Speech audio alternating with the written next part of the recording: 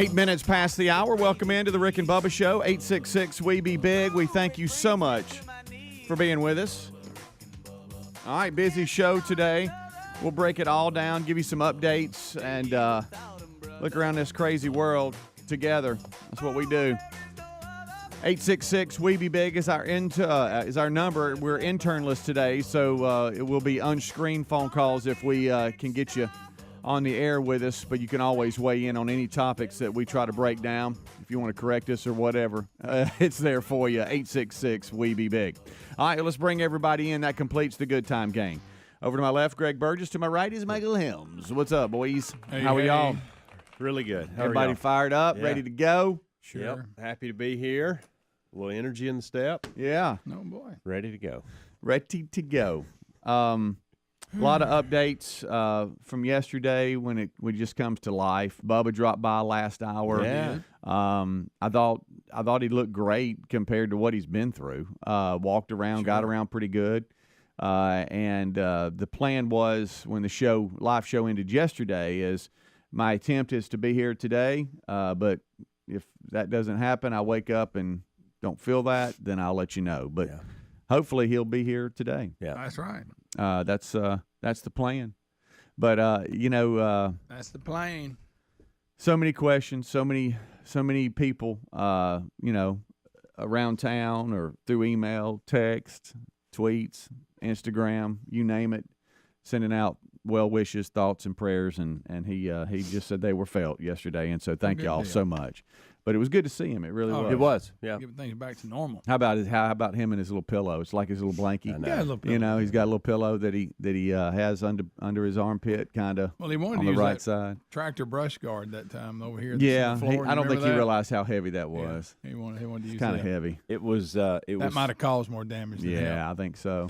It was funny to see him carrying two things yesterday: his laptop and pillow. Yeah, normally funny. And he's usually got a backpack, and so I guess because of the pillow, we probably couldn't manage the backpack too. Fully, Well, just to carry it, I was and coming by for an hour, he probably don't need it. Nah, not at all. Doesn't need a backpack. Not at all. The old pack.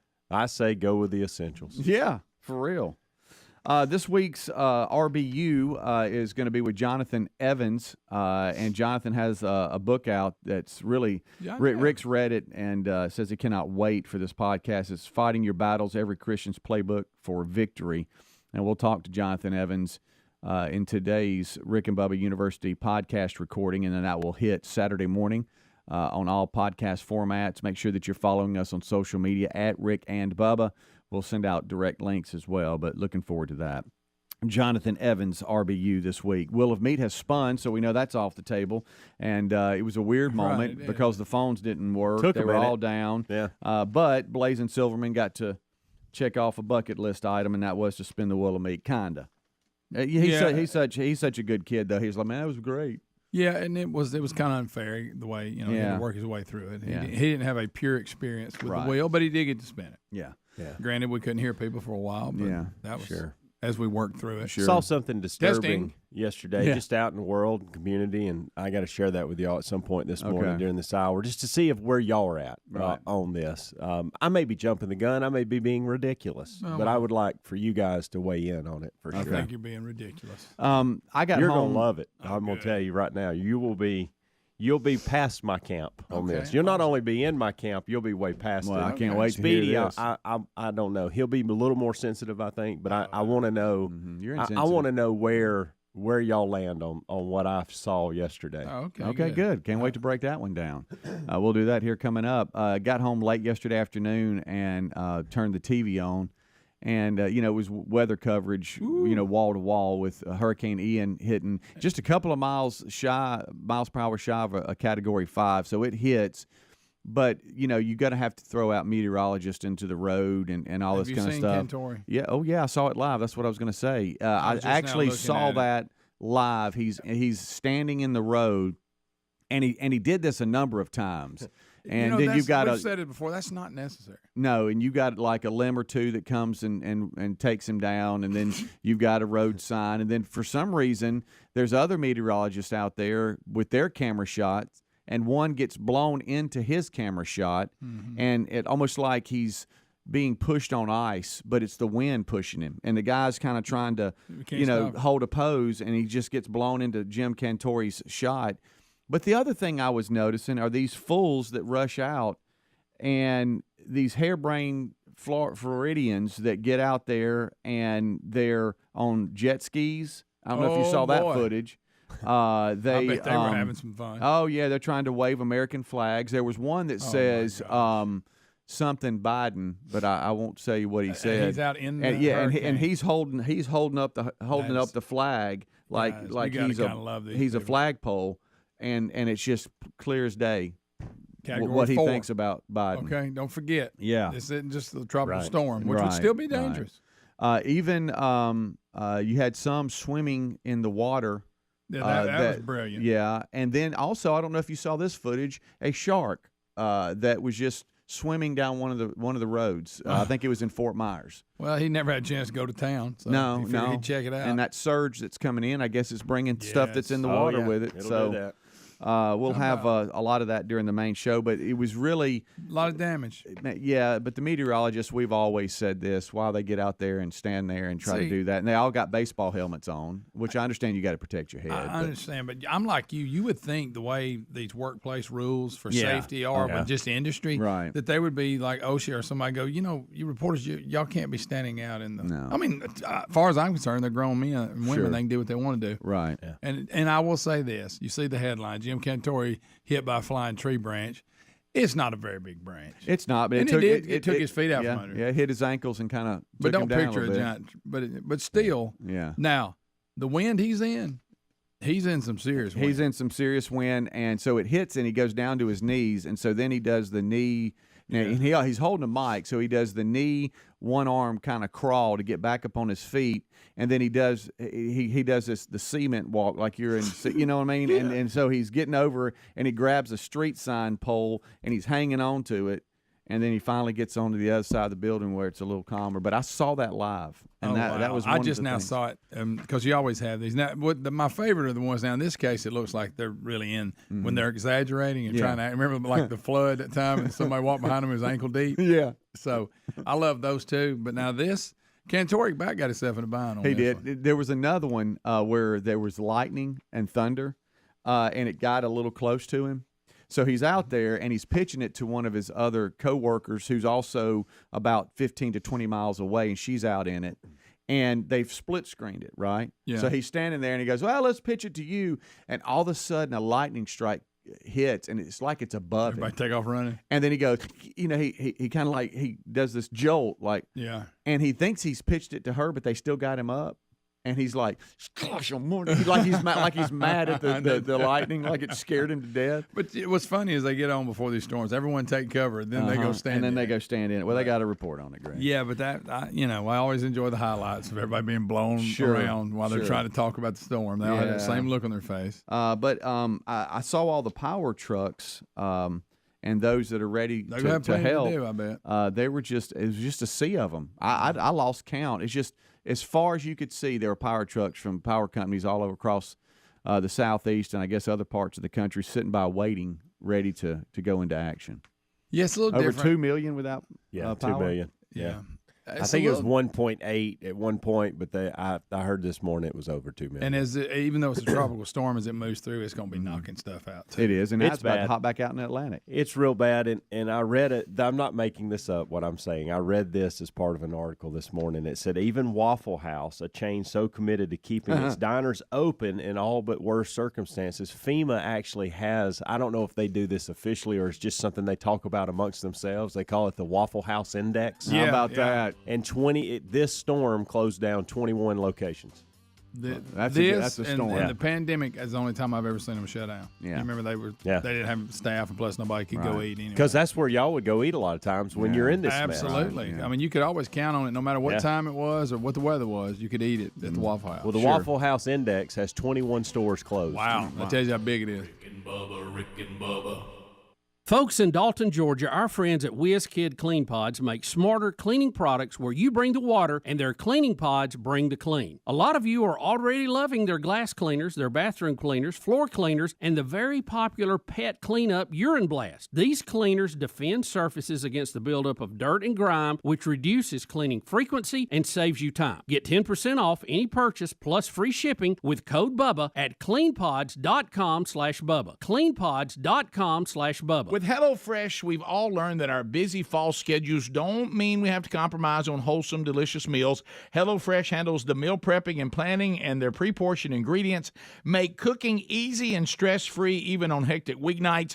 And we can choose from over 30 weekly recipes every week. Get 65% off plus free shipping with the code BUBBA at HelloFresh.com/Bubba. That's the code BUBBA at HelloFresh.com/Bubba, or go to rickandbubba.com under the sponsors. Hey, business owners, have we got some good news for you. It's the A to B fuel card, and it's accepted anywhere they take Visa. You can use your A to B fuel card for maintenance, repairs, and more. A to B will even watch out for misuse and suspicious transactions. But A to B is more than just saving you money. They can help you track all your transportation costs and offer 24/7 support. Apply today at a2b.com/Bubba. For a limited time, you'll get a $50 credit. That's the letter A to letter B.com/Bubba to apply to get a $50 credit. Well, if we're being totally honest, maybe we don't always make the best food choices. The CDC says we should eat up to 6 cups of fruit and veggies a day. Now, there's zero chance of that happening. So that's where Field of Greens comes in. With Field of Greens, you have more energy, you feel healthier, and it can help you lose weight too.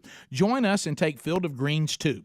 To get you started, we got you a 15% discount on your first order and another 10% off when you subscribe for recurring orders at fieldofgreens.com with promo code BUBBA. Fieldofgreens.com, or go to rickandbubba.com. The U.S. Navy chose EnviroCleanse air purifiers to help stop COVID, flus, and colds from spreading on board ships and subs.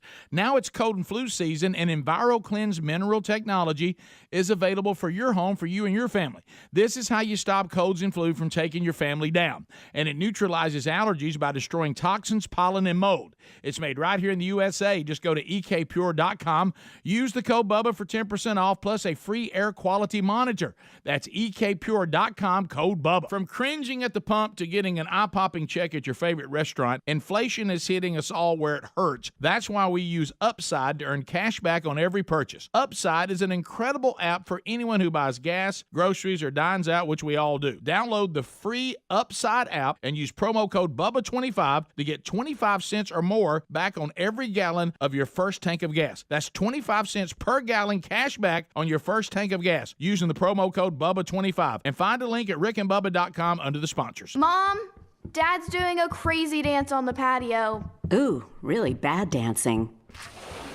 Sweetie, are you okay? Vicious mosquitoes everywhere! Save yourselves! I'll call Cooks before you pull a muscle. You don't have to live with mosquitoes. Get proven protection from Cook's Pest Control. Call or go online for a free quote. Cook's Pest Control. Helix Sleep mattresses are made right here in the USA, and folks, they ship right to your door for free. If you don't love it after 100 days of sleeping on it, they'll pick it up for a full refund. But based on how we feel about our mattress and what the 12,000 5-star reviews say on Helix Sleep mattresses, we know you'll love yours too. Head to helixsleep.com/Bubba for $350 off all mattress orders. This is their best offer yet, and it won't last long. That's helixsleep.com/Bubba for $350 off, or visit rickandbubba.com under sponsors. Raycon's everyday earbuds offer quality sound at half the price of other premium audio brands. They have optimized gel tips for the perfect in-ear fit, making them comfortable enough for all-day wear. And with 3 different sound profiles and 32 hours of battery life, we can listen to whatever, whenever. It's no wonder Raycon's everyday earbuds have over 49,000 5-star reviews. Go to buyraycon.com/Bubba to get 15% off your order. That's buyraycon.com/Bubba. Our friends at Lear Capital sent us one of those free Kennedy silver $50 that they're offering for free to our listeners. Now, with the price of silver going up, this free silver $50 has value. It's a smart time to invest in precious metals, and Lear Capital has 25 years experience, an exceptional Trustpilot rating, and a risk-free investor's pledge. There's no purchase necessary. Just chat with a Lear specialist about investing in precious metals and get your free Kennedy silver $50. Visit LearBubba.com. That's LearBubba.com.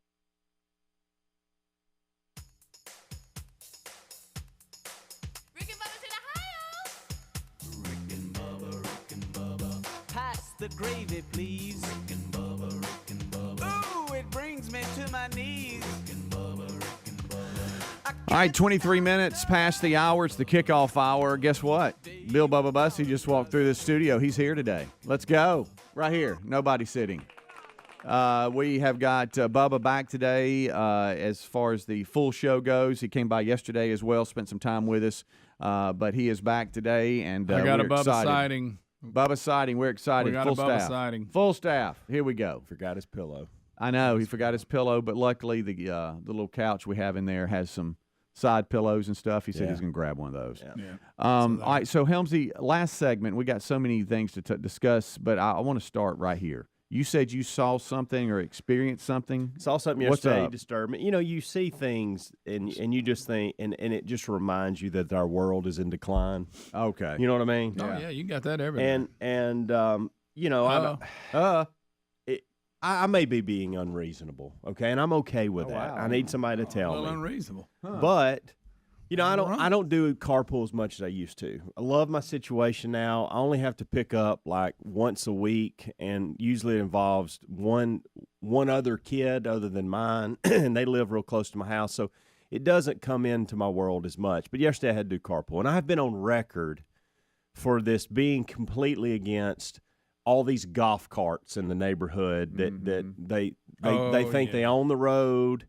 They're not Everybody's legal. gotta go. Nobody's buckled up, and we're not on just back roads now. We're taking. I've seen you on 31. I've seen you up next to 31. I mean, it's just you're getting a little Slowly extreme. We give you an inch, and you take a golf cart mile. Okay. Ran into an owner that owns one of these companies, and he said we can't keep them in stock. He said we saw that kind of that business model as it was increasing. He said now though it's unbelievable, and I don't understand it because.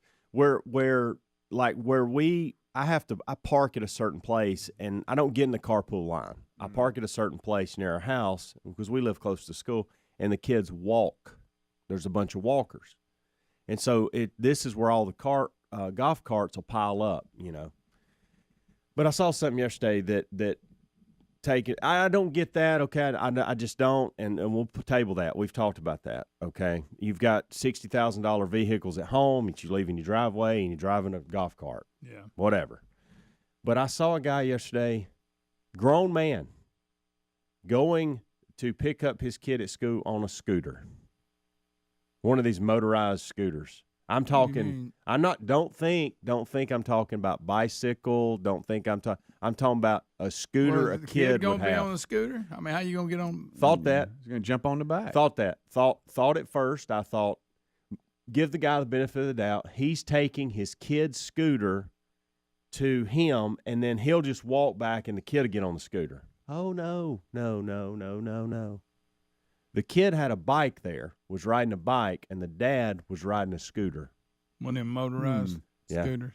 You know, I had a good friend of mine that got a scooter and would drive it to work and back, and he said he'd like Where spend. did he work? I mean, he worked at a school in downtown, and he would drive from Helena to there.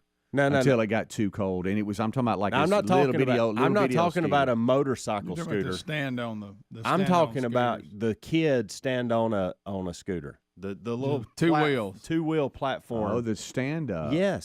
Yes, the one that you have under your tree for your 12-year-old kid. Okay, so is he pushing it, or is it the motorized? Well, ones? there's a little they've got batteries on them now, so they'll go. But he was doing both. Oh, because he taught. You know, he had to hold court because I'm the guy here on the scooter. I want everybody to see me. Okay, so I stopped and talked to the golf carts. You know, on my way, and I think, really? Did you ask the golf cart, should I go hang around the scooter guy? You're going to let the scooter guy come hang around with y'all and all your golf carts? And all I could think about was, are you being unreasonable here, Helms? The guy's on scooter. He did bypass carpool line. I'd like to see one of y'all on a scooter. That'd be funny. Yes. Gosh, you ever tried to ride one of them motorized? Kind of tough. Yeah. Get out of control. I want y'all to think he's on a 12-year-old scooter. Yeah. Grown man has had a kid who's in elementary school. He's married. And the kid was on the bike. And he was on the scooter. See, and the whole time I'm like, okay, wow. So maybe it's his scooter. Maybe it's not even his kid's. I think it is. That's the whole point maybe I'm bringing up. Could be. Where y'all at on grown men I personally am not big on it. Mm-mm. I mean, I think it looks kind of funny. I know that the motorized ones that you pretty much can just depend on that and not have to push it any. They're big on college campuses for students to get across the campus. You know what? Yeah. Hey, that makes sense, B. Right. UAB's it's got a grown man with a mortgage. Yeah, that's a good point. Okay. Got off work and said, I'm going to pick up my kid on a scooter. Yeah. Scooter. Probably drove a Tesla to work. Oh, wow. Yeah. Okay. Scooter. Did you have any idea where he lived in comparison to where the school was? Did he go way on back there, or was it close, do you think? No, was it so close that he's like, I don't want to get in the car, it's right there. You know what I mean? I don't know. No, probably not. No? Okay. And just even if it was, it's just like, just buy a golf cart. I will say this, if we're going to have grown men on scooters, I prefer the golf cart. That's what, Oh, for sure. And y'all know how I feel about that. Not even close. Yeah. Did you want to interview him, like go talk to him? Did. Really needed more. Really needed him to tell me his battery in his car was dead. Right. Give me that's why he was there. Look, I grabbed my kid's scooter. And he had just worked out and was tired and didn't want to walk.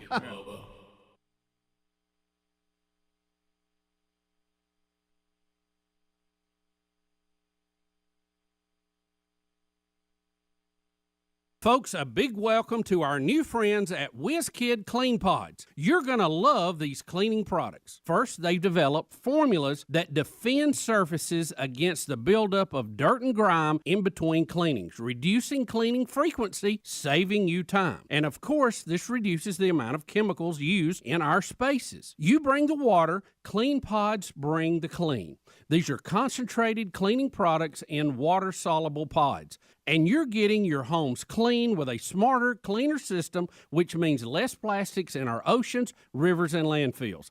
These are high-quality spray bottles with high-quality cleaning pods that get the job done. So get yourself some WizKid Clean Pods and embrace the smarter, clean philosophy. Get 10% off any purchase plus free shipping with code BUBBA at cleanpods.com/Bubba. That's cleanpods.com/Bubba. Use the code BUBBA or find a link at rickandbubba.com. Nowadays, we're taking premium audio with us everywhere we go with Raycon. Raycon's everyday earbuds, they look, they feel, and they sound better than ever with 3 sound profiles to match whatever we're listening to, plus noise isolation and awareness mode so we can choose to be immersed in sound or tuned into our surroundings. When we need to, you're there. You can listen while you travel or during a grueling workout with optimized gel tips for the perfect in-ear fit. These earbuds are comfortable enough you can wear them all day long, and they do not budge. With the Raycon, you also get 8 hours of playtime, 32 hours of battery life, and I love this. They start at half the price of the other premium audio brands. No wonder Raycon's everyday earbuds have over 49,000 5-star reviews. See for yourself what the hype is all about. Right now, you can go to buyraycon.com/Bubba. We'll get you 15% off your Raycon order. That's buyraycon.com/Bubba for 15% off. buyraycon.com/Bubba. Prices on just about everything are still rising, but thanks to CarShield, you don't have to worry about how much it will cost to fix your car when it breaks down. Their price will never go up, and they help handle everything. Here's why we love them. CarShield offers protection plans for around $100 a month that cover more parts than ever before. When you need a repair, you don't have to deal with the paperwork or the headaches. You can also count on CarShield to help take care of you when your car breaks down and you're stuck on the side of the road. Every protection plan comes with coast-to-coast roadside assistance, courtesy towing, and rental car options at no extra cost. So as long as your car is covered, no matter how old it is, you're protected from the rising cost of parts and repairs. Get coverage today. Go to carshield.com/Bubba or call 1-800-391-8888 to save 10% on your plan. That's carshield.com/Bubba or call 800-391-8888. 8888. Hey, folks, our friends at TheraBreath have some good news. If you have bad breath, try TheraBreath Fresh Breath Oral Rinse. TheraBreath is dentist formulated by Dr. Katz himself. Over 25 years ago, he created an oral solution for his very own daughter and her struggle with bad breath. Now, today, that expertise is available to your family with oral health solutions and a range of clinically proven products. The stuff works, and TheraBreath doesn't mask bad breath like those burning alcohol mouthwashes that can actually irritate sensitive mouths.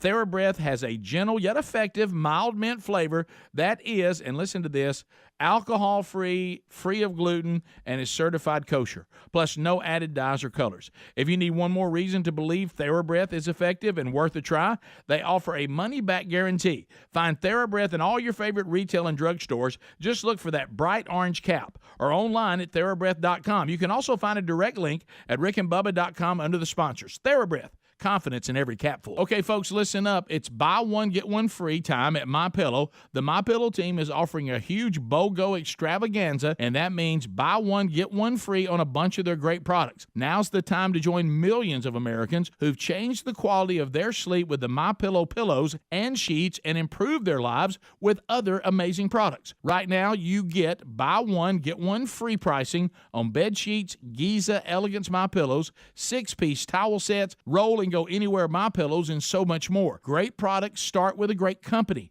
MyPillow delivers style and comfort with the good old American products from a great American company. And remember, all MyPillow products come with a 60-day money-back guarantee and a warranty. They even have dog beds for your pets. So what are you waiting for? Go today to mypillow.com/Bubba for all of our special show savings and discounts. And don't miss the buy one, get one free specials. Once again, mypillow.com/Bubba. Rick and Bubba's in Ohio. Rick and Bubba. Pass the gravy, please. Rick and Bubba. Ooh, it brings me to my knees. Rick and Bubba. I can't start another Rick and Bubba. Day without 'em, brother. Rick and Bubba. 25 minutes until top of the hour. Thank you so much for tuning in to the Rick and Bubba Show. This week's RBU is with Jonathan Evans. He has got a latest book out, Fighting Your Battles, Every Christian's Playbook for Victory. They'll break it down with RBU this week, so make sure that you are subscribing and getting notifications on the podcast, Rick and Bubba University, the podcast, both audio and then we have video formats as well. We'll also send all that out on social media, so make sure you're following us at Rick and Bubba. Jonathan Evans serves as the chaplain for the Dallas Cowboys, co-chaplain of the Dallas Mavericks, lives in Dallas, Texas, and son of Tony Evans. And so, anyway, going to be a great podcast this coming weekend with Jonathan Evans. All right, 24 minutes until top of the hour. There's a couple of things that we want to discuss. I saw where, Hurricane Ian has been downgraded to a tropical storm as it is in Central Florida. And then I guess he's going to jump back out in the Atlantic and then curve back in towards South Carolina. But as the sun comes up, the footage, unfortunately, is probably going to be beyond devastating for a lot of folks. I know yesterday, as it hit, during the afternoon, you were able to see the devastation unfold as it made landfall. But then it just continued with the storm surge and the winds, and this one had everything. It's going to be one of those household names in history that area, and we all remember is one of the more devastating hurricanes, unfortunately. And so those updates will be coming today. But when it comes to sports and stuff, we talked about college football moving games around. I thought this was weird. The Tampa Bay Buccaneers were supposed to host the Kansas City Chiefs, and they're saying that they're going to make a decision about moving that game. And you thought, well, they'll play it at Arrowhead or something. Yeah, that makes sense to me. But no, it's going to be at home of the Minnesota Vikings. Anybody know why? I don't know. They just said that the game, I guess the NFL's backup plan for something like this was going to be at the home of the Vikings, and they chose U.S. Bank Stadium. And my only thing is if Kansas City's going to be having a away game. They've probably already committed Arrowhead to something else, some other big event or something, and maybe this is the only one available. I don't know, but that's gonna be weird crowd-wise. I just thought that was strange. Crowd-wise, that would be strange. And Major League Baseball said they can make a decision as late as tomorrow morning on the Mets-Yankees series. Supposed to be Subway at SunTrust in Atlanta. That's a big one there.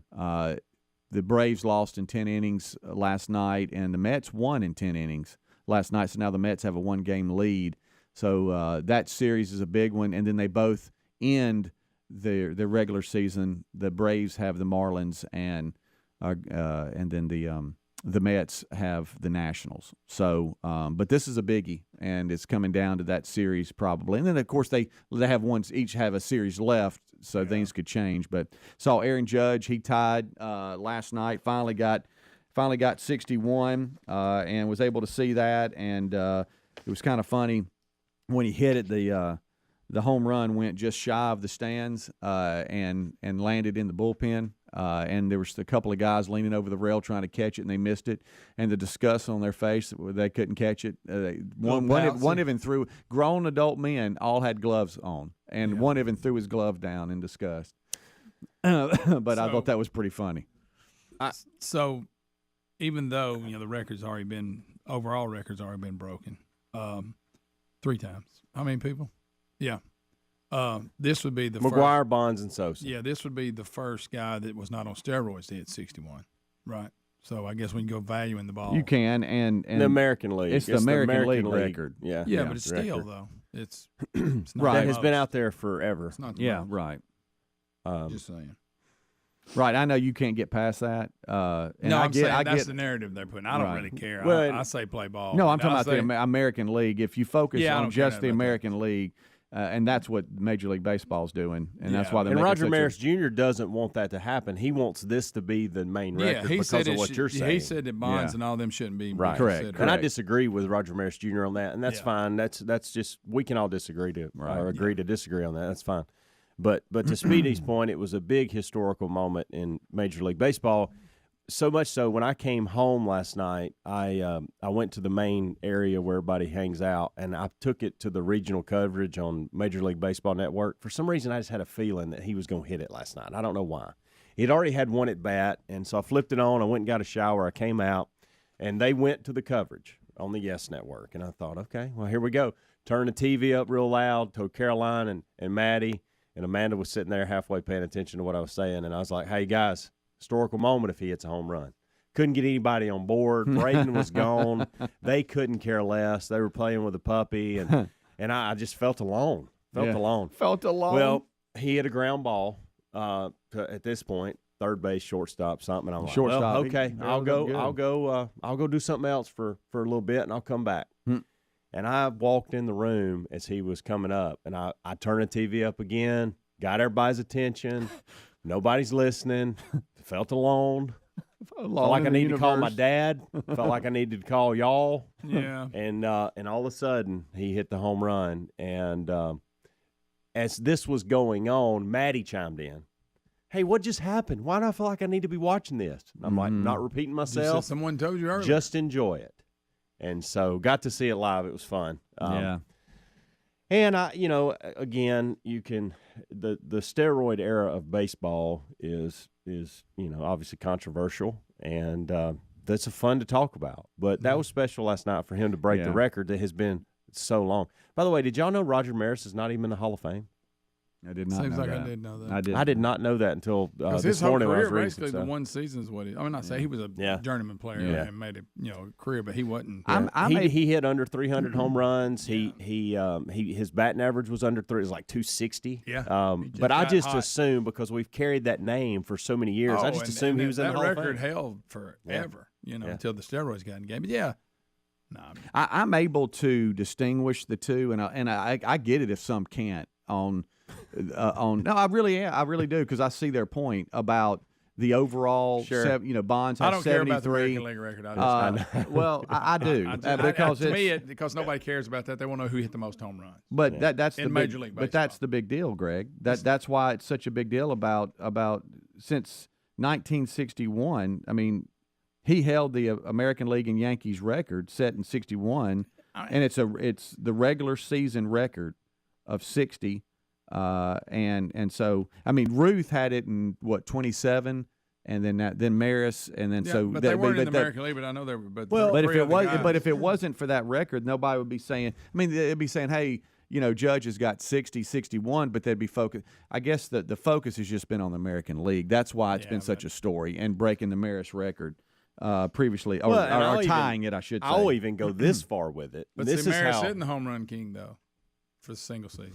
Greg. In the regular season for the American League, about American National League. I mean, you just care who hit the most home runs. But I'll say this in baseball. For me, it was. I do. I care. I mean, I can distinguish the two. You got to admit it's not the same. But here's here's what helps me too with enjoying last night, because I did, and it was historical, and I love that. It's the fact that we hadn't seen this in 20-something years. Period. Yeah, I mean, when McGuire and Bonds and Sosa, Bonds was like 2001, and as far as we know, that's over 20 years. Aaron Judge ain't on steroids. Well, what we know now, right? And another thing that we may later find out puts this Aaron Judge thing and separates it a little bit. I think second place. How far back are they? They're over 20 home runs behind him. Yeah. And so anyway, well, they need to test him. What they calling it? 61 years since 61. But Maris previously held both the American League and the Yankees record, set in 1961, one ahead of Ruth's record of 60 in 1927. And so Judge ties Maris, and we'll see if he can finish out. I think most have about 6 games left. It is strange. Regular that it season. Was 61 years ago, and the number is 61. Yeah, that's weird. Yeah, but I totally get what you're saying though about overall single season or whatever. So is y'all's opinion Major League Baseball sees Barry Bonds with 73, and that's the record? And I think right. I think that's what should happen. And so do y'all see, because here comes the controversy on the enhanced performance drugs and steroids and all that. But do y'all consider that at all, or do y'all just go, who cares? I'm not big. Look, there were things going on in baseball that Major League Baseball knew about and did nothing about. Mm-hmm. And look, I know I'm gonna get email today. Not gonna respond to it, but you're still hitting a 99-mile-per-hour fastball. Round balls, round bat, and you're having to square it up. That's impressive when you do that 73 times. I don't care if you're on roids or not. Yeah, and that's my opinion. So for you don't care. Me, I look at what Bonds, McGuire, and Sosa. It was an awesome time for baseball. Matter of fact, it was more fun than it is now. That's why I love moments like we had last night, because you can kind of tap into that time frame when we were all watching it in 2001. Mm-hmm. Well, and we've had discussion. To me, Hank Aaron's more impressive because, well, I say more impressive. That's not really the right term. And his opinion of it was. But this applies just to nutrition as a whole now compared to then. Yeah, exactly. His is that, hey, their bodies didn't age. Mine did. I hit a lot of mine when I was old. Yeah. If I'd had what they had, I'd have hit more than 755 as he's hit. It's very impressive what he did. Yeah. Of course, he played a long time. Yeah. But I think you hit on something. Both of you did. It's been so long since this has happened. Yeah, I think that's true. another reason why I've gotten caught up in it and focused on the Maris record, even though the 73 is the main thing. It's just because it's been so long since this has happened. It's been so long. Also, pretty much put the argument back that steroids had a lot to do with it happening. True. Because they've supposedly cleaned the league up since then. Maybe that's why it ain't. Because the hand-eye and the talent thing, that is right. But it's also right that the steroids makes you a lot stronger too. Yeah. Yeah, I agree with that. You have the argument with Judge, and I don't know what Judge does every day, but I'm sure his nutritional health is so much better than the guys because we know so much more. Exactly. He's hard to compare. He's using devices and things. He may be, I don't know if he is, but people use sleep chambers and all this stuff for recovery. That weren't around. That's why I said Hank Aaron's 755 is pretty impressive. It is. It is. It really is. It really is. All right, so let the discussion begin.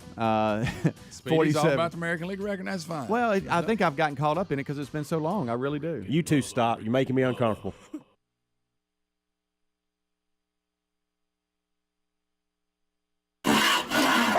You've never knowingly feed your dog sawdust, but it's one of the most common fillers found in dog food today. Even the ones labeled healthy can contain powdered cellulose, otherwise known as wood pulp. I'm veterinarian Dr. Marty Goldstein. Your dog needs a biologically appropriate diet. That's why I developed Nature's Blend. She developed an aggressive cancer. She was put on pain meds just to help cope. She was limping through life and got very, very dopey from the pain medication. Nature's Blend is made in North America and is pantry safe. Not only did it pique her interest in wanting to eat again, but it started to give her some energy. After she eats, she gets very playful, has a lot of puppy moments, and she'll be 14 this summer. For a limited time, save 54% off Nature's Blend and receive a free pack of premium dog treats. Go to drmartypets.com/free treats or text free treats to 511-511. I guarantee it with a 100% 90-day return of your purchase price. Message and data rates may apply. You may receive up to one additional text. Text stop to opt out. Paid for by Dr. Marty's Pets. Bundling car and renter's insurance with Geico is so easy, your neighbors are probably already doing it. So why not ask? Just say, "Hey, did you get your hair cut? It looks cool. Also, have you saved even more by bundling with Geico?" Or maybe, "Hey, did you get your hair cut? It looks weird. Not weird, cool. Anyway, have you bundled with Geico?" Or try, "Hey, did you get your hair cut? It doesn't look weird at all. Anywho, have you saved by bundling with, hey, easy with that rake." Bundling is easy with Geico. Just ask your neighbors. That looks delicious. Yeah, it's Taco Bell's double steak grilled cheese burrito. Don't know if you heard, but it has double steak, cheese grilled on top of it, and nacho cheese sauce inside. Ooh, let me have a bite. Nah, you're already cheesy enough with all your dad jokes. And I keep all my jokes in a dad-a-base. Leave me alone. I'm hungry. No, you're Dave. Hungary is a country. Taco Bell's double steak grilled cheese burrito is back. At participating U.S. Taco Bell locations for a limited time only. Contact local store for hours and participation which vary. Double the steak claim is compared to the steak quesadilla. I always wanted to learn Spanish, but I never thought I'd have the time. Then I discovered Babbel. Babbel's lessons are fun. They only take like 10 or 15 minutes, and in 3 weeks, presto, you're speaking another language. Like magic. I love that Babbel's lessons aren't just robots talking. They're voiced by native speakers, so you get the pronunciation just right. And they're designed by real language teachers, so you learn how to have real-world conversations, things you'll actually use. 3 weeks. It's incredible. After 3 weeks, I'm on vacation in Paris, having a conversation in French. There's all kinds of ways to learn. Use Babbel's podcasts or games or videos. You can even join live classes with a language teacher. If you want to learn a language, there's no faster, easier, better way than Babbel. Babbel. Babbel. Babbel. Évidemment. Go to Babbel.com to try for free. That's BABBEL.com. Babbel.com. Well, we've been learning that our busy fall schedules don't mean we have to compromise on wholesome, delicious meals thanks to HelloFresh. HelloFresh takes care of the shopping and prepping, which saves us time and stress on hectic weeknights, plus they save us money. HelloFresh is not only cheaper than the grocery store, but it's also 25% cheaper than getting takeout.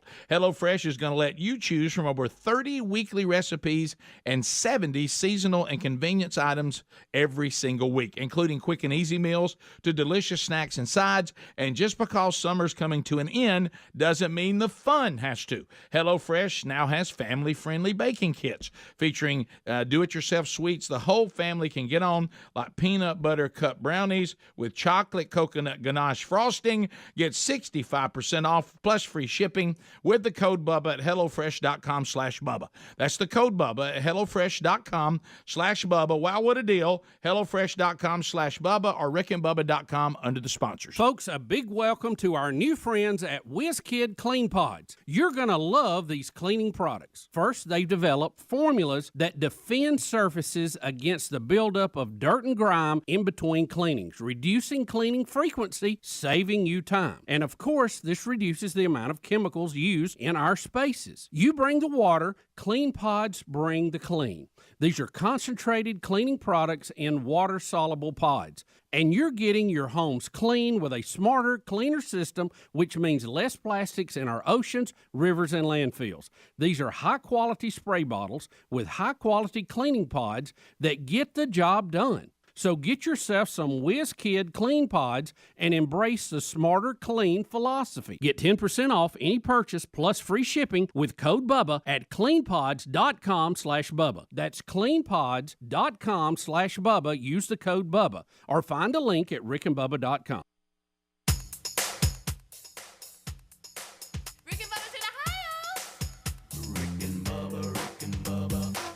the gravy, please. Rick and Bubba, Rick and Bubba. Ooh, it brings me to my knees. Rick and Bubba, Rick and Bubba. I can't start another. Rick and Bubba, Rick and Bubba. Day without 'em, brother. Rick and Bubba, Rick and Bubba. Ooh, there is no other. Rick and Bubba, Rick and Bubba. Waking on their blubber. Rick and Bubba, Rick and Bubba. Gonna be 7 minutes until top of the hour. Thank you so much for tuning in to the Rick and Bubba Show. This portion of the show is brought to you by our friends at ReliefFactor.com. We've been talking about this outstanding product for a number of years now. If you've got pain or inflammation and you really need to get rid of that because it's part of your day and you hate it, let us suggest Relief Factor. There are so many testimonials we've received from members of this audience about their success with the Relief Factor, and I don't know what's holding you up. Try it out, ReliefFactor.com. You can order a 3-week quick start pack for only $19.95. It costs you less than $1 a day, and like I said, we just get a lot of feedback from all of you, and we do own a lot of the products that we are advertising, but this one, for so many years, we've heard so many success stories. So check it out right now. If you suffer from aches, pains, inflammation, from exercising, aging just in general, or trying to do a little bit better, whatever. Maybe you play golf or tennis and you're just sore all the time.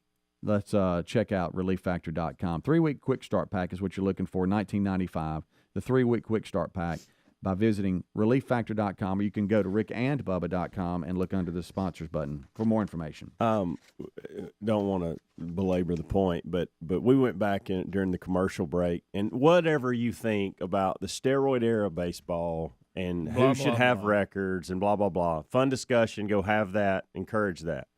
But we all watched some of the clips in the break from Barry Bonds to Mark McGwire, Sammy Sosa, and when all that was going on. Oh, it was great. We discussed the 61 movie a little bit. That was a fun time for baseball. When Sosa and whether McGwire, you liked it or not, people were excited, so very excited about the sport. When Sosa and McGwire, you go, 61 stood forever. Yeah. Somebody breaks it. Well, we have 2 people break yes. in the same year, and now they just keep hitting all the way to it, and it came down to the end. Yeah. Who was going to be. Yeah. It's funny, McGwire becomes the first guy to break it, and then Sosa breaks it and may end up with more than him by the end of the year. Yes. I mean, it was the most exciting year of baseball. Something else we noticed. And I don't care if they're on steroids or not. In fact, maybe bring them back because that sure was exciting. It was exciting, and I had forgotten how exciting it was. And by the way, if you've never seen the movie 61, go watch it. If you like baseball movies and never seen that, that's a good movie. The other thing that we noticed in the break that I had no idea, when Bonds hit the ball in McCovey Cove for 73 to beat McGwire, it was a knuckleball that he hit. Yeah. Really? I did not know that. I have watched that clip so many times. No guy that steps and does the old push. It looks like about a 55-mile-per-hour knuckleball. Yeah. It's floating up there. And he hammers it. He does. Goodness gracious. Some guy in a kayak tried to get it. Not the Cove. I love McCovey Cove. You know, we went to that stadium, Pac Bell. They don't think they play there now. But anyway, where the Cove and all that was. Yeah. And it was for the XFL football. And we went in the locker room, and they showed us Bonds' locker compared to everybody else's. His was like twice the size. It had a leather recliner, and everybody else just had the one thing. Well, you brought up this, too, which is an excellent point. We all discussed whether steroids or not, but I'm telling you, steroids or not, if he would have just been a nice guy, he would have gone a long way. B-hole. Yeah, people didn't want him to break because they didn't like it. They would have gave him a pass on this. They would have. It's like you say, his ability to hit a baseball had nothing to do with steroids. Now, how long he could hit it at a top level, maybe that's up for discussion. Yeah. But it had nothing to do with putting the bat on the ball. No. But fun to discuss. And last night, whether the warning track and over the fence is a difference. Whether you think what Aaron Judge did was impressive or not, it was fun. It was historical, and I was glad to watch it. It's one of those things where there's so much just crappy news out there. I know. And there's so much controversy in sports. Maybe we could just try to celebrate this small little. And it's fun. It's fun when someone is chasing a record. Yeah, it makes people watch that normally don't watch. Well, that's why we watched Pujols over the last few days, just to reach a number, just 700, because we realize as sports fans, we may not see that again. Yeah. Right. That's why there's a handful that ever got there. Yep. Let me give y'all this real quick. Yo, what's up? This Coolio with the flow. You listening to the homeboys, Rick and Bubba, the 2 sexiest fat men alive. Give me some of the potato chip. sad news. I heard about this. Coolio, Gangster's only, Paradise. by the way, only 59, apparently visited a friend yesterday and I guess went to the restroom or something like that. And what, did he pull a Elvis? Didn't come out or something and was found dead in the bathroom. Coolio. You said 59? 59. Yeah. Early reports, TMZ and others are reporting from his agent that they think it was a cardiac arrest of some kind, a heart attack. But we don't know. We don't know a whole lot right now, so that's just speculation. But that was that liner was from backstage at the Grammys when we went out for the show. And look, I don't know Coolio. I only saw him for probably 30 seconds. I think he did a good job on his drop. But he was very, very nice. You know. Who was the biggest jerk that day? Do you remember anybody that stands out? Because I remember y'all got a bunch of liners and was back there amongst them. Yeah. To be honest with you, there wasn't really anybody that was a jerk. I think. Didn't you say George Clinton was bumping a little bit? Boy, was he. Yes. They had a little He had a hockey jersey on too. It was hot. And it was B.O. City. Is it what's the group? I can't remember. Is it Incubus? I don't know. That had the long I thought they were white, but they had the long hair and they braided it and all that. What was the name of that group? Gosh almighty. I can't remember. Anyway, I met them. We met a lot of people. Brian McKnight. It was kind of cool. But Coolio came through. I just wish of course, they were in the mode. They were back there for the press, so they probably had the right attitude. Yeah, there was a Radio Row kind of thing. So they knew, hey, don't go if you're going to be so they go in, sit down, but it's pretty cool. How about I was a big Coolio fan? He was in my world a lot. By the way, when Gangster's Paradise came out in 1995. Oh, white boy at Glencoe. I was junior in high school when that came out. Hey, you can relate, man. The gangsters in Glencoe. Absolutely. Look out, Hoax Bluff. Here we come. Hey, how about this? We hadn't said this in a while. Rick and Bubba join us next. That's right. Bubba.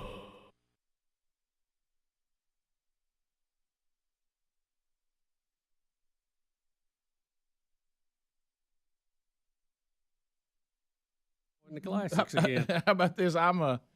It's a picture. I'm traveling somewhere in the world. Hey, you may not know this. She's actually a celebrity in America. Really? What's she a great singer? What's your talent? Baharbi? I'm a disgusting child. I'm a juvenile delinquent. She also needs to work on them abs a little bit. How about anyway, Hush, Rick, quit making fun of me. You taking it to levels that you don't even know.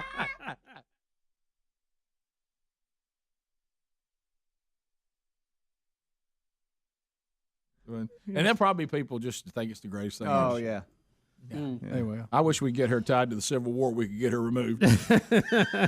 Somehow. True. Can we somehow tie her to Robert E. Lee? Quick, somebody. Get on Ancestry.com. Quick. Yeah. Hurry. Yeah. Well, really, you can't understand anything she says. So you could say she said something that was something to do with Civil War. Yeah. Get her out of here. Yeah, whatever. Bad Baby mentions her love for Robert E. Lee. Is that what she said? Oh, we don't know. That's what we're going with. We can't understand what She must go. And if you're her mom, just stop. And isn't her mom kind of in on it? Don't we think that now? Well, they'll get in a fist fight and get arrested, and then she comes back. So how about that?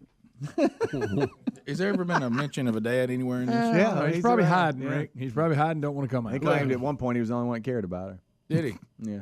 If he wasn't hiding, he is now. Right.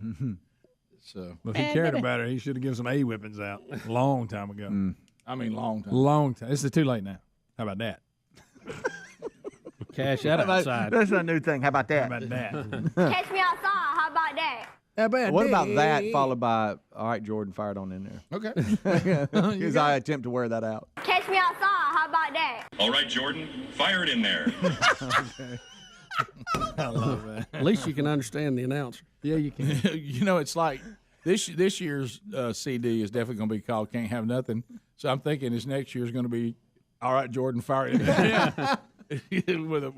You hate to plan that far ahead, but it's always good to have like the heavyweight champ, and then something's got to knock it off. Sure, absolutely. Yeah, that's right. Yeah. So, what is it? Does she have a record company, or we're just putting this on YouTube? I don't know. Because you don't have to have a record. It says it's been released today, so you don't have to have a record company. You just go to YouTube, put it out, and record it, and there you go. I think the Czar's about to do it. What if we came out with a song? Might as well. Yeah. I mean, it's just come on, Jordan, fire it in there. Come on, Jordan. Fire it in there. All right. The name of the show, We're the Czars. How about that? How about that? Look at the Czars. How about that? We're back. How about that? Well, nothing more irritating. Nothing. So you're saying watching a white girl try to talk street is the most irritating thing on the planet? Irritating and embarrassing thing Oh, it's ever. so embarrassing. It's so uncomfortable. For everybody involved. It's so uncomfortable to be around. Oh, You have these, Well, I think we all know Lily 14-year-olds too have their act together so well. Right. 14. Can you imagine what society's going to have to deal with her? How about Maybe she'll have some wake up or something. I don't know. Well, I mean, For 2 years, she gotta have somebody drive her around.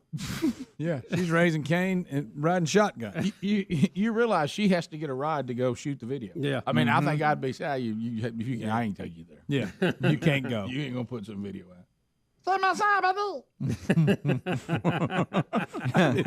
Rick, it says it's her first single. Really? So she's got more. Oh, good. And I won't give you the name of it because, wow. Well, look, I'm telling I'm you. gonna be. Who decided to look at her and go, I'll tell you what you need to do is rap. That's what you need to do. Well, apparently, as sad as it is, and this is the state of our country, the followers that she has on social media, oh yeah, I mean, millions and millions and millions. And so somebody said, hey, we can make money off this girl. yeah, and you can. you really wonder. You really can. Yeah, and it's sad. And it is Andy Warhol that was credited. Yeah, the old 15 minutes of fame. You wonder, when he made that statement, he said that the way our society is going, we're going to get to the point where everybody's famous for 15 minutes. Mm-hmm. He's right. He really... He was a man ahead of his time. Yeah. I mean, Nice hair. Now, he was a character. And quite a handful. Weirdo. I mean, big time. Looked weird and acted weird. Yep. Yeah. He had the whole package. Ugly and weird. We'll be back. 14 minutes past. 866-WE-BE-BIG is our number. So anyway, Catch Me Outside, How About That Girl, is now a hip-hop rapper. We'll be back. More of the Rick and Bubba Show coming up. Hang in there. Rick and Bubba. Is plus-size dancer, 34-year-old Big O. That's what he goes by. Oscar Hernandez of Glendale, Arizona. Now, this is one of those things we'll have to look at. Now, this guy looks like an offensive lineman. And he is bringing. I mean, he is dancing as hard as he can go. It erupts in a standing O, even gets Simon Cowell up. But I have to ask the uncomfortable question. If he was not plus size, would we think it was that big a deal? No, the fact he is plus size makes this very that makes it impressive. Now, and here's what I was telling Rick in the break. I said, what if all offensive linemen had to go through this as a warm-up? Buddy, we'd have some offensive line that could move. You're talking about a pull-in guard. He's got good feet. He does. I mean, he really and he knows how to move. And now I will warn you, there is one move, but he has to do this in order to get up. That looks worse than it really is. But he has to bounce a couple He times. has to bounce a couple times to get up off the ground. So he looks a little frou-frou too. I'll be honest. There may be some of that. Let me tell you something, Mr. Helmsley. You can count on that, my friend. Wow. Yeah. But here's the actual number here. Rick and Bubba's in Ohio. Rick and Bubba. Pass the gravy, please. Rick and Bubba. Ooh, it brings me to my knees. 6 minutes now. 6 minutes past the hour of the Rick and Bubba Show. As we start a brand new hour, we're thankful that you are here. Our number's 866-WE-BE-BIG. We've been starting this hour the same way since the attack on America. Way back in 2001, I should say. And we will 21 years ago. And we'll start it today with our national anthem. Oh, say, can you see by the dawn's early light what so proudly we hailed at the twilight's last gleaming, whose broad stripes and bright stars through the perilous fight o'er the ramparts we watched were so gallantly streaming, and the rockets' red glare, the bombs bursting in air, gave proof through the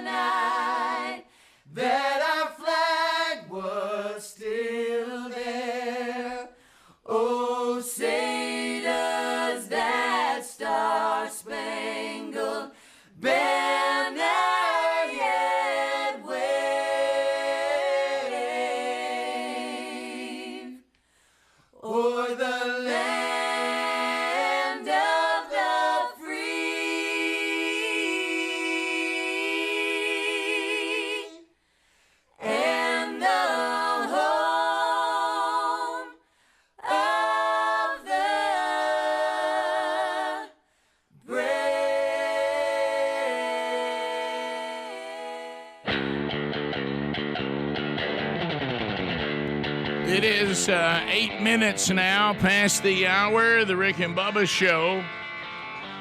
Brand new hour rolling now. Speedy, the real Greg Burgess, Helmsy, Eddie Van Adler, all here and ready to go.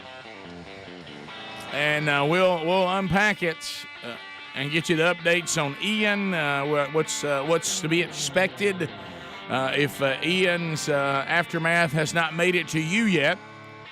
We'll look where he's been. We'll look where he is. And Span will try to tell you, with rain and weather, where he's going. So we'll update you on that today. Boy, we got some President Biden. Boy, a big gaffe today.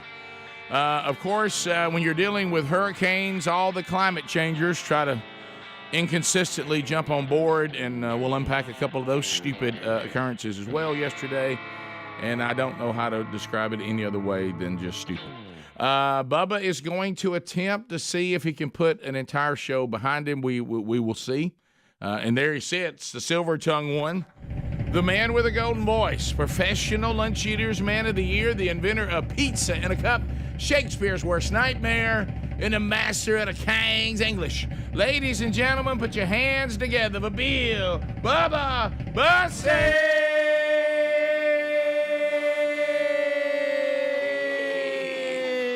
Howdy, Bubba. How about it, Rick Burgess? Friends, neighbors, associates everywhere, welcome in to the little show that could. They call it Rick and Bubba. Yep. Thank you for coming in and staying a while. Have a seat.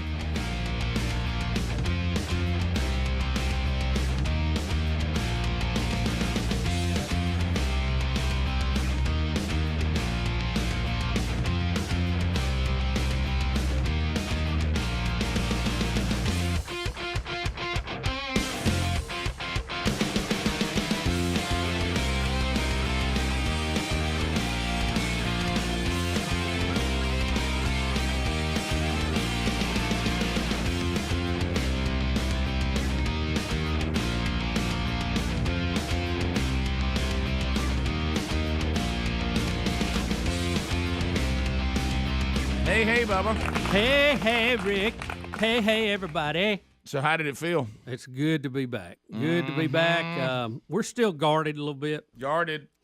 But I enjoyed yesterday's hour, and I just, again, for those that didn't see that, thank you for your prayers. It has been a process. Still probably a few more quarters to play in that game. Sure. But, hey, we got today. And here we are. Here we are. So here we are.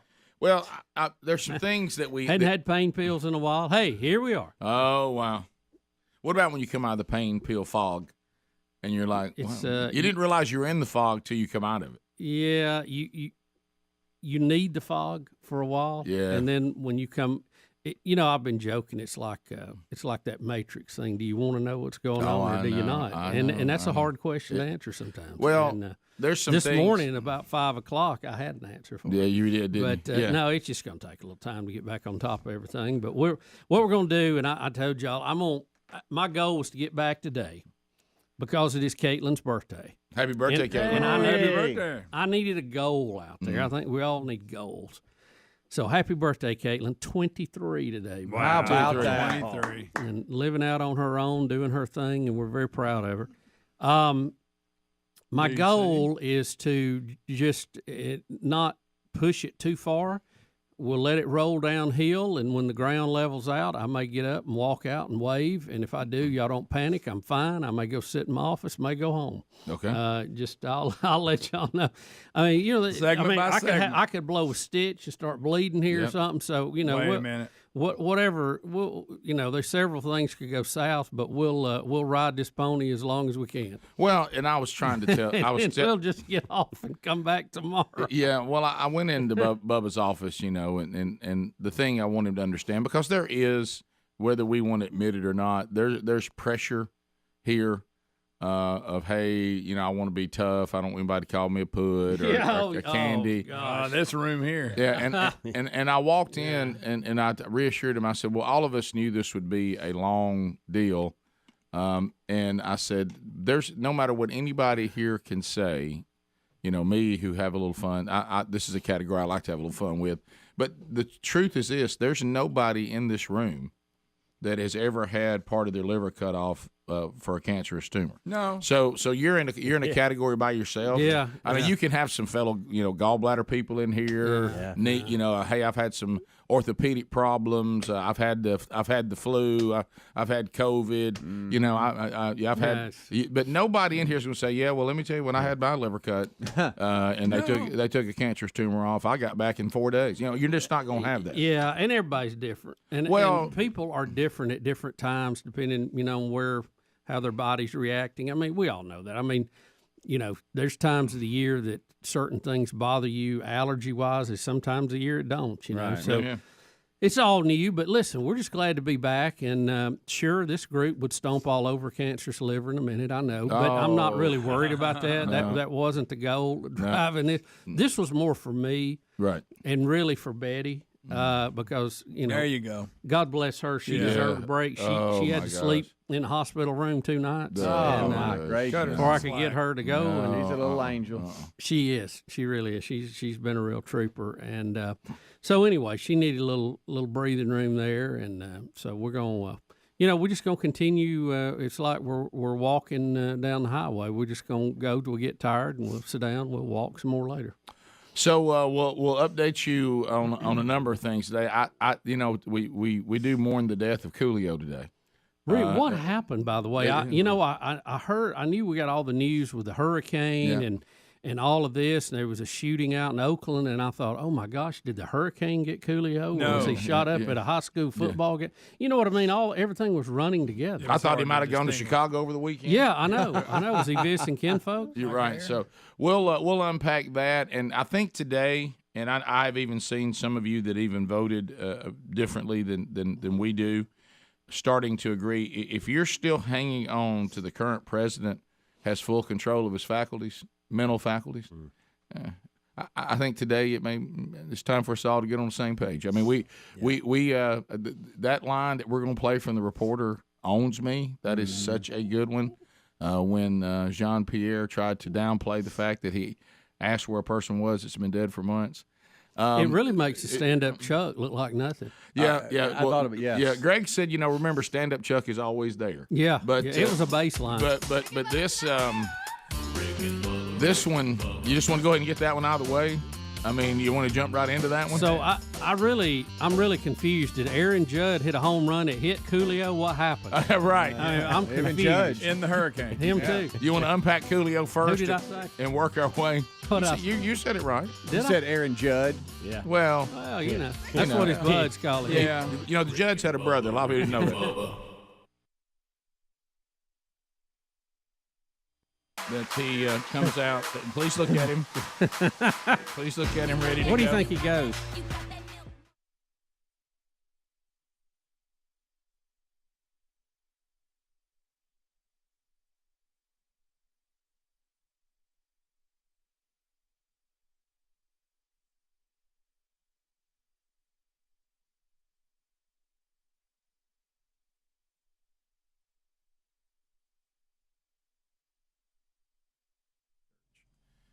We've gone through the perfect peanut butter spreader, which it's some utensil that's not even for peanut butter, but we use it for peanut butter because I think it's to batter a cake. Yeah. But it is a phenomenal peanut butter spreader. It sure is. You go with the standard saltine cracker, or you can rotate in a Ritz from time to time and lose nothing there. It's a different. It's just a special day if you get a Ritz. It's a different experience, but it's fine. It is. Now, we've gone through so many setbacks with the peanut butter because it's like people are handling the peanut butter and the peanut butter utensils and the crackers. We've had the people don't know how to wrap the crackers back up where they'll stay crispy. No. There's nothing worse than a stale cracker. By the way, there's some restaurants need to learn that. Yeah. I don't know how long y'all have had those crackers in the single packs. Check them every now and then. Yeah. Okay. Yeah. All right. So anyway, let's keep them crispy. Okay. We've already paying too much for this food. Let's check the cracker. If you're going to throw some crackers in, let's have some crispy ones. Just check them every now and then. It's fine. So I went in there a minute ago, just kind of piddling around in the kitchen like large people do. And I'm kind of seeing if anything's interesting. And I thought I would go get a Yup Mm-hmm. That's these chocolate strawberry drinks that we got from Coca-Cola. I don't know what they're about. They're supposed to be a little healthier version of chocolate milk. I didn't even know chocolate milk was an issue, but anyway. So these are nice little drinks, and we like them, and they're good. And it's some kind of filtered milk thing, but it's nice. I like it. So as I open up the refrigerator, the horror of seeing the Jif peanut butter in the fridge. Who did that? What? Who put it in there? I've never seen peanut butter in a refrigerator in my entire life. I don't want to put cold peanut butter on a cracker. Why is the peanut butter in the refrigerator? How long had it been in there? Well, it had to be it had to be yesterday. from yesterday because we used the peanut butter yesterday. It was cold. And there's not a whole lot in there, so it Both had to be really interns cold. are just waving at me right now. It wasn't me. Well, they weren't here. It was I know that's what I'm right? saying, but so it wasn't today. The new for girl? Sure. I think It's a doggone new girl. Oh my goodness. De La Hoya. Blame the new girl. See, Greg, these new people coming here. You don't cover this? Nah, I left that part out. I thought we all knew. I thought it was a given. Greg, right? will you put on your intern interviews this? I don't know. Do you know how to wrap crackers where they don't get stale? It's not that hard. By Where the way. does peanut butter go? Do you know where peanut butter goes? We do need some of those little tie wraps to wrap them up. But the crackers used to come with them. Why'd they quit doing that? I know. You remember they had the probably little red... because it killed a whale or something. Now, I mean, if you open and you don't eat, You're all over it. you choked a bird. Yeah. If you don't eat far enough into the cracker wrap to have enough that you can twist and fold up under it, then you're. I'd like to see them change their packaging altogether. I agree. It's 2017, guys. It ain't Let's like a figure something snap out. They lid went on it or backwards. something. They had the They little did. twist that used to come with the little red one. The red ones. Little flat. I guarantee you it choked a bird. Oh, yeah. it did. I get Absolutely what you can do is Killed a fish. twist, fold, That's and then what I put do. upside down, and it stays. Yeah, I get in trouble at home. See, they're 'cause laying sideways in there. I get in trouble at home because my wife asked this question. She said, and I think one time, did Bill Engvall talk about this too? So undoubtedly it's come up before, where my wife said, what is it with men that y'all don't use the twist on the bread? Once you've gotten bread, you twist it and then fold it on the bread and lay it down. I lose it. I do that. She goes, I use it, but I a lot of times I lose it. I don't know She how. said, why do y'all do that? I said, it's just preferred. That's what I prefer. Yeah. She goes, but you have a twist. To Greg's point, I said, I don't want to keep up with it. Yeah. How about Honestly, this? I intend on- roll, under. You know, roll, under. And one thing, you can get into it quicker. Yeah. That's Well, probably and it. people halfway do the twist. You're right. You don't want it open. Hey, it's not. But I'm with you. Crackers. Listen, let's get because crackers and Oreos are designed to once you open the pack, you're in trouble. I mean, you got an issue. Yep. And so I guess you're going to buy the quart size sandwich bags and stick the whole thing in there. Are they in bed with do. Ziploc? That's what I want to Is go that what with. it is? Ooh. Let's put on the grocery list. We need some Ziploc bags, and we're going to start putting The big ones. The gallon We're going to size. start putting the crackers I don't in know if it those. needs a what Jerry gallon. A does. quart probably do it. No, you put a whole bunch of them in there. All those. I do So like you're it. talking about taking them out of the pack and putting them in there, or just putting the pack Just in there? store them in there. I'd be fine with just dumping them all in. No, don't do that. People running their old Skinners off in them. Oh, you're right. All right, now let's get back to why Thanks for cleaning that up, because our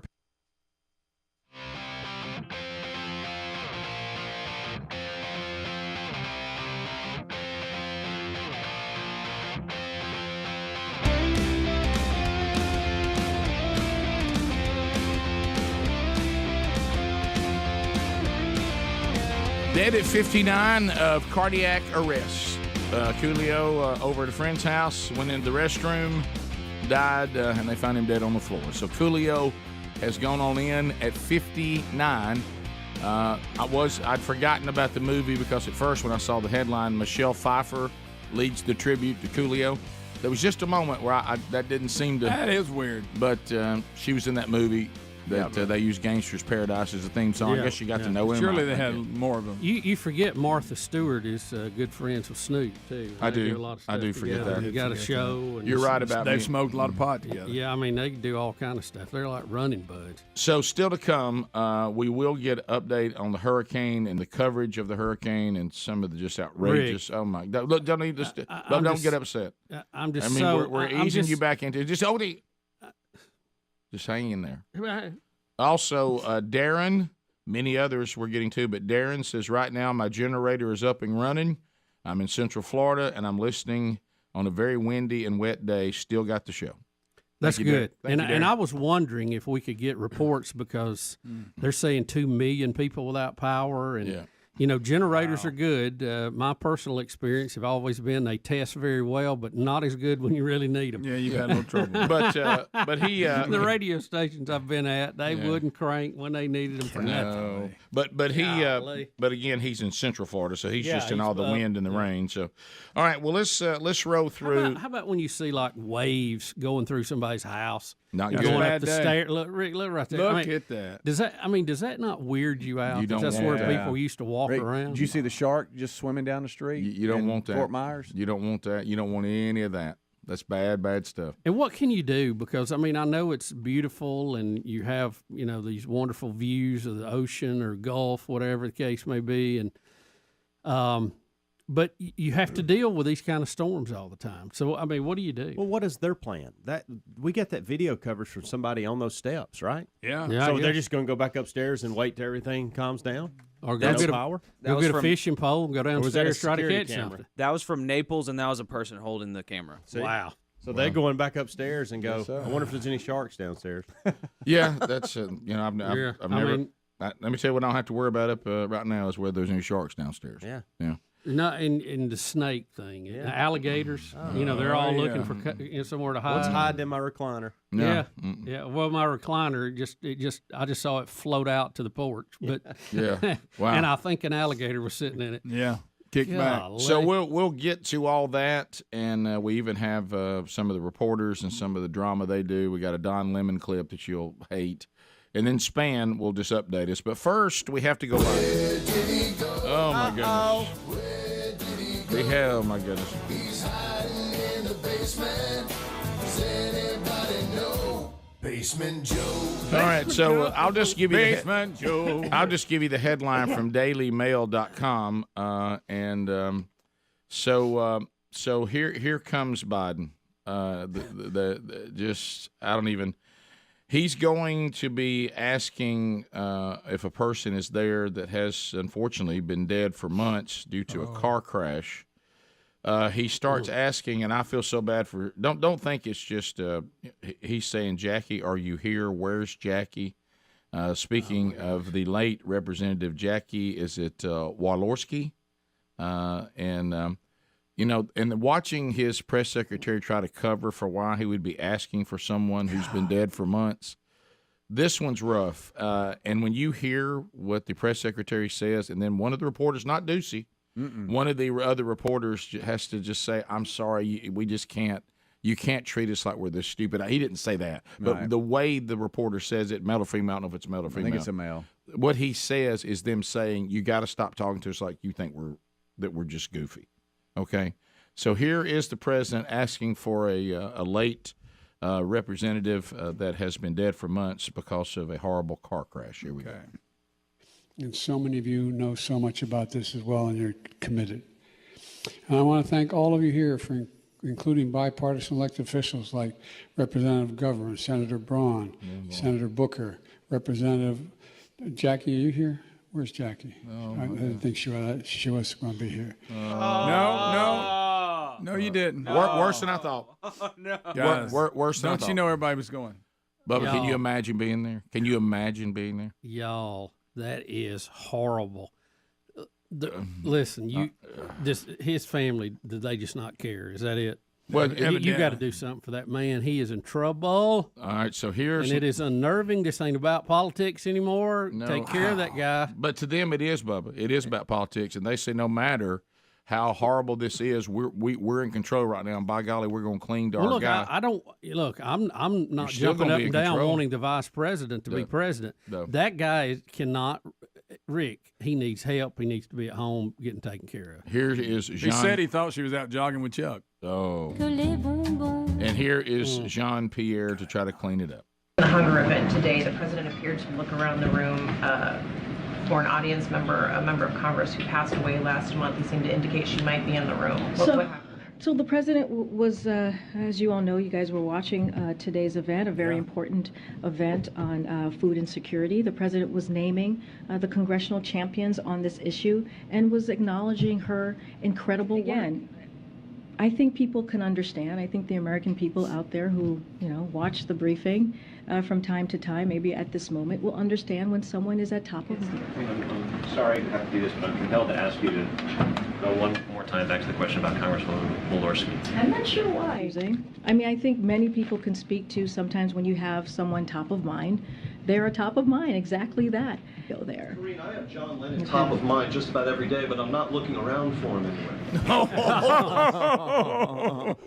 Nice. And by the way, that was not Deucey. Hey, look, I think about John Lennon, but I'm not looking for him. You know, let me ask you this. Why, why won't she say he was running the list and got confused? They will not use the C word, will they? No, they won't. And see, it would be acceptable to say that. Yeah, and but you they're act like- afraid that that's a code word for can't function anymore. Right. And we act like the speech sounded normal up to that point. Well, you're he right, was yeah. all over the road before he ever Mumbling called and around. bumbling around. Yeah. She acts like he was on point up. Oh, he just got mistaken. Well, I guess she's thinking that do you realize how many people in this country, John and everybody else, have friends and family that have gone through dementia and Alzheimer's, and we can see it because we've seen it ourselves.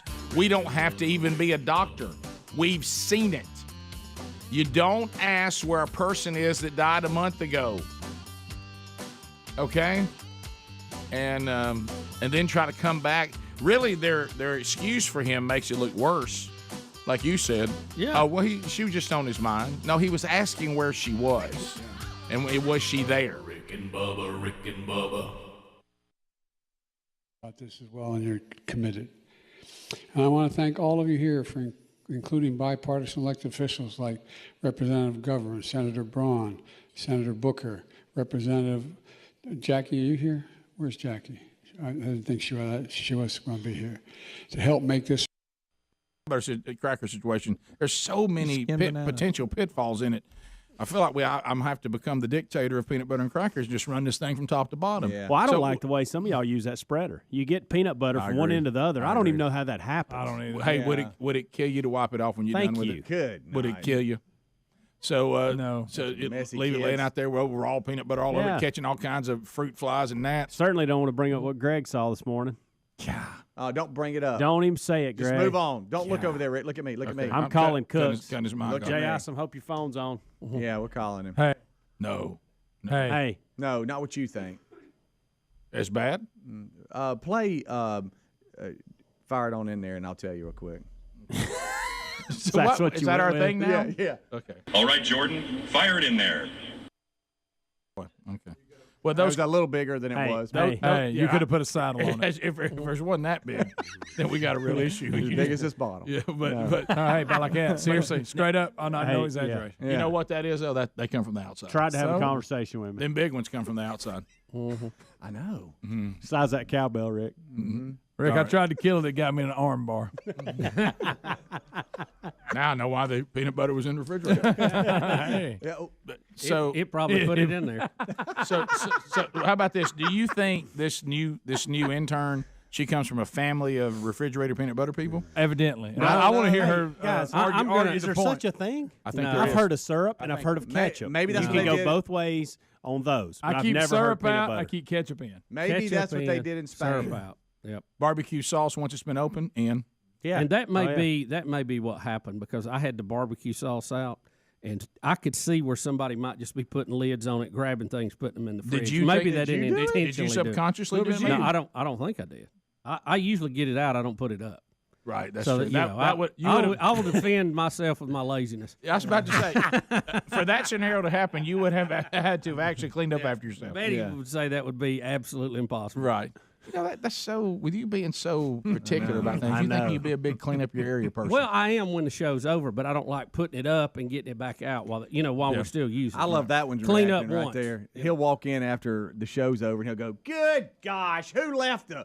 And then he'll run. Now, to I probably am guilty. I will get a paper plate and leave the whatever we're dipping peanut butter on. I don't think I cleaned it off after every scoop. No, you're not. You don't. Yeah, I don't think I do. Now, what's the part of putting up? I heard you say you take down, put up. I've seen the take down. I haven't seen the put up yet. Yeah. Well, that's what That's I what said. Betty said. Yeah. Oh. No, I like to put up once when you're done. You know, No, but I haven't seen that. When you get tools out, you get tools out. I'm talking about Sometimes peanut butter crackers. you start putting them up too soon I before the got you. job's Yeah. done. You Yeah. have to get them. So leave everything out till you're done, then you put up. Right. Oh, I thought we were talking about the peanut butter Format. crackers. I've never seen them get put up ever. Well, you know what? I put them up a few times. I like knowing they're always available, to be honest with you. Yeah, I do too. Well, I'm talking about that's fine during the show, but I'm talking about. I'm talking, if I roll to my office Man. sometimes, I like to always have them available till I'm leaving for the day. Huh?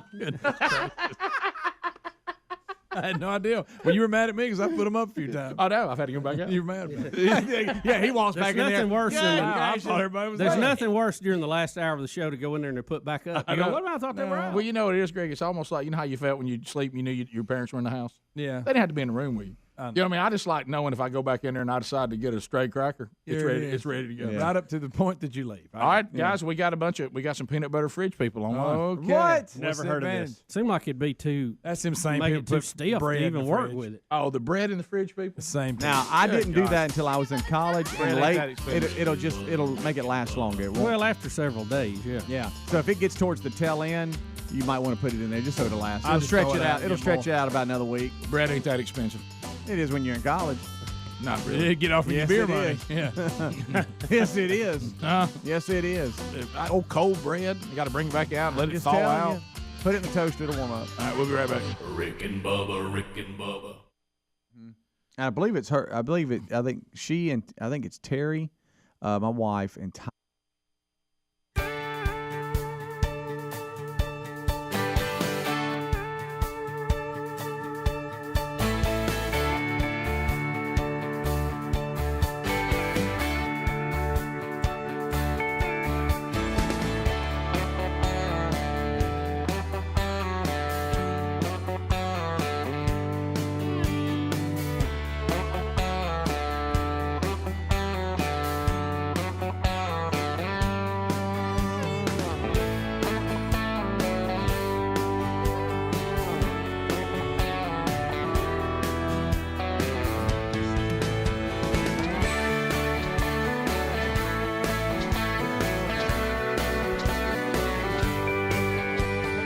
$35 minutes now past the hour.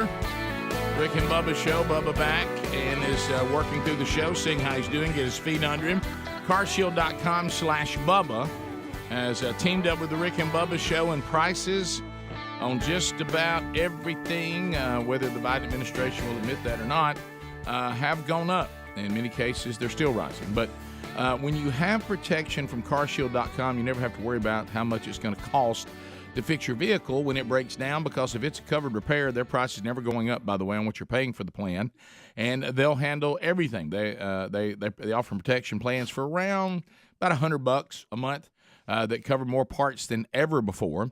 So whether your car has 5,000 or 150,000 miles on it, when you need a repair, you don't have to deal with the paperwork and the headaches and that cost. Look, these cars, modern cars now, I mean, there's nothing that's going to go wrong that's going to be less than $1,200. So all you got to do is choose the mechanic that you want to do the work, and then CarShield's administrators will handle the rest. And don't forget about 24/7 roadside assistance. That comes with it. They also take care of the rental car situation for you at no extra cost. And they have courtesy towing as well. We heard from one of our listeners, Amy, out of the great state of Mississippi. She said, I have an older car with tons of mileage, and I'm trying to hold on to it for a while longer. It's always been my baby. I heard you guys talking about CarShield. Made me think about getting an extended warranty. Did some checking into the service. Ended up purchasing a protection plan for very little, considering the age of the car. And I had a protection for less than 6 months when the alternator blew out on me, on the highway no less. CarShield was a lifesaver for me because, you know what? I wouldn't have been able to afford the repair if I had not had it covered on that protection plan. And I want to thank you guys for saving me a lot of money. You're welcome, and also keeping that car you love on the road. Carshield.com/Bubba or rickandbubba.com under the sponsors. You know, you made a point, and we were all talking about this thing with Biden, and Helmsy told us all we're doing is playing the, just the main part. The whole press conference was chaotic because the press is getting tired. I guess eventually they get tired of saying, how stupid do you think we are? Mm-hmm. Especially the comment is, well, she was on his mind. No, he was asking for her. And Greg makes the point in the break, if she was a champion of this particular administration's policies, then her being a champion when someone's faculties are clear they would then say, and I do want to acknowledge the work that Jackie did on this because, she recently died in a car crash about a month ago. Right. And, losing but her efforts did not go, without, coming full circle on this. Yeah, I want to acknowledge her work, and I wish she was. How do Biden to say it? Yeah, I wish she was here. You don't sit there and go, Jackie, where's Jackie? Mm-hmm. Is Jackie not here? Jackie. And like Greg said, what he was saying before that was a rambling mess. Yeah, I mean, and so the press has had enough of it. But I want to go to what was mentioned when you said, Bubba. Now look, I take no confidence or any kind of comfort in thinking of Kamala Harris being the president. But if you were the backup quarterback, which the vice president is, and you're watching the horrible play of the starter, do you start thinking to yourself, how bad does everybody think I am? Right. I mean, you think I can't do better than this person? Rick, I mean, I don't listen. I know being president's a big deal, but if that's your husband, if that's your dad, if that's your brother, if we saw our dad like that, I think we would go and say, hey, enough. Well, you need to step aside. We'll claim our victories however we want to find them. But we're just, you're doing something to somebody that shouldn't be done at this point. No, it's ridiculous. It's beyond politics. It's beyond the normal scope of everything that goes on. You got a vice president, use her, and let's move on, and you can have your elections, and maybe you can pull something out. But wouldn't it start getting on your mind if you were Kamala Harris going, do y'all just think I'm this horrible? Yeah, we've all... Good gracious. We've all been in the fire. Backup role.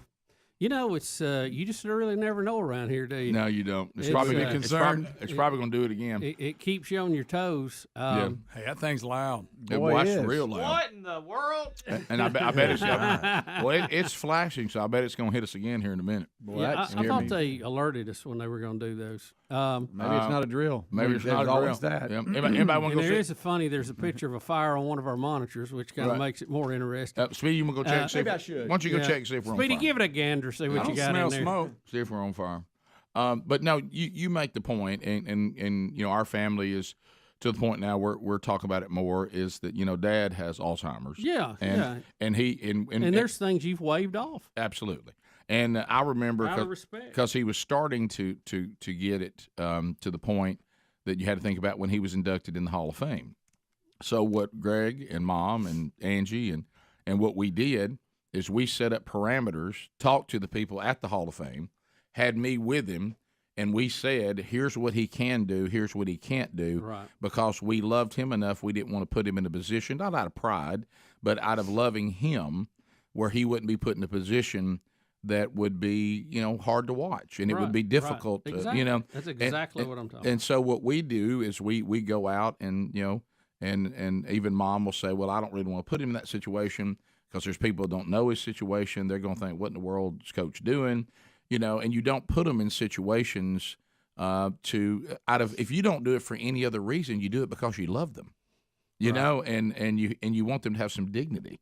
And the fact that they're letting him do this, it's time to take the towel and throw it in and move on. Yeah, they don't love him. There you go. They don't love him. They're using him, and it's becoming to the point that it's kind of cruel. I mean, it really is. Every day something, and this is ridiculous. Yeah. So I just start thinking about that. If I was the backup quarterback, and we had a team that had a quarterback playing as bad as Biden's playing, and nobody will put me in the game, I mean, I would be sitting over there going, they must think I am absolutely terrible. I mean, and remember, if you kind of start thinking about it, and it would be cruel. Let me be clear, it would be cruel. Because it's not the time, but there is an opportunity once again here to call out the left. That they're probably the most patronizing bunch, because wokeness really is full of patronizing people. Because very little of it's sincere. Okay, well, you realize right now you could say, what, do y'all not have confidence in a minority woman? You just don't have confidence. Yeah. You don't think she can do a better job than this? I mean, so y'all really don't believe. Yeah, y'all rather just. Y'all really don't believe that women can lead. You really don't believe in minorities, because you told us you were going out there to select a female minority because that we need diversity. And how dare us think that people who are female or minorities can't do the job? Which, by the way, we don't think. That's what they say we think. Yeah. But now we just want excellent people. I couldn't care less what their gender and their ethnicity is. I just want excellent people. Doesn't matter at all. But what we're saying is, right now, it looks like they don't have confidence in this choice they made, because if it's not time to do something now, what has to happen? What has to happen other than the leader of the free world asks where if a woman is there that had a car crash last month that everybody knew about, especially within the administration and within the party, and the leader of the not just the party, of the country, is asking where she is. Calling her up on stage. And in front of the whole world? Is that not enough for us to go, you know what, we need to do something here? And again, and Rick, if it was a one-off, you might, but look at the whole body of work where we're at every day. Oh, that's the point. It isn't like it was just one little bar. You know, I mean, I know this is so obvious, and I don't want to, just completely run this into a mush pile. But can you, can you imagine if Trump was babbling around like this? Rick, they were on him. They were on him so much worse, and he wasn't babbling around like that. Can you imagine George W. Bush was babbling around? All the things that George Bush said, that he was like us. He was a misspeak guy. Yeah, George W. Bush was like us. He just don't know how to say things sometimes. Yeah, but and there's some comedy to him not being able to get the "fool me once." Yeah, but that's funny. But when that's not the same when you're asking if dead people are there, and now when the reporter, and I will give that reporter huge props. I have John Lennon at the top of my mind almost every day, but I'm not looking around the room for him. That's gold, Rick. That's gold. That was there, about as good as it gets. That right there. All right, we come back. We're going to look at the crazy weather people, and then Span will give us an update after that. But when we come back, Don Lemon runs into a meteorologist that really don't want to talk about climate change.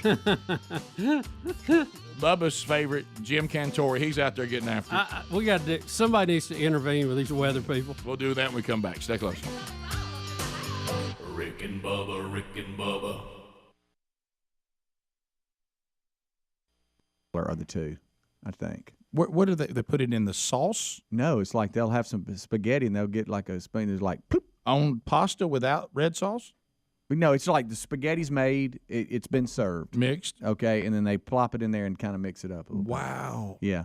And how about this? That was disturbing to me, but we got this one here. My wife puts mayo in vegetable soup and in chili. They're both good every time, but chili with crackers and mayo is amazing. I've heard some sour cream in it. Yeah, that makes sense. Not mayonnaise.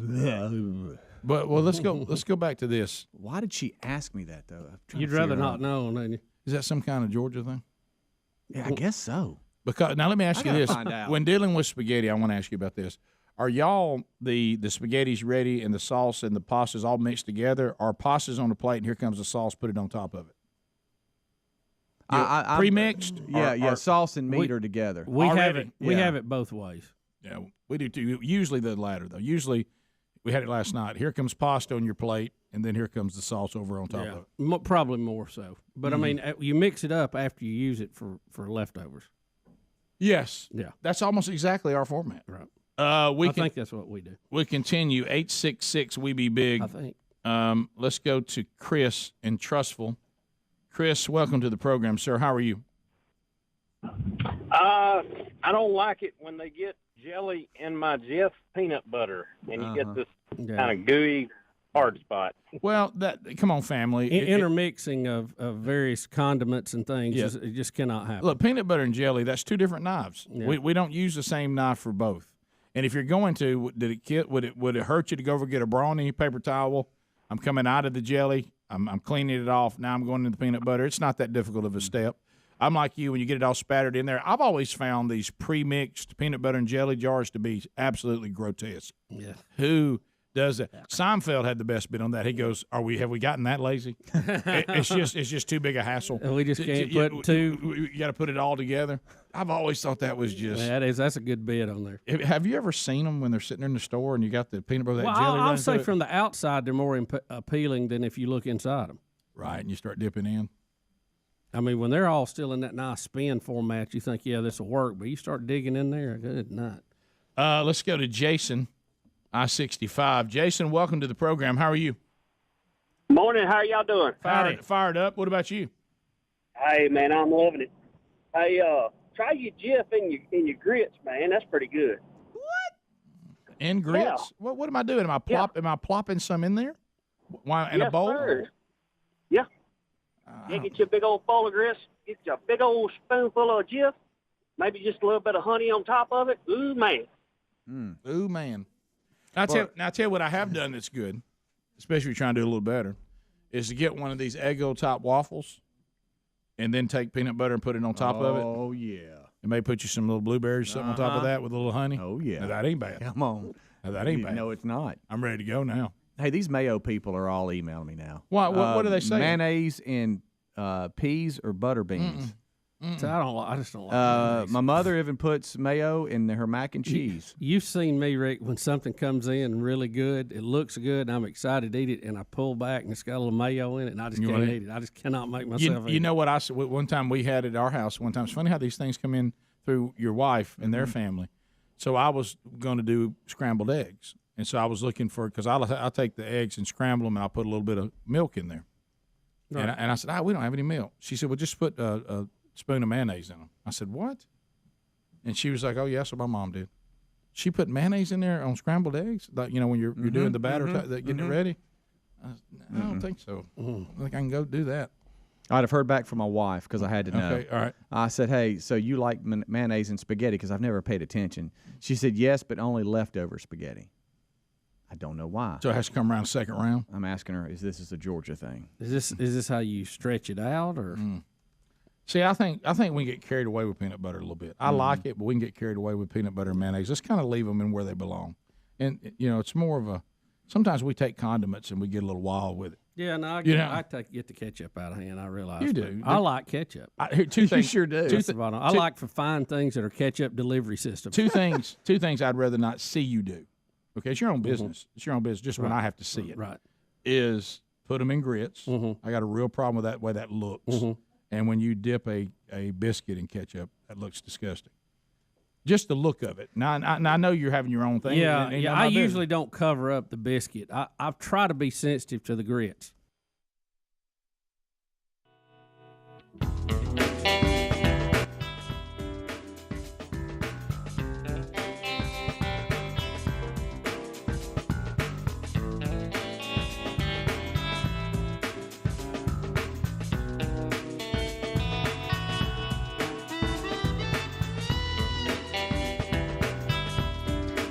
It is 10 minutes now to the top of the hour. The Rick and Bubba Show, 866.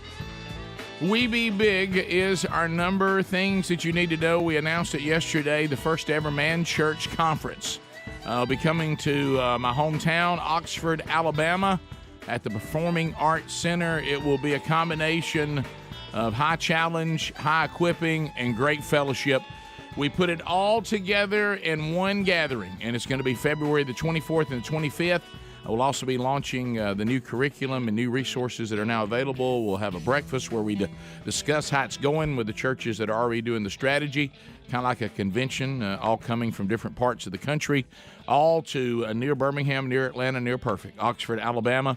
And those tickets went on sale yesterday. You can get those by going to themanchurch.com. Look under events, also at rickandbubba.com or burgessministries.com.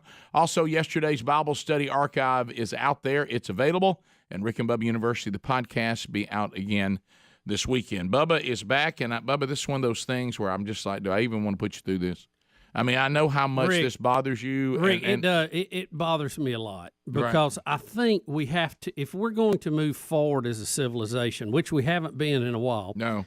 I think we have to acknowledge things that are absolutely ridiculous and make fun of them and hope people will not keep doing it because it's not good for them or people as a whole. Let me ask you this. Do you know what happened? This is part of the point. Do you know what happened on April the 1st, 1960? No, I do not. The first weather satellite was put in orbit that we actually used to help with weather forecasting. I did not know that. So before 1960, we had people calling other people going, hey, what's your temperature over there? Right. And they'd call and tell them, so, well, it's cooler over here. There must be a cold front. You're right. Okay. Yes, After we started taking pictures from space and we had computers and all that, do you realize how weather forecasting, the millenniums, it has jumped forward since 1960? Oh, man. I mean, in a we huge way. had a hurricane kill a bunch of people in Galveston, Texas. Yes. Because we didn't know it was that coming. I do know about, yeah. What year was that? Do you remember? Was it late 50s? I don't know. I don't remember. But now hurricanes don't sneak up on anybody. We know weeks ahead that they're coming. Yep. And we're pretty good at predicting kind of where they're going to go. Yep. So this has come light years ahead. Galveston, 1900. It was 60 years before that. We had a bunch of people killed. Yep. I think it was Memorial Day weekend or Labor Day. They're out playing on the beach. Yeah. And hey, here comes hurricane. So, Rick, we've moved this. I mean, it's incredible where we have moved weather forecasting in the past 40 or the past, in this case, 80 years. And we now have people who go out and stand in hurricanes. This is a giant de-evolving of people under the guise of, or under the guise of, you know, I'm going to show you how bad this is, and I'm out here on the cutting edge. And what are they telling us the whole time before they do that? Don't come down here and do this. Oh, they're mad at people that they say ignored the warnings who got out and played in it. They're mad at them, but we're not mad at Jim Cantore. Jim is very established, but I'm gonna tell you, and I saw Ginger Z. They were down there too, and all this. They're not quite as bad. Cantore is determined to get out and roll down the street with the wind blowing. Yeah, he wants to get hit by something, and he's got to have something hit him, and he's got to tell everybody he's okay and lean against the wind. What a drama queen! Y'all, we can see how bad it is. Why are we doing this? This, to me, is a giant leap backwards in the evolution of humans. We're doing this because it's all about, look at me. I want to be a star of the hurricane. I want to be. You look like you're the moron of the hurricane. Well, there's a great line right there. And then somebody you have the one. I kind of wish he would get what he's wanting to be hit in the head by something. Yeah. I like the got it. Now look, a tree limb. Nearly hit. Listen to what he's saying. I'm just going to come in here for a second. If he started flipping down that road, what he's doing right now is idiotic. I'm all right. I'm fine. You just can't stand up. he's gonna think fine when that stop sign wraps around his head. All right. Who thinks he was exaggerating? Well, yes, of course. The cameraman seems fine. Yeah. So let me ask you this: we're at home, we're viewing this. What did we gain by seeing that? Right. What's our takeaway? Yeah. That Jim Cantore may have brain damage for getting out in it. That's the only thing I can think of. Yeah, did we go? Well, I didn't realize hurricanes were bad until Jim Cantore 155 mile an hour wind. I had no idea that would be hard to stand up. What? In their world, he's their version of a sideline reporter. You know, you got your booth guys, and let's go down to the sidelines, and they're at the by the game or whatever. That's the way they view sideline reporters don't run on the field. Understood, but what I'm just telling you, asked what they're doing, and but this would be more like they're running in and out of the players while they're playing. I agree. I'm just trying to give you an idea. This would be like I'm going to go world. stand behind the defense. At least this one, the wind is blowing really hard, and he's exaggerating, I'm sure. But the ones I love are when they're trying to make it look bad.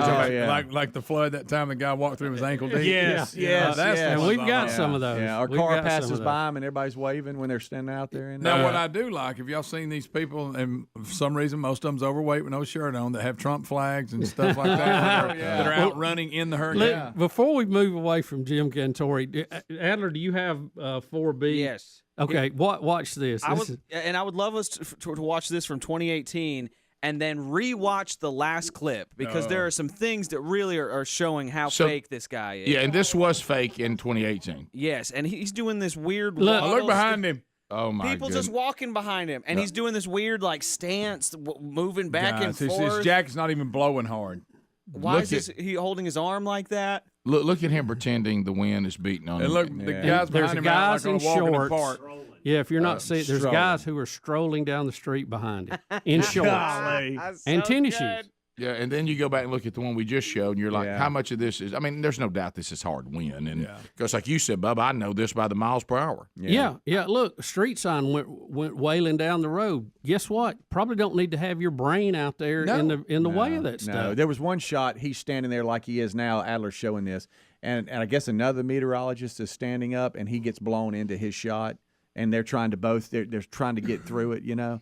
And I heard a meteorologist yesterday. He's like, people ask why we're out here in it. I'll tell you why, because we're bringing you what's going on. And let me ask you everybody this. that evacuated their home, they want to look back and see how this is what's going on here. No, you know, you can take pictures without them in it. Yeah, you can. Let me ask you this: do they do traffic reports on TV stations in big cities? They do. You usually do, right? Yeah.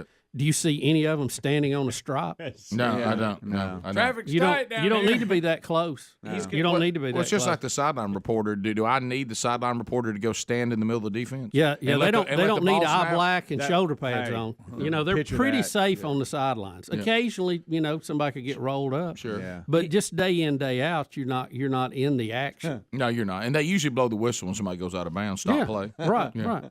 He jumps, y'all. He jumps in front of this limb. Look, he jumps to get in front of the limb that then hits him. He's not in the way of it. Okay, you're saying, look, he moves to the side of the street that the limb is coming down. Yes. And he Adler, waits you for are it. dead He on sure that. did. You're Waits dead for on it. it. I'm starting to think somebody threw the limb at him. You're probably right. There's probably somebody up the street. Yeah, because either he moved in front of it to be dramatic, or to Bubba's point, he is a moron. Yes. Right. And then this Look, jump, you this can jump do- at the end is so fake. Look, Yeah. he can jump out of it so easily. It's so fake. Look, I can't. I'm It's stuck to the post. Oh, I'm just gonna come back in. Oh, good. I wish that one-way sign would have let go off the street. Yeah. Y'all, you can cover and do a great job covering the weather for us without doing that. That is so ridiculous. We'll be back. Rick and Bubba, Rick and Bubba.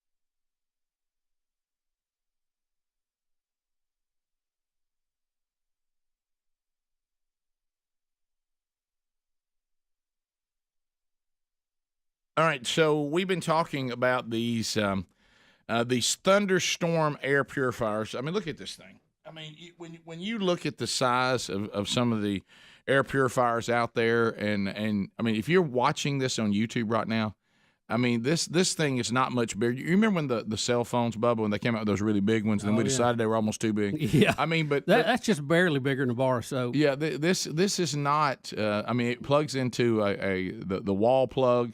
And you put these in rooms, and they cover, three of them pretty much cover your house up. And we've got a great package for you to get these. And the reason why they call it a thunderstorm air purifier from our friends at Eden Pure is because, you know, that refreshing air that's there, a thunderstorm's blowing through, you walk outside and the air just feels so clean. That's what this does to your home. It kills odors. And it doesn't just cover up an odor. It goes after what's causing the odor. It kills mold, mildew, bacteria, yes, viruses as well. And it uses this new technology that naturally sends out these O3 molecules into the air, which then, of course, seek out the odors and the air pollutants in your home, and they destroy them. But the beautiful thing is the cost and also how small they are. This is not going to be intrusive into your home, and you can get yours right now with our special offer for under $200. 3 units for under $200. All you have to do is go to EdenPureDeals.com and put in the discount code Rick and Bubba 3, the number 3, to go after our name, Rick and Bubba 3, and you're going to save $200. That's EdenPureDeals.com, discount code Rick and Bubba 3, and our shipping is going to be free too. So if you know, it doesn't have to be even a situation, you know, with a musty area. It may be that, you know, you just cook something in the kitchen and you'd like for that smell to go. Well, it works there too. And of course, what it does for mold and bacteria and viruses, that's just kind of a bonus. But go get yours now by going to EdenPureDeals.com and then put in the discount code Rick and Bubba 3. We'll save you $200.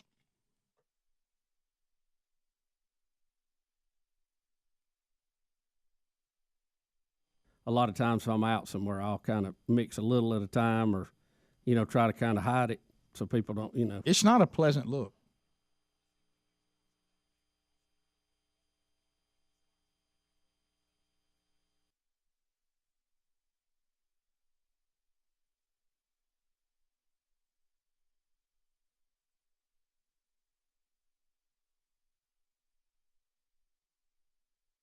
Back against the wall. Bubba, how are you, sir? Let's go. Rick, I am dandy. Let's I get am it Jim done. Dandy today. We still got a lot of hurricane news out there. We've got one gaining strength, Irma, as Harvey weakens, but Harvey's still causing a lot of problems throughout a lot of the southeast as it spins out and spins up some small tornadoes. We even had some in our area last night. So Gosh, I got to laughing at Span. He's been on that wall a while, hasn't he? Look, I just got to laughing at him. I love when he gets to the point, first of all, it never fails now. He got off on this thing about how we no longer give warnings for the whole county. Tornadoes are small, counties are huge. And he got the I saw it. Yeah, but then the one that got me is when he felt like the warning should have already been stopped and it hadn't been. Hey, guys. Let me just tell you, stick a fork in it. That's done. Yeah. Okay? I'm going to give you the all clear. Listen, he said stick a fork in it. It's done about 5 times. Yeah. And he was like, I understand there's 7 minutes left on this, but stick a fork in it. It's over. Okay? It's done. There's not. It's over. It fell apart. It fell apart. We should be thankful for that. Stick a fork in that. It's done.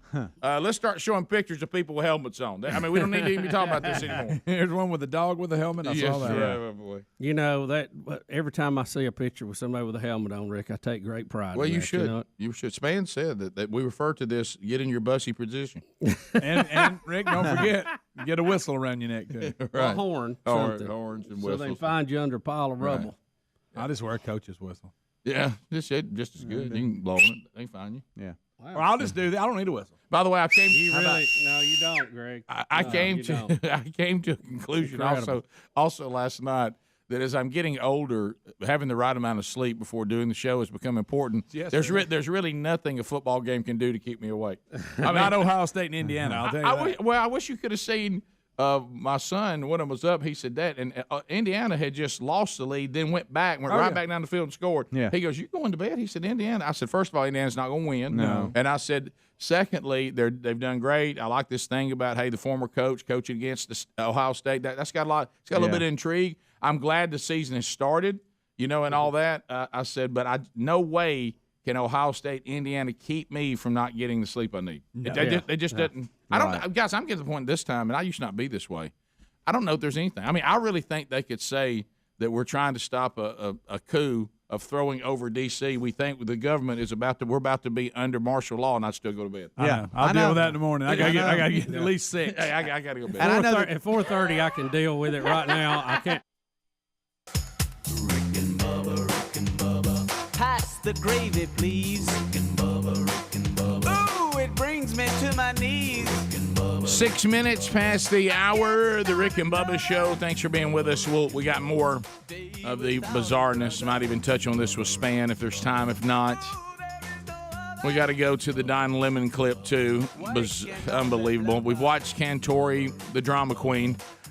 Speedy, the real Greg Burgess, Helmsy, Eddie Van Adler, all here to start another hour. And, yes, he's with us today. He's back. Came in late yesterday, get his legs under him. Now we're going to see if we can get through a whole show. It's Bill Bubba Bussey. Rick, so glad to be here, and when I say that, I really mean it. Thank you all for your prayers. They were felt. Great peace during all of this. Glad to be back. Few hills left to climb, but we'll get to those when we get to them. That's right. But right now, Span's here. He's a man with a Mayweather plan. He's a mighty James Span. He's a mighty good weatherman. He's the man, Rick and Bubba's biggest fan. He's a Mayweather man. He's a mighty James Span.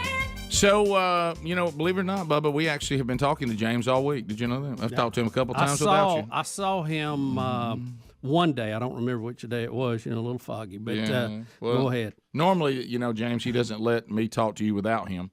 But in this case, we had to move on. The public needed to know. It was the public's interest, need, and necessity. Really. Yeah. So, James, thank you for I know that you got a lot going on, and thanks for giving us 3 days in a row. And say hello to Bubba. Mm-hmm. Bubba, you're a stud. You're a stallion. You, sir, are a mega man. That's coming right. back so quickly. Yeah, I wish I was known as Bubba the Stallion. Well, yep. So the question is, are you still on the pain meds? I mean, you know, if he's on I'm not. the pain meds, this could go unhinged. Yeah. Well, I'm not. I've been off of them about a day, completely off. Right. Now, about 2:00 this morning, I thought, well, maybe I should have gone another night. Right. But, we're all right. We're on some Advil. We're doing okay. That explains the slight quiver in his voice. Yeah, the slight shake you see when I try to talk about something. James, unfortunately, nasty. This hurricane came on in, ripping and roaring. And so what do we know today? Yeah, and again, we don't know a lot, and we won't know a lot until maybe later today. And quite frankly, it's going to take days before we know the extent of the damage, the extent of the humanitarian crisis we have there. If there's loss of life, I'm afraid there is. I've heard varying reports from law enforcement this morning. But on the meteorology side, we've got Ian, now a tropical storm. The sustained winds have dropped to 65 miles per hour, and the circulation is not that far from Orlando. And there's very, very severe flooding in progress, not from the storm surge, but from the rain. Now, many spots have gone over 15 inches of rain around Orlando, and it's pretty rough. In fact, we have flash flood emergencies in effect this morning for some areas near and northeast of Orlando, and the water is just everywhere. Again, of course, the really big concern is the damage below the point of landfall. Wow. The point of landfall was around Port Charlotte, and south of that point, down toward Sanibel Island and Fort Myers Beach and Naples, it's bad. We're seeing these images of the bridge, the causeway to Sanibel Island. Wow. And it's pretty much gone. Out. Reminiscent of the Dauphin Island Bridge with Hurricane Frederick in 1979. And this is how people get to Sanibel. And again, it's not good. And a lot of the people have seen images, coming in from Tampa Bay, and they were on the good side of the storm. That everything in Tampa was blowing offshore. The water was blowing out of Tampa Bay. To the south of there, water was blowing in from the Gulf, the storm surge. And the storm surge probably exceeded 15 feet in spots. And that's what does most of the really catastrophic damage. It's the storm surge, the water, not necessarily the wind. So again, we'll find out later today, exactly the extent of the damage to some degree. And I've heard of it. And again, I'm hearing a lot of law enforcement reports that are conflicting this morning about the injuries and loss of life. And I'll just say we don't know yet. But in terms of the future of this thing, Ian is still, understand it's not done. Ian is going to emerge into the Atlantic later today as a tropical storm. And currently, the Hurricane Center is forecasting Ian to stay under hurricane strength, but I could easily see this becoming a Category 1 hurricane again by the second landfall on the South Atlantic coast.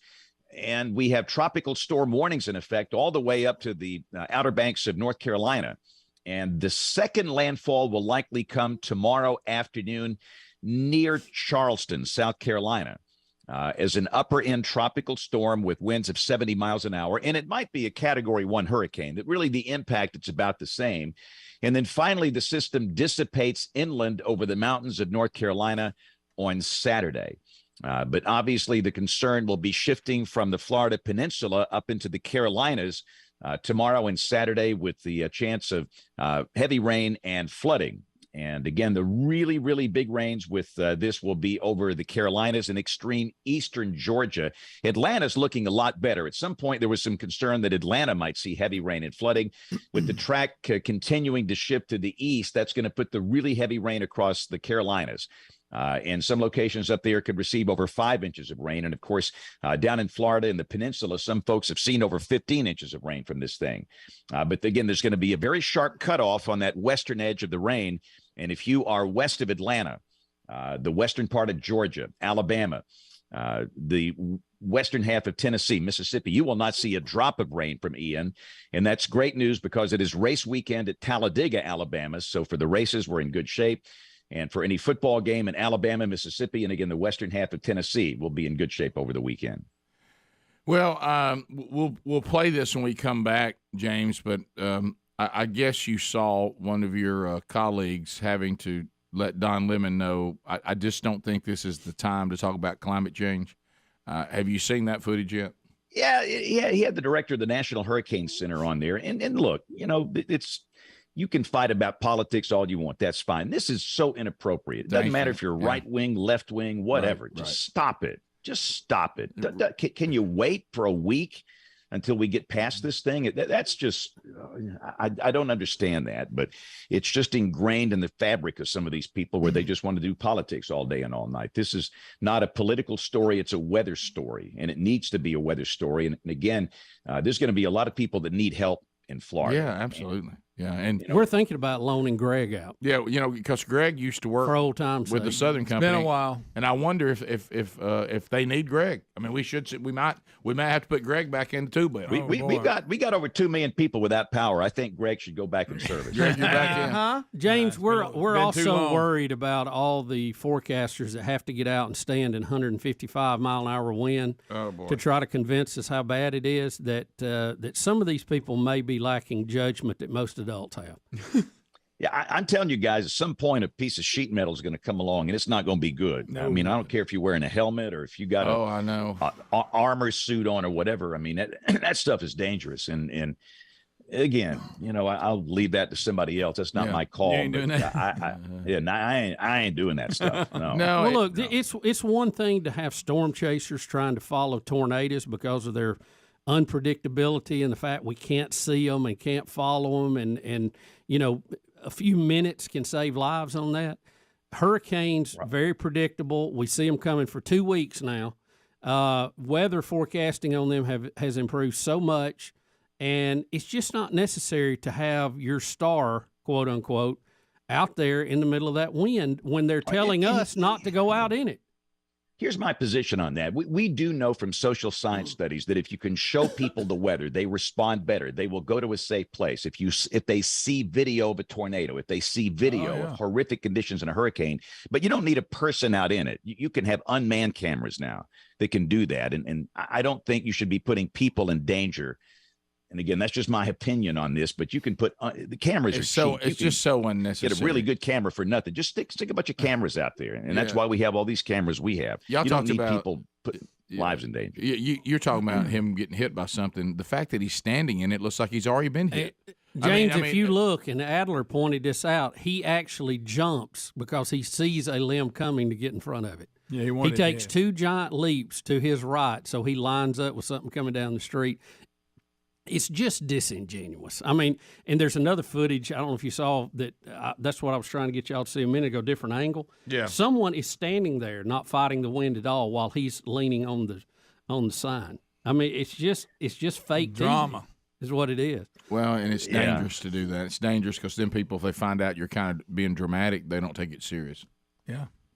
And they need to. Yeah, I'm friends with a lot of these guys, and they do what they're told to do, and consultant goobs and all this stuff. I know. At some point, I just worry, are there any straight shooters left? And now you got all these. The big thing in weather is weather entertainers. Oh yeah. Social media, these YouTubers and TikTokers. They're not qualified to talk about weather. They call themselves entertainers, and I just wonder, is there any, or do we have a voice left? Is anybody going to listen to a credible meteorologist anymore? They're going to go to the entertainers. And you're right, James. You're right. I know your TV station does traffic every day, but y'all don't put them out there on the striped lines. So I know we can work around this. We can. We were saying put the sideline reporter in the middle of the defense.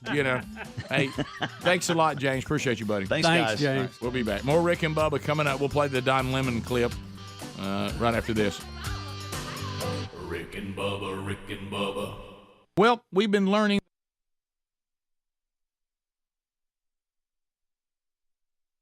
I got to go to bed. Yeah, I'll see how it turns out. When I get sleepy, I'm just like I've been shot with a dart gun.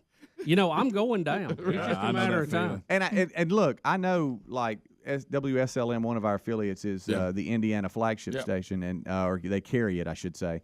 And I know I don't want to hurt their feelings, but I'm the same way. And it's nothing against them. It's just I'm like, okay, I'm done. No, let me tell you, I'm out. I watched I watched 2.5 quarters, Good game. And up to that point. Indiana, not that Ohio State looked bad. Indiana looked good. Yeah, they did. Oh, they come out playing. But I saw the final. It must have fell apart late. Yeah. But I was gave up some big four plays. quarters in every game. There is. There's Give up a few big plays. Yeah. He can get away from you. I do love to see social media all freaking out about half a game and oh my gosh, and then the final.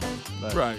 You're right. But it was a good game for a while. Oh, it was. But see, all everybody's going to remember about Game 5 was they won 49-21. Yep. They'll never remember they were down 21-20. Exactly. In the third. We'll be back. More Rick and Bubba right after this. Rick and Bubba, Rick and Bubba. Hey, Monday, it'll be a Rick and Bubba replay. Greg dropped the ball on golden ticket seats, and he hates himself for it because he knows I'll raise on about it forever. So if you thought you were coming to see the show Monday, then you'll be standing outside, but nobody will be here. So has he got in touch with everybody? Yeah, he sent an email back to you, and we're rescheduling you. The reason why I know he did because everybody sending back to him can't have nothing. Can't even see the show on Labor Day. Yep. You thought you could. Outside, Speedy is standing by with the marching band from Briarwood Christian School, Birmingham, Alabama. It's an annual tradition here on the Rick and Bubba Show for them to kick off football season. And, Speedy, we're fired up for another year. We are fired up for another year. Now, this year is the first time we'll have Adler actually having the camera out here and documenting all this for today's documentary. Oh, good. But as always, we have the band director, Ted Seabury, out here. And Ted, we're fired up for another year. We're excited. Can't wait to get started. Exactly. And, I always look for that email from the assistant band director, Joanna Finch, and we got it. And so we're ready to go. Now, Bryant Long is the drum major, and he's going to get us going. I think we're going to start with the fight song. Is that correct? Yes, sir. All right, well, let's go. Mark time. Mark.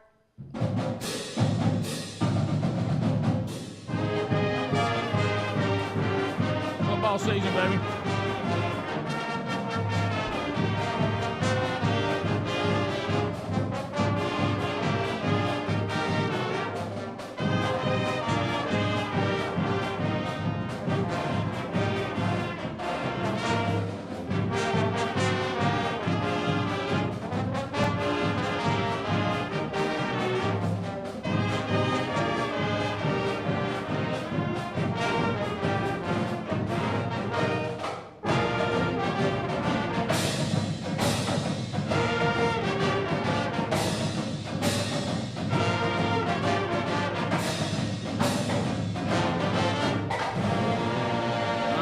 Fight song. Oh, yeah. I love this. Now, go ahead, Rick. Hey, Speedy, so I'm looking down at the theme this year. Yes. So the theme of the halftime show, and we're about to hear some of it, is Coldplay this year? Yeah, let's go to Joanna on this. So the theme is Coldplay, right? Yeah, we decided some of the kids had a great idea of some of the older music of Coldplay.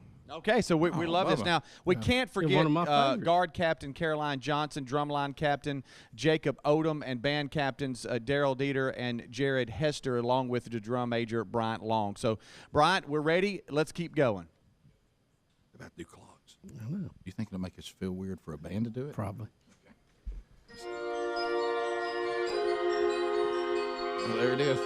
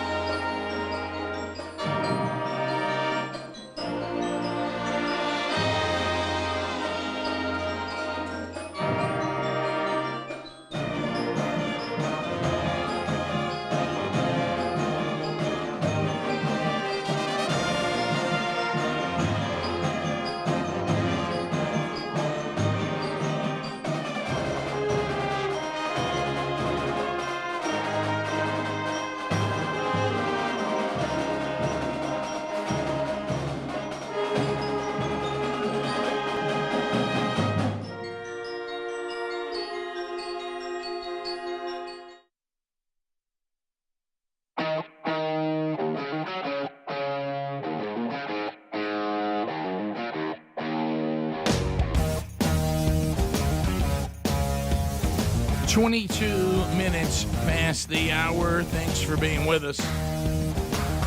And it's funny that I to say that because I'm giving a shout out right now It says here the name is Deed.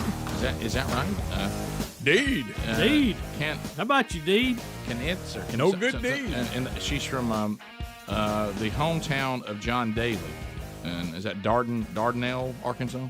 Something like that? Sounds good. But anyway, so the show has got this cult following in parts of Arkansas on all the different platforms. Suey, pig, suey. Yeah, and suey. And so this is a person who's they're all passing along, and his mother-in-law said what was interesting is now his mother-in-law has now been sucked in by the show. And he sent me a text. So sorry, ma'am. Of them going back and forth. And you know what she's asking right now? What? How in the world did I end up in this situation? Why am I into this show now? Yeah. I can't get out now. You know, we've been asking that for 29 and a half years, ma'am. And Rick, real quick, let me say happy birthday to my daughter, Caitlin. Yes. I mentioned it in passing at the beginning of the show. Yes. But let me officially wish her a happy 23rd birthday. Happy birthday. How about you, KK?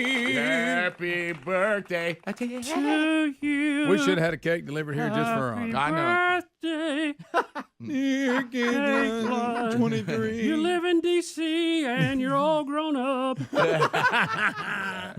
You know, I've got your birthday cake coming Monday. You know, I can't hardly wait, by the way. Yeah. It's Rick's birthday, Monday. Yeah, so that's right. We'll eat in celebration. Did you actually ask them for a birthday cake that looked like a liver? I did, and they shot me down. Well, there's only some. We so voted many against that. You know what? They have done some amazing decorating jobs. I know, but we don't want to see that. Though. Well, yeah, I understand. It's almost like when because they do too good of a job. It's almost like when we officially declared that they did remove cancer from the liver. Yeah, it's like the audience is like, let's back off the liver joke. Yeah, well, you know, I mean, but that's kind of how we deal with it. Right, so. it is. But and plus, nobody wants to eat a cake that looks like a liver. No, well, I don't want to eat a liver that looks like a liver. No, you're right. Well you know, said. and I used to love them. Kind of like. I bet not anymore. I don't know if I want to tear into chicken livers now, but yeah, no, I'll have to give it a second thought. This move to gizzards. Yeah, there you go. I may skip internal organs altogether. Yeah, you be done with them. It really takes the sting out of it, doesn't it? Or puts the sting in it is a better way to say it. Sure. So Don Lemon yesterday, who, by the way, is realizing that CNN, the new people who are running CNN now, are trying to work him out because he. Buddy, have they been getting rid of him? Oh or my what? goodness! Hey, they're moving them. It's actually going to be somewhat possible to watch CNN again. And he keeps saying he's getting CNN again. And Don Lemon keeps acting like he's being promoted as they keep moving him to places with smaller viewers. Of course, on CNN, to find places with smaller viewers is hard to do. But anyway, did you see what Trump said about it? No. I'll let you find the quote. But what gets me here when the NOAA's hurricane director, he's trying to be nice. He's nicer than us, and he's really trying to tell Don Lemon, let's please not do this, and let me just update on the hurricane. And what he's trying not to do is say what you're saying right now is stupid because you're trying to make a case for climate on a one event, which you really can't do. And it ain't even a good one to argue. As bad as this hurricane has been, We've had them. We had the month before it with none. Right. And it was like the first time that had happened in years. It was some of the calmest time we've had. And as a matter of fact, if we'd have had a few little ones blow through on the outer skirts of everything, it probably would have eased some of the pressure that caused this one. Don Lemon saying that a rough hurricane just came into Florida. I mean, you look at weather history, we've had hurricanes just as strong. And as you said, we've had times where there didn't seem to be any hurricanes at all. If everything was ramping up, there shouldn't be times of no hurricanes. Rick, Florida got hit by a hurricane. Hey, stop the presses. So here we go. But watch NOAA's hurricane director try to be nice, and Don Lemon won't leave it alone. So he finally just says, I just got to advise you against that. But here we go. Can you tell us what this is and what effect climate change has on this phenomenon? Well, we can come back and talk about climate change at a later time. I want to focus on the here and now. We think the rapid intensification is probably almost done. There could be a little bit more intensification as it's still over the warm waters of the eastern Gulf of Mexico, but I don't think we're going to get any more rapid intensification. If you look here, you can actually see, pretty interesting for your viewers, you can actually see a second eye wall forming around the inner eye wall, and that's basically the second eye wall has overtaken the original eye wall, and that should arrest development. So listen, I'm just trying to get that. You said you want to talk about climate change, but what effect does climate change have on this phenomenon that is happening now? Because it seems these storms are intensifying. That's the question. I don't think you can link climate change to any one event. Okay. On the whole, on the cumulative, climate change may be making storms worse, but to link it to any one event, I would caution against that. Okay. Well, listen, I grew up there, and these storms are intensifying. Something is causing them to intensify.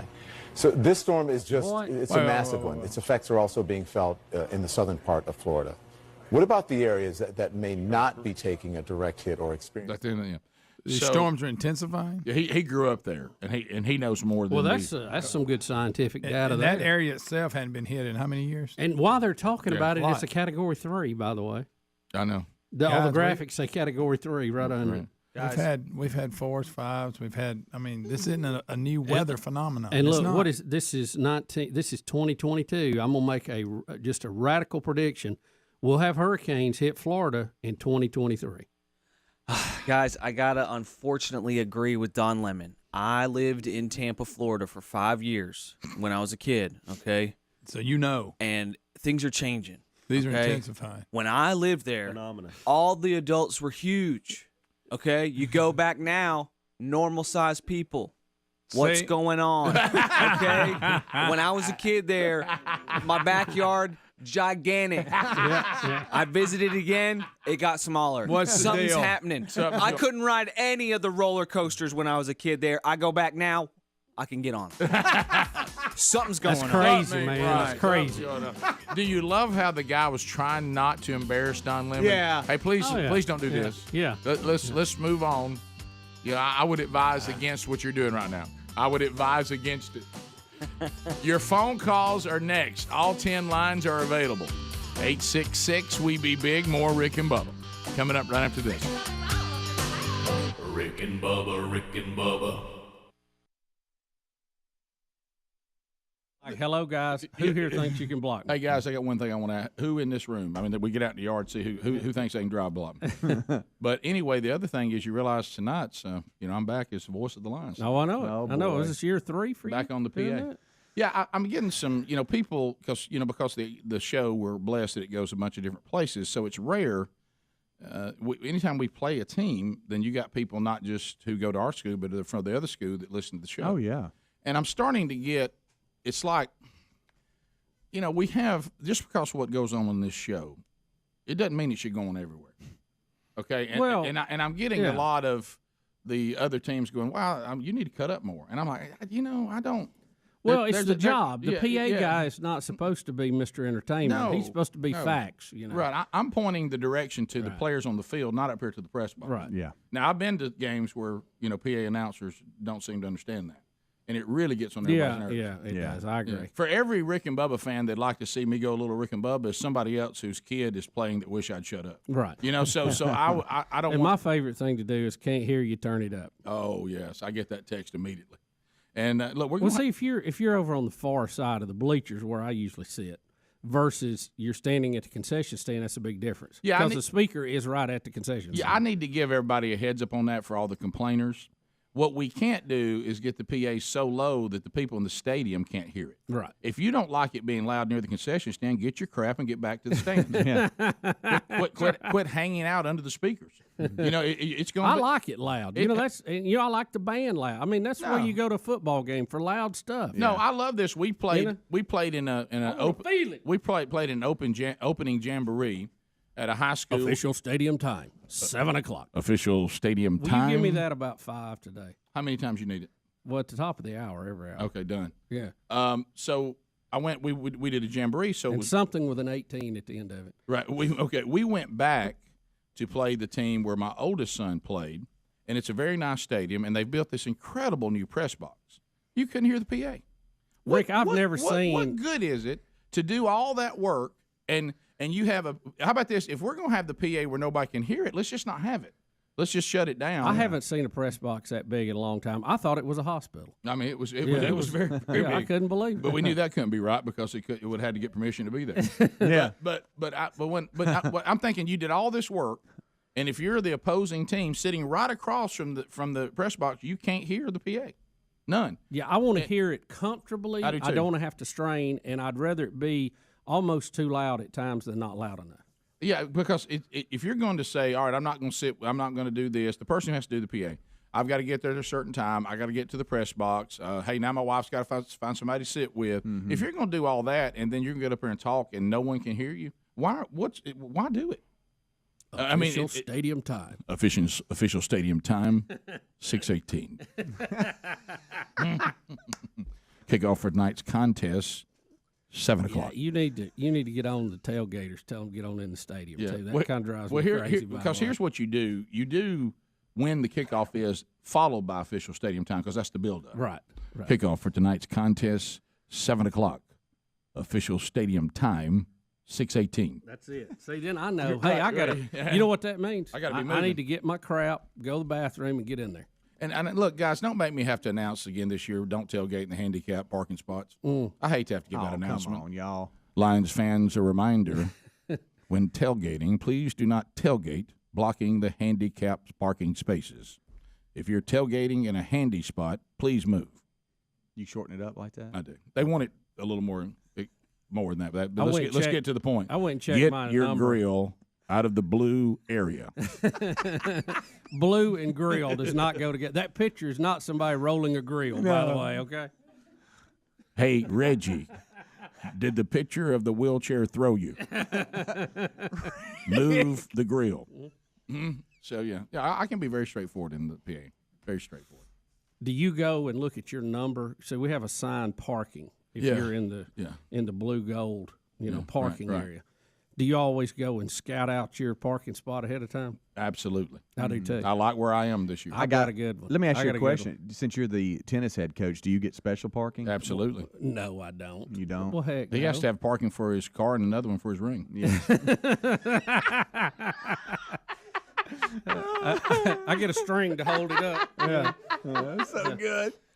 I'll have that baby shined up tonight too. Yeah, and then they give you announcements that are a waste of your time, but they're totally for the lawyers. Lions fans, remember, keep your children off the grass hill. Well, that's not going to happen. No. But now,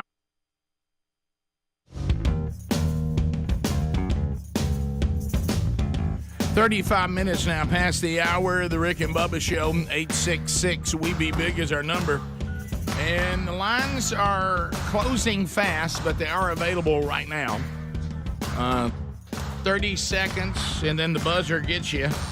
Your time on the program will come to a close, and then we'll move to the next caller. The phone show is designed for lots of folks to get opportunity to come on and talk. We keep that baby moving quick, with 30 seconds being the maximum, so don't let that sneak up on you. Try to get to your point. Ask your questions, make your comment, bring information to the table. No meaningless shout-outs, no shameless plugs. Those will get an instant buzzer. Dude is calling out of Gulf Shores, Sunny 105. Dude, go ahead. Good morning, Bubba. Welcome back. Thank you. Hey, not everybody's going to understand this comment, Bubba, so you got to help them out since you think the 80s were the greatest decade, and I agree with you. Since Biden got everybody out of these student loans, did he get me out of this Columbia Record Club deal I'm in for? Can you break that? Yeah, you're still having to buy a record a month. Huh? Oh, gosh, I remember that. You remember Get 12 Free? Oh, man, I had them. I remember them. Oh, I do too. I remember the album covers because I thought it was the greatest thing ever. Yeah, we couldn't believe all the music we were getting. Yeah. Now you're back to getting it for that money again. Kevin in Alabama. Kevin, 30 seconds. Go ahead. Hey, yeah. First of all, let me say thank you guys for the kingdom. Also, Bubba, you up, brother. Yeah. I'm talking here.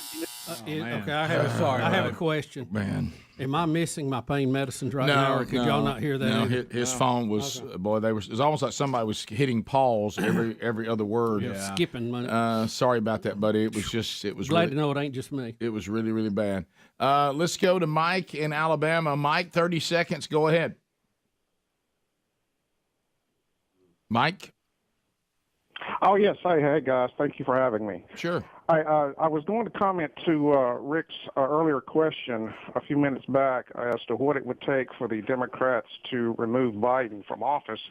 And I think it has more to do with when and not if, because if Harris takes over as president before midterms, she's only eligible to run once. But if she's put in as president after midterms, then she can run twice. Yeah, I see your point there, but I don't think they want her to run either. Yeah. Remember, she dropped out of the presidential election before even the first primary because her numbers were so low. Yeah. Oh, she I did think not do well at all. Gavin Newsom is the future. With the slogan "Let me do for you what I've done for California." That's so good. And that's the future. But how do you get to that? How do you bridge that? I think they're doing more damage to their brand, if you will. By not doing something with President Biden. And bless his heart, his family needs to step in at this point. Yeah, and they've let the say enough. They've let the socialists hijack the party too, and that's killing them. Let's go to Todd in Birmingham. ZZK, Tad, go ahead. Yeah, Tad. Todd. Hey guys, hang in there, Bubba. Continue to pray for you. Thank you. Helms, I think that steroid baseball players shouldn't get credit because Pete Rose is not in the Hall of Fame. If a man wants to drive a scooter in public, I couldn't care less. You wouldn't catch me doing it. Why did you guys move if the bathroom situation is so bad? And I saw a marquee that said new signature sandwich. That doesn't make any sense to me. New what? New signature sandwich. New signature sandwich. That just means that that's going to be their new sandwich they're known for. But if it's a signature, it's what you've been known for. So how can you have a new one? I see what he's saying. Oh, that's a good point. Yeah, that is a good point. And what was the? He threw so much out there, and I just felt like he needed a timeout in case y'all needed a follow up. How about? Yeah. Wow, way to cover a lot. That really was good. Well done. That's a great example. I like that. Yeah, and the move to this studio was not really our choice. We either were going to move to this studio or stay and pay for the old one. And we chose to move to one that somebody else is paying for. And right. Yeah, we really didn't have much of a choice. Yeah, right. So a lot of helpful information there from that guy. Yeah, that was very helpful for me, especially. Yeah, no way I could ride a scooter unless I was like vacationing and I was in some beach community and they had them out there and everybody was moving around on them. Right. Yeah, I heard. Are you talking about just the one that you push and ride on, or are you talking about motorized? No, it was one you push and ride on, but also has a motorized option. Well, that may change it a little bit. I like him electric bikes better. It just looked ridiculous. It does. I mean, It again, does. there may have been like a perfectly fat guy on fine a reason. scooter. Hey, how funny that looks. Well, as I said, I don't want to be too quick to judge the man because he may have tried to get in his Tesla and it wouldn't crank. Right. He who knows what was going on? The golf cart might have been broke. Which I'm against that too, but that's a whole nother deal. By the way, all the videos of people sitting in line waiting to charge their electric cars is good stuff. Hilarious. Yeah. Chris in Hoover, ZZK. Chris, go ahead. Hey, Rick, long-time listener, second-time caller. Thanks. There was a guy that called in last weekend calling Aaron Judge an unimpressive baseball player, and I just want to say he probably agrees with Don Lemon on climate change and government. That's funny. all I really got. That's good. That's a good statement. That's all you needed. Let's go to... it's really a shot at Greg. Well, Greg just didn't care about the race. I know. To hit that many home runs off the pitching we have now is incredible. Yeah. Oh, wow. I mean, we got pitches now that they didn't even throw back then because they didn't know how to do it. Oh, yeah. And, of course, some of the fields, in the past, you remember. They're like a county out there. Yeah, and then there's some, they're not as big as what some of the guys went. There's just too many variables. I mean, what he's doing is impressive. And all you really can be judged against is the era that you're playing. And, this thing where everybody starts trying to compare eras, that's just it's hard to do, but you're going to do it because that's how records are made. But so many things change, especially when rules change. I mean, a rule changes. I did think it was a cool picture. I know, Rick, you probably didn't think it was. I think it was Roger Maris's son hugging Judge's mom. Correct. And I thought that was cool. Why would I not think that was cool? Well, that's just, touchy-feely things are not your cut, right. usually. Sure, you never know. I mean, I might have thought that was something. Well, the problem is we've already heard your brother on the matter, and so sometimes on things like that, we automatically label you the same. Understood. Yeah, we just figured unfairly for sure. No, but that's what happens. In all fairness, Bubba's right, and I'm trying to act like that it would have moved me. It wouldn't. But I don't see, or he wanted. I don't think you would say, "Oh, what a sweet moment." Yeah. Can I tell y'all this though? I don't see that. Matter of fact, if we would have said, if we would have all been watching that together last night, and Speedy and I were saying, "Oh, what a sweet moment," you would have just looked at us like, "Really? Yeah. You go in there? That's what you would have done." Yeah, I would have made some kind of comment. You're right. Let me say this though. This may interest you. I have not watched a baseball game probably since Reggie Jackson played. It feels like. What year was that? Yeah, it feels Rick, that way. That was a long in the time 70s, ago. In the 70s. When he was fighting with Billy Martin. Right. But I'm talking about it feels that way. Yeah. But I have no desire to watch a baseball game at all. But did you know this? Home run competition's always interesting. Sure. Oh, okay. Yeah. Rick, Which makes me that's pretty nice. typical. You know, I like home run records. Yeah. Okay. Rick, when I was a kid, when we're talking about the time you're talking about, I was a big Oakland A fan. And then the Yankees with Billy Martin as their manager. I mean, you remember him and Reggie Jackson going to blows in the dugout. You just don't have that nowadays. I mean, there was an excitement when the Yankees played because you didn't know what the heck you were going to see. Well, the reason why I'm saying that, honestly, is ESPN has a special, and I caught it the other night, and they follow Lasorda and the Dodgers and Billy Martin and the Yankees, and they follow both of them trying to meet up for a World Series. And the whole Reggie Jackson drama of him coming to the Yankees is in the documentary. And the fact that the things that went on in baseball then, we're such a softer world now. Oh. I mean, such a softer world.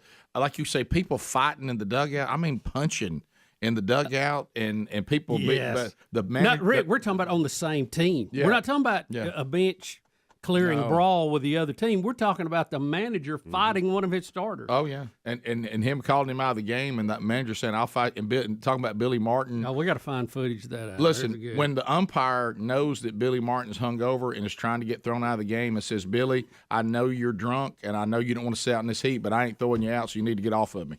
And look, and Billy never said another word the rest of the game. I'm not falling for your trick. I know you don't want to be out here. I'm gonna make you sit in the sun and suffer with the rest of us. I know you're struggling. So yeah. All right, Jordan, fire it in there. All right, Jordan, welcome to the Rick and Bubba Show. Go ahead. Good morning, fellas. Hey, Hope y'all are doing well. Bubba, glad to hear your voice Thank again you. back on the show. Thank you. Hey, listen, y'all keep playing all these clips of Joe Biden and his weakening mental state.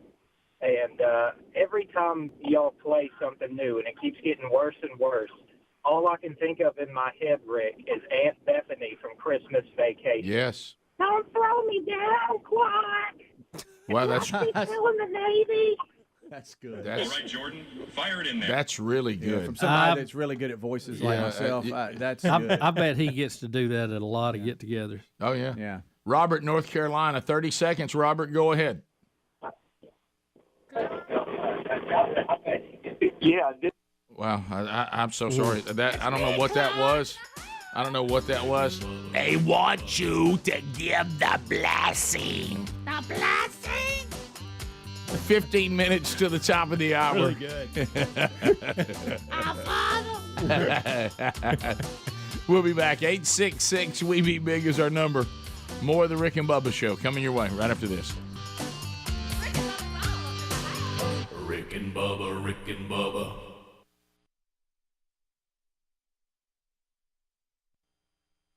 Announced it so when your kid is laying there with a broke arm, well, the PA guy said not to do it. Yeah. And he Well, that's also quite a roll down gave me the the hill, official too. time and told you that. Right, sure. Yeah, I got a good parking spot. I went. You know, the real loser, I had this happen one time. Somebody had left their car in my spot, and we just can't have that. No. I'm going to get over there early and tow. You know what I mean? Lions fans, someone is parked in Bill Bubba Bussey's spot. Move the car. hoopty out of there. And not to the handy parking spot. But don't say his name. Say Face of Tennis. Ladies and gentlemen, the Face of Tennis cannot get his Jeep Commando, only available at Hendrick. The Face says he will start towing. Face, Don't make me get the winch out. we have a Commando trying to get in his spot. Please move. That Jeep Commando only available at Hendrick Hoover Auto Mall. Proud sponsor of Lions football. The problem too. Another thing that at our field we got. I don't know who and I think this may go on Mooney. Why don't we have bottled water? You can't get a bottled water at our concession stand, and they give you this gigantic styrofoam cup of ice water with no top. So you keep it around with this big I've old never cup. really paid attention to it. It's a big old cup. Really? I mean, yeah, it's like and you can't. They don't. Why is it Mooney's fault? Well, because Mooney runs a concession stand. Does he? I think he does. I didn't know that. And he looks trapped too, like he thought one day he could get to leave and he can't. It's like the other night. No, I saw the other night. It was like a JV game. I'm like, "What are you doing here?" He said, "What's my anniversary? I go take my wife out to eat and then come back and close the concession stand down." I'm like, Arnold, please. Wow. Surely somebody else can do this. Rick, if I send the folks in charge of your sound the MP3 of Jordan fired on in there, do you think after your official time, every time you say that, you could do the Jordan liner? Kickoff for tonight's contest, 7 p.m. Official stadium time, 6:19. All right, Jordan, fire it in there.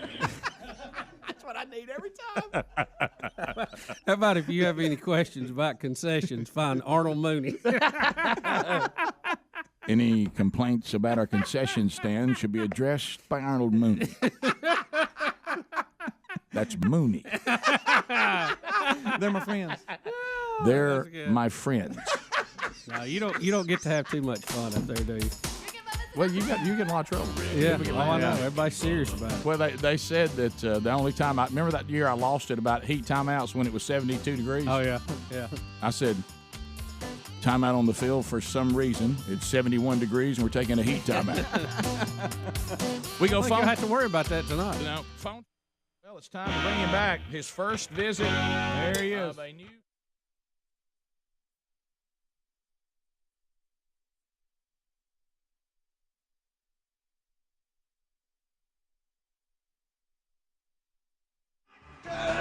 Dr. Lou, the doctor will see you now. Hello, Lou. Rick and Bubba. College football. Come on, guys. Rick and Bubba. College football. There we go. Rick and Bubba. College football. Lou's on the drum. Rick and Bubba. College football. Lou is fired up. College football. Look at him. Rick and Bubba. College football. Dr. Lou on the drum. Dr. Lou on the drum. Lou is fired. He can bring it on the drum. Boy, Lou. Guys, college football is back, and I haven't been this excited since Bubba's rump covered the sun in Smyrna. Oh, I didn't mean to block you, Mr. Sun. Don't be mad with me. He got reach blocked. Guys, there's just nothing that stimulates my saliva more than kicking off the college football season with my favorite radio team. So naturally, you can imagine how elated I was to find out that Auburn is planning on using a Rick and Bubba staff picture as one of their defensive play That callers. is true. That's true. That is true. Rumors of That that. is Yeah. true. Oh, look at us. Look at how sharp we are. We're on the SEC team's defensive play card. Ooh, look at the sharpest fatties in the Southeast. Yeah.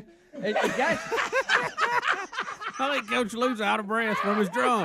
Coming out. guys, Rick and Bubba. College football. I don't know. But seriously, guys, I actually did a little. Pass the gravy, please. Rick and Bubba, Rick and Bubba. Ooh, it brings me to my knees. Rick and Bubba, Rick and Bubba. I can't start another. Rick and Bubba, Rick and Bubba. Day without. It's 9 minutes now to the top of the hour of the Rick and Bubba Show. 866-WE-BE-BIG is our number, mypillow.com/Bubba. And, of course, they've been with us for quite a while now. And if you go to mypillow.com/Bubba, there's a great sale that is going on there right now. And if you're wanting to stock up some great ideas, I know that you're like me. You really don't want to start thinking about Christmas yet. But, I mean, October is coming this weekend. I know. So if you want to go to mypillow.com/Bubba, some incredible opportunities. And look, what they're doing with the sheets right now, they got a bed sheet sale that's going on. And once they're gone, they're going to be gone. But and at these prices, they're going to go pretty quick. Normally priced a queen size set of sheets, $89.99 was the old price. Now $39.98.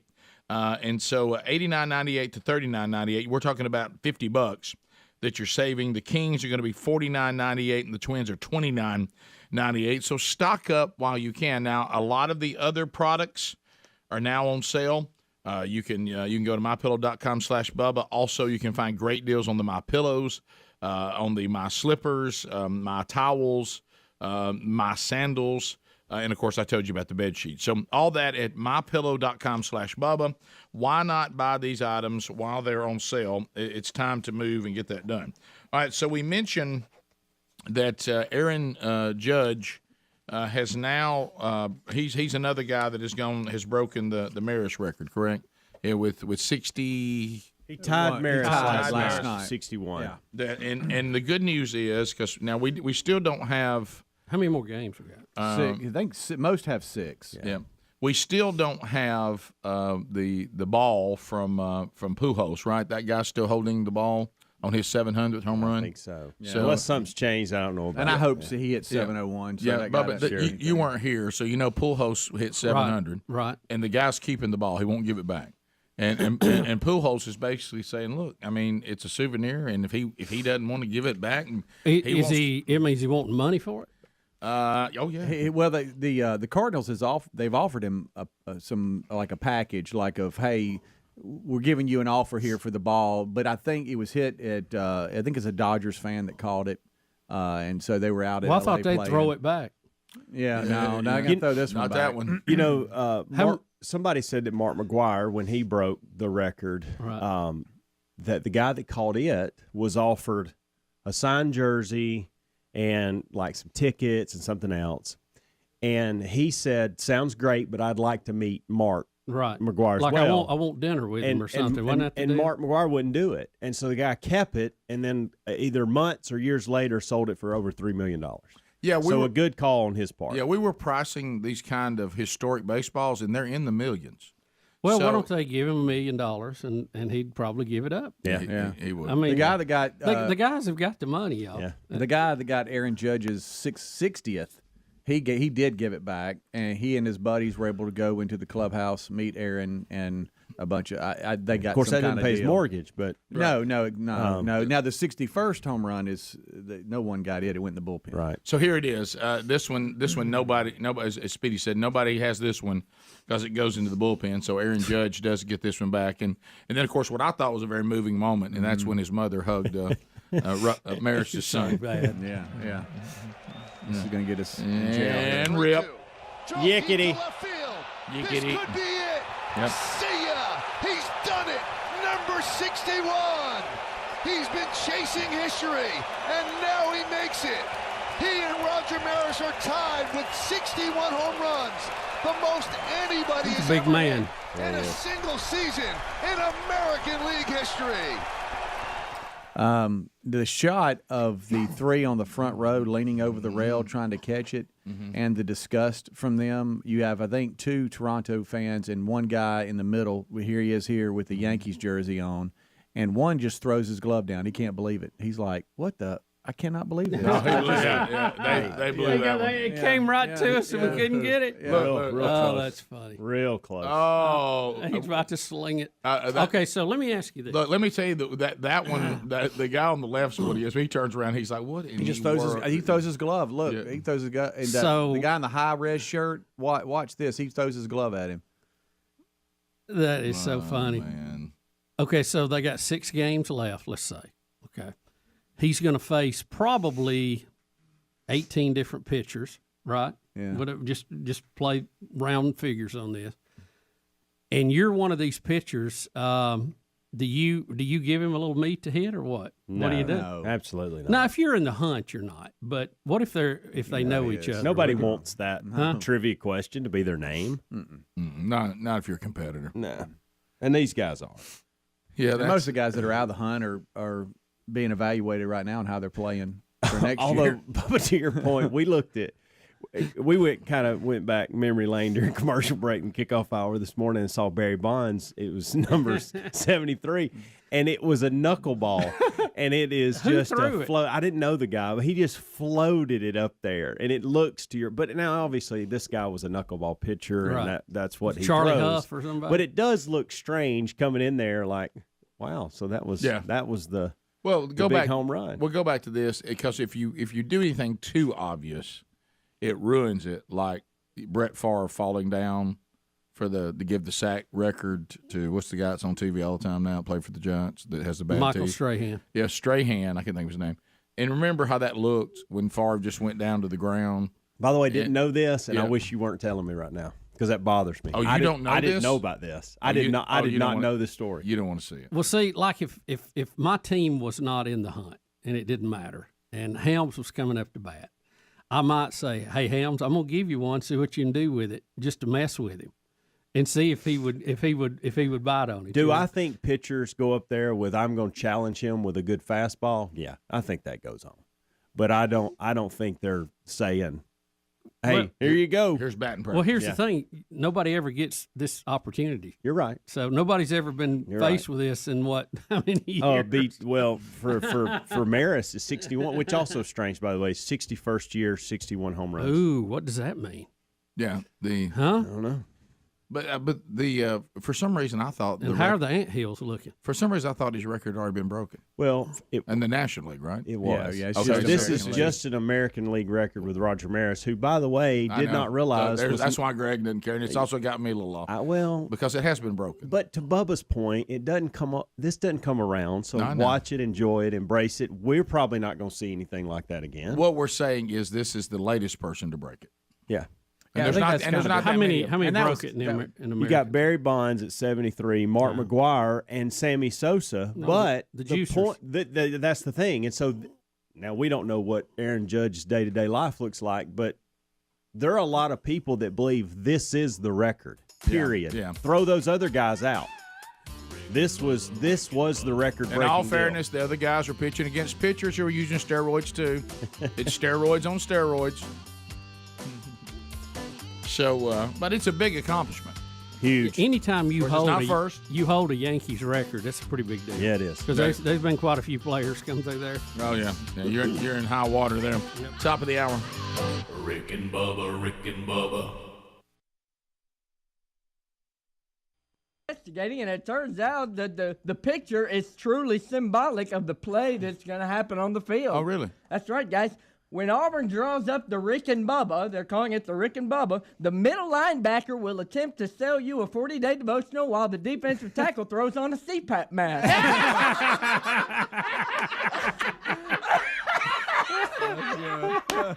That's good. But guys, I hope it means blitz. But guys, that's not all. Yep. One of the defensive backs will begin rudely and uncontrollably yelling insults at the other team. Right. Okay. While the bald-headed safety will try to squeeze the helmet over the large growth on his head.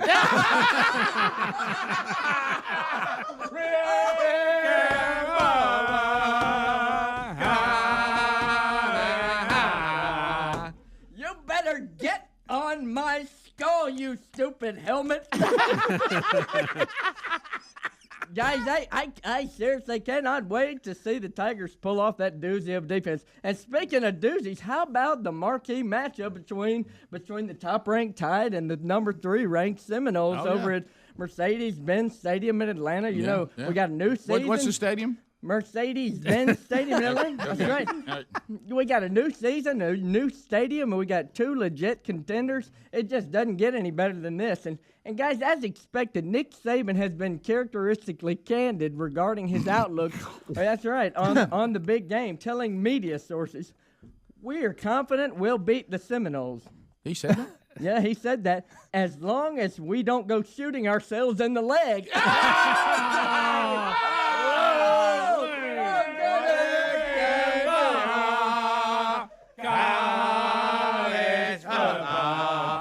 Shut shot to the thigh, and you're to blame, Raekwon. You gave the child a bad name. Oh, wow. Shot through the thigh. Wow. Raekwon Davis shooting himself in the thighs. Fired in something there. like that. Guys, speaking of self-inflicted wounds, we might as well talk about the old Mississippi Rebel. Oh, Speedy, guys, just stand down. Good. this is a program that's in more disarray than Hugh Freeze's motel room on a recruiting trip. That's awful. Oh, good gracious. I mean, just went right to it. Oh, my God. Guys, we all know the story. Ole Miss blamed former head coach Houston Nutt for their recruiting violations. Then Houston Nutt retaliated by suing the school for defamation. Right. The resulting investigation then revealed countless calls from Coach Hugh Freeze, cell phone to escort services throughout the Southeast. It's a really sad story, guys. Now I went to Hugh Freeze and asked him point blank if he blamed his downfall on the lawsuit or his own indiscretions. And Hugh Freeze simply stated, I unapologetically and unequivocally blame the Nuts. That's what he said. He said, they got me into this trouble. He said, had it not been for Houston and his wife, Diana, I'd still be hanging with Nikki and Crystal over at the Pony. Oh, goodness gracious. Houston and Diana,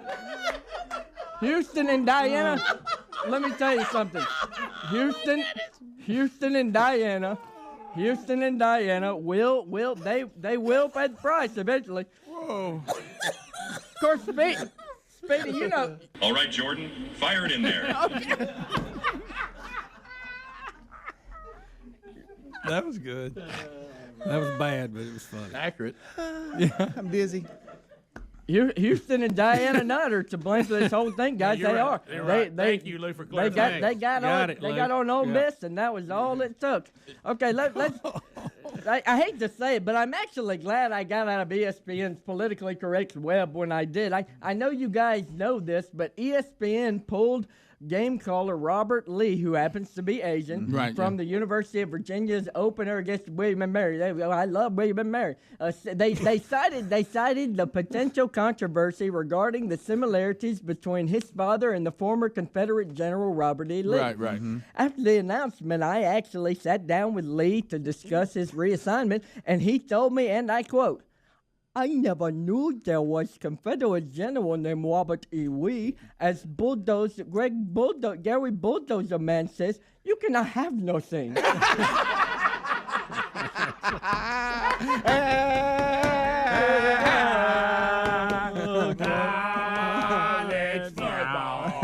Guys, fallout from the politically correct commentator carousel has also made its way into the NFL.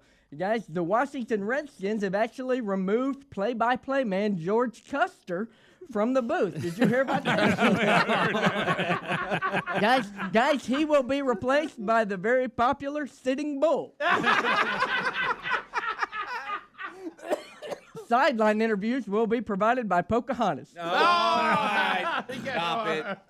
I'm an outlaw, out Cherokee, Choctaw. My baby says a Chickasaw. Oh, she's a one of a kind. Lou with a little musical interlude. Guys, our country has seriously lost its collective mind. We are living in a time when people are truly convinced that by removing statues, they're removing history, which is absolutely crazy.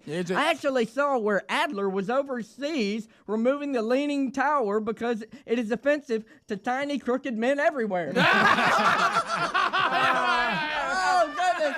No one's safe. No one is safe. Hey, look at that. Donald Trump Jr.'s in there looking at me.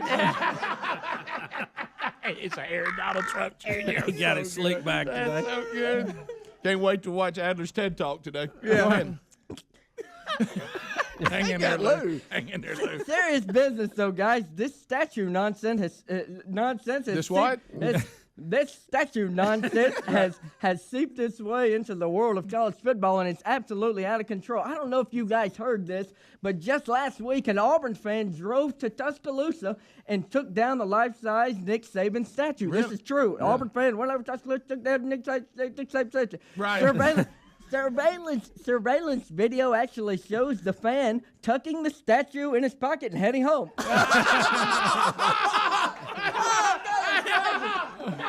Oh, my God.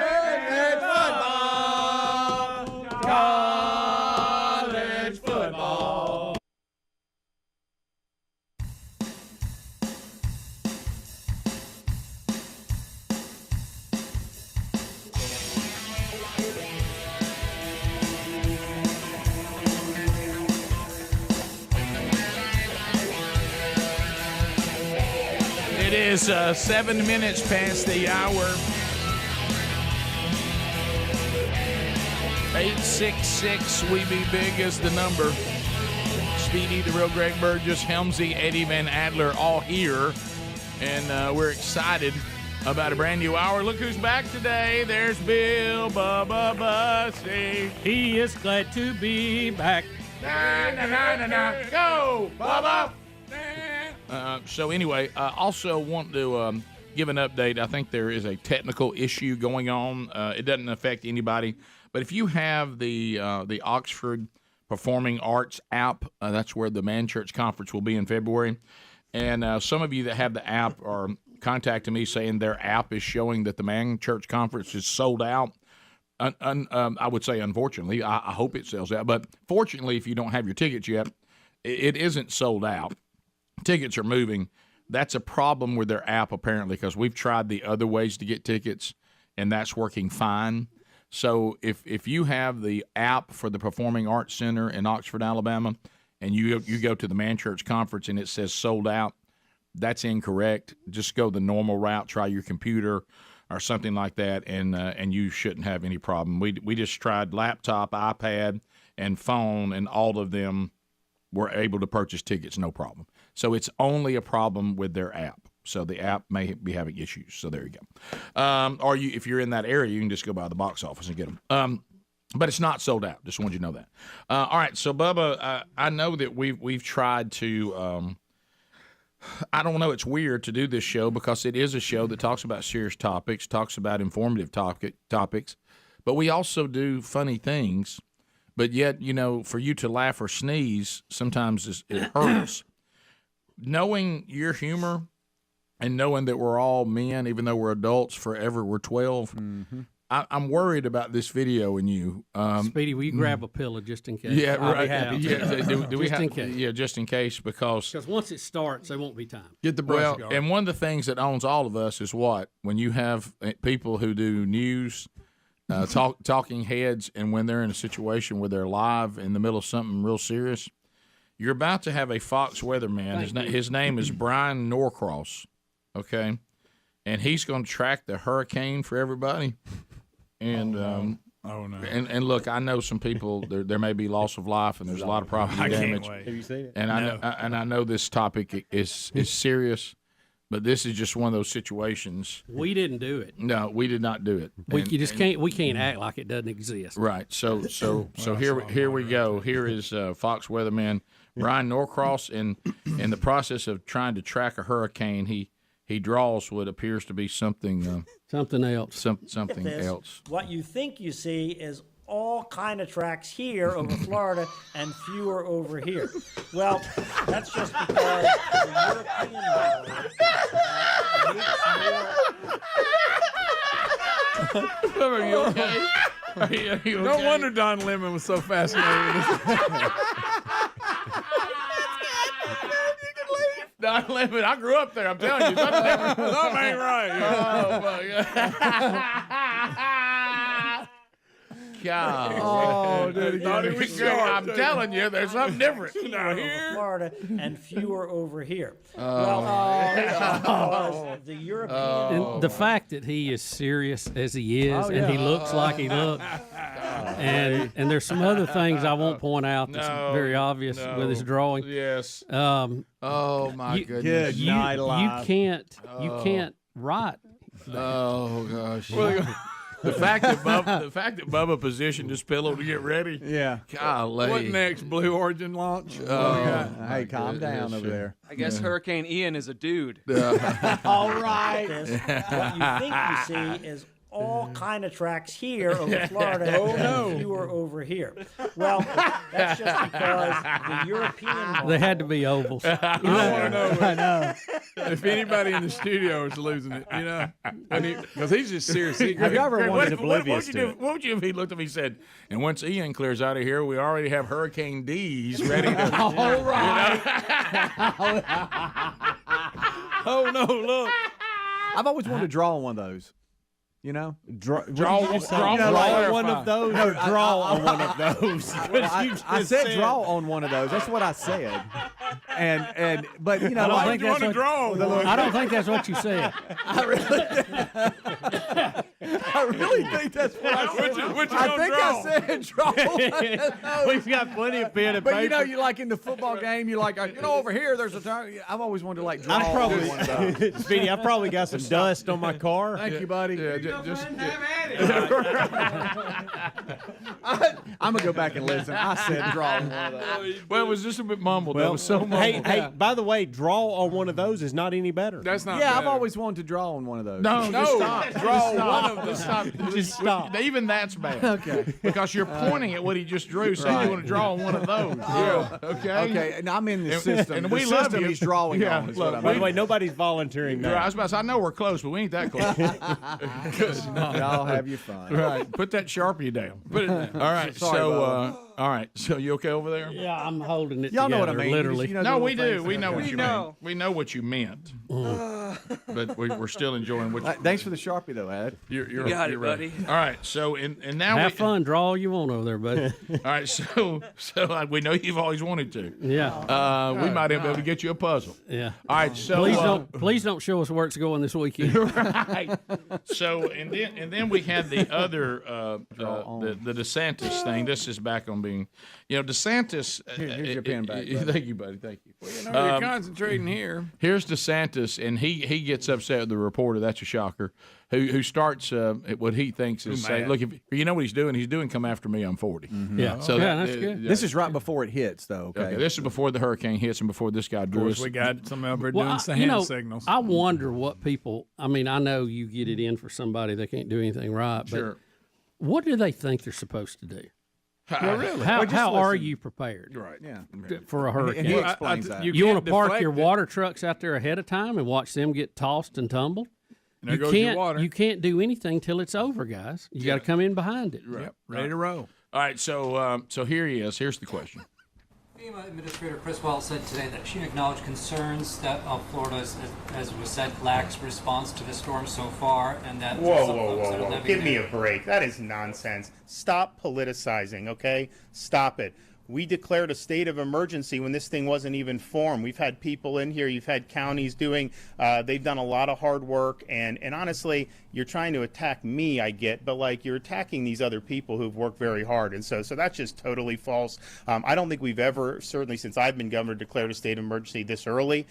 We made sure that we were very inclusive with it. We said that there was a lot of uncertainty, and we've worked to make sure the preparations that have been done and all this stuff, you talk to the people at the counties when they've needed something, stuff gets there very quickly because of what Kevin and his team have done. Basically, look, eat it. I know you're mad at me. I got it. You're looking but, for a second. Right, but you need to leave the people that are out there working hard alone. You guys just aren't ready. They can't stand him. I mean, they can't. The lady doing sign language. Again, let me go back to my question. She's mad while she's doing it because she's trying to portray Not what prepared. he's doing. Yeah. Okay, let's back up a day or two. What is the governor supposed to do other than have things ready to roll after the fact? Can't send carpenters in to shore up everybody's house. That won't help. No weather machine. George Bush took that with him when he left. That's right. Yep. What are you supposed to do? All you can do is what he said he did: declare an emergency so you can open up the funds. Come after me. I'm a man. I'm 40. You get assets ready to go, water. You get power companies to come in, be ready to go. They can't put a pole up with the wind blowing. Right. They're going to have to wait till it's all done, and it's going to be ugly and going to be See tore what up. kind of damage it got. They can't get to a lot of it. You're going to have to try to clear these roads off with heavy equipment. And a lot of them you're not going to be able to cross. I mean, we saw that bridge this morning, Span showed us. I mean, that's a major repair. We'll be back 16 minutes past. Rick and Bubba, Rick and Bubba.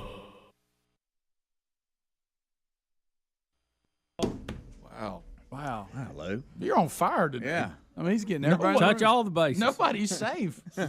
This is my first and last segment for this year. So There you go. Make it throw count. it off. Guys, another college football statue removal. That's just restarted.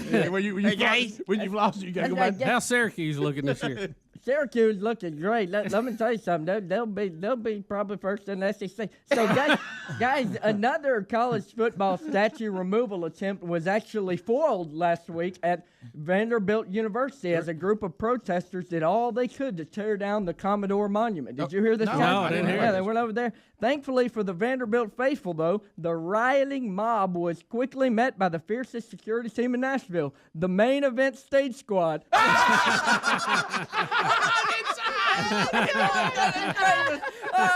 Let me take that backpack from you with a clock in it. Let me help you out of that. You went back inside. All right, Dr. Lou, what a great opening season report. Wow.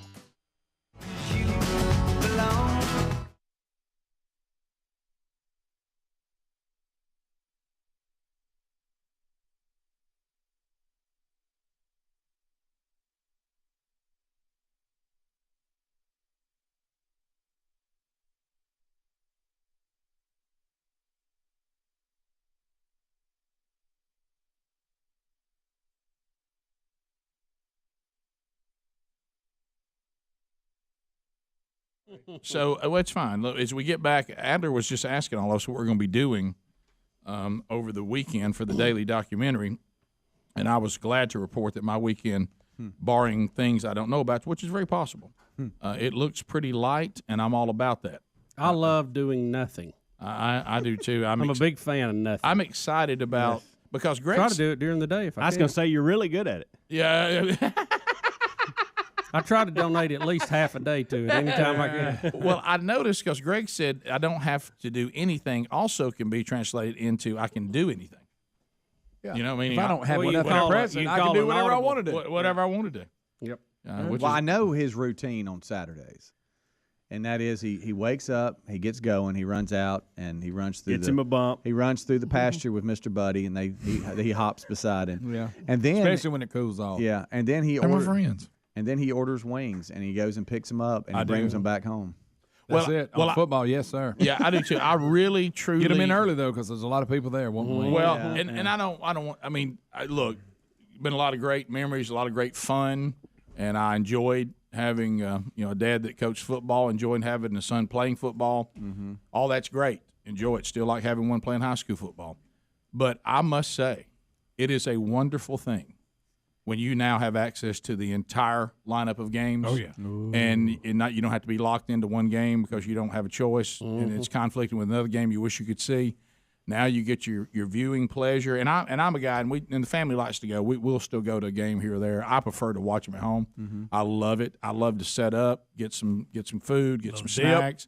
Get multiple TVs with different things going on, and just kind of ease from room to room, checking out different stuff. Snacks in all rooms. I enjoy that. Have you got that extra ESPN package where you get those out of market, out of conference games? I don't. But if I do, it adds to the. I may have it. I don't know. But now there's so many games on so many channels. You really. I mean, my goodness. You can start find a flipping game through, anywhere. and you just stop, and you're checking out each one a little bit. The game you started on's over by the time you I got know back. that's the thing. I think I might get the analysis paralysis. I like to go to the Sports Mix channel, and that is where they got like little windows like the Brady Bunch. I don't like and it's windows. all the games, and you can just choose what you want. Yeah. And then go, okay, I'm going to go check this one out for a little bit. I'm kind of like Greg, and again, maybe it's just because I haven't experienced it. I want to be clear on that. I usually am able to find the games I care about. Yeah. You know what I mean? And but if there's a lull, let's say it's a commercial break, Rick. Right. And both of your games hit commercial break at the same time. You're like, I'm going to look around. Yeah. I'll look around. I'll look around a little bit. I mean, they're my friends. I like getting up and game day being on early. Me too. I got me a cup of coffee, and there's game day. Yeah. Hey, game day, what are you doing? And the first thing I'm thinking about when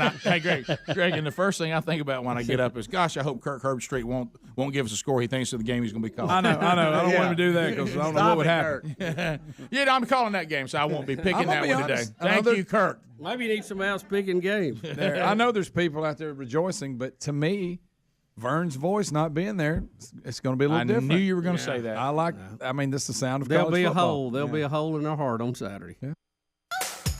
Rick and Bubba. Pass the gravy, please. Rick and Bubba. Ooh, it brings me to my knees. Rick and Bubba. I can't start another. Rick and Bubba. We're back 21 minutes past the hour. Rick and Bubba's show. We're back, and Bubba is back with us today. There is Bubsy. All right, so as we make our way back, a couple of things I want you to be aware of. And I'm telling you, I know there's awful weather that's happening tied to this hurricane, and we talked about that, and it is very serious. But I'm going to tell you something.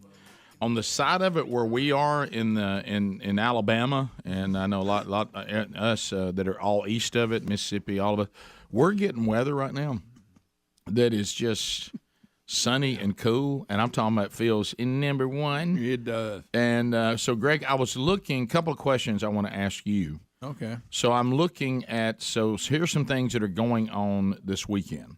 So Greg is going to be in Piedmont, Alabama. Bubba, did you hear us talking about maybe them doing a tribute to you at this run because of PID, where you started your radio career? Yeah, maybe them that have there a should be booth or some something. acknowledgement of that in Piedmont. Mr. Greg, Allen's going to fire the starter pistol. Will they be there covering it? Do you know? I hope so. Let's go for a give me a run. shout out. Yeah, well, we're trying to be very careful because, like, I made a mistake the day you were going to come back and try the last hour. I was promoting that. Mm-hmm. Well, some listener had sent me a picture of us from 1999. Yeah, and I saw that. realized I'm having to be careful on these kind of things because people think that, oh, so it's over. Right. You know what I mean? Right. And I'm You like, gotta- no, you I gotta tread don't mean it that way. I'm just saying that Bubba's coming back today, and here's a picture a listener sent us, hey, Bubba's back. Look at them guys. And then I realized, and I looked at it, and I said, my gosh, it looks like a tribute.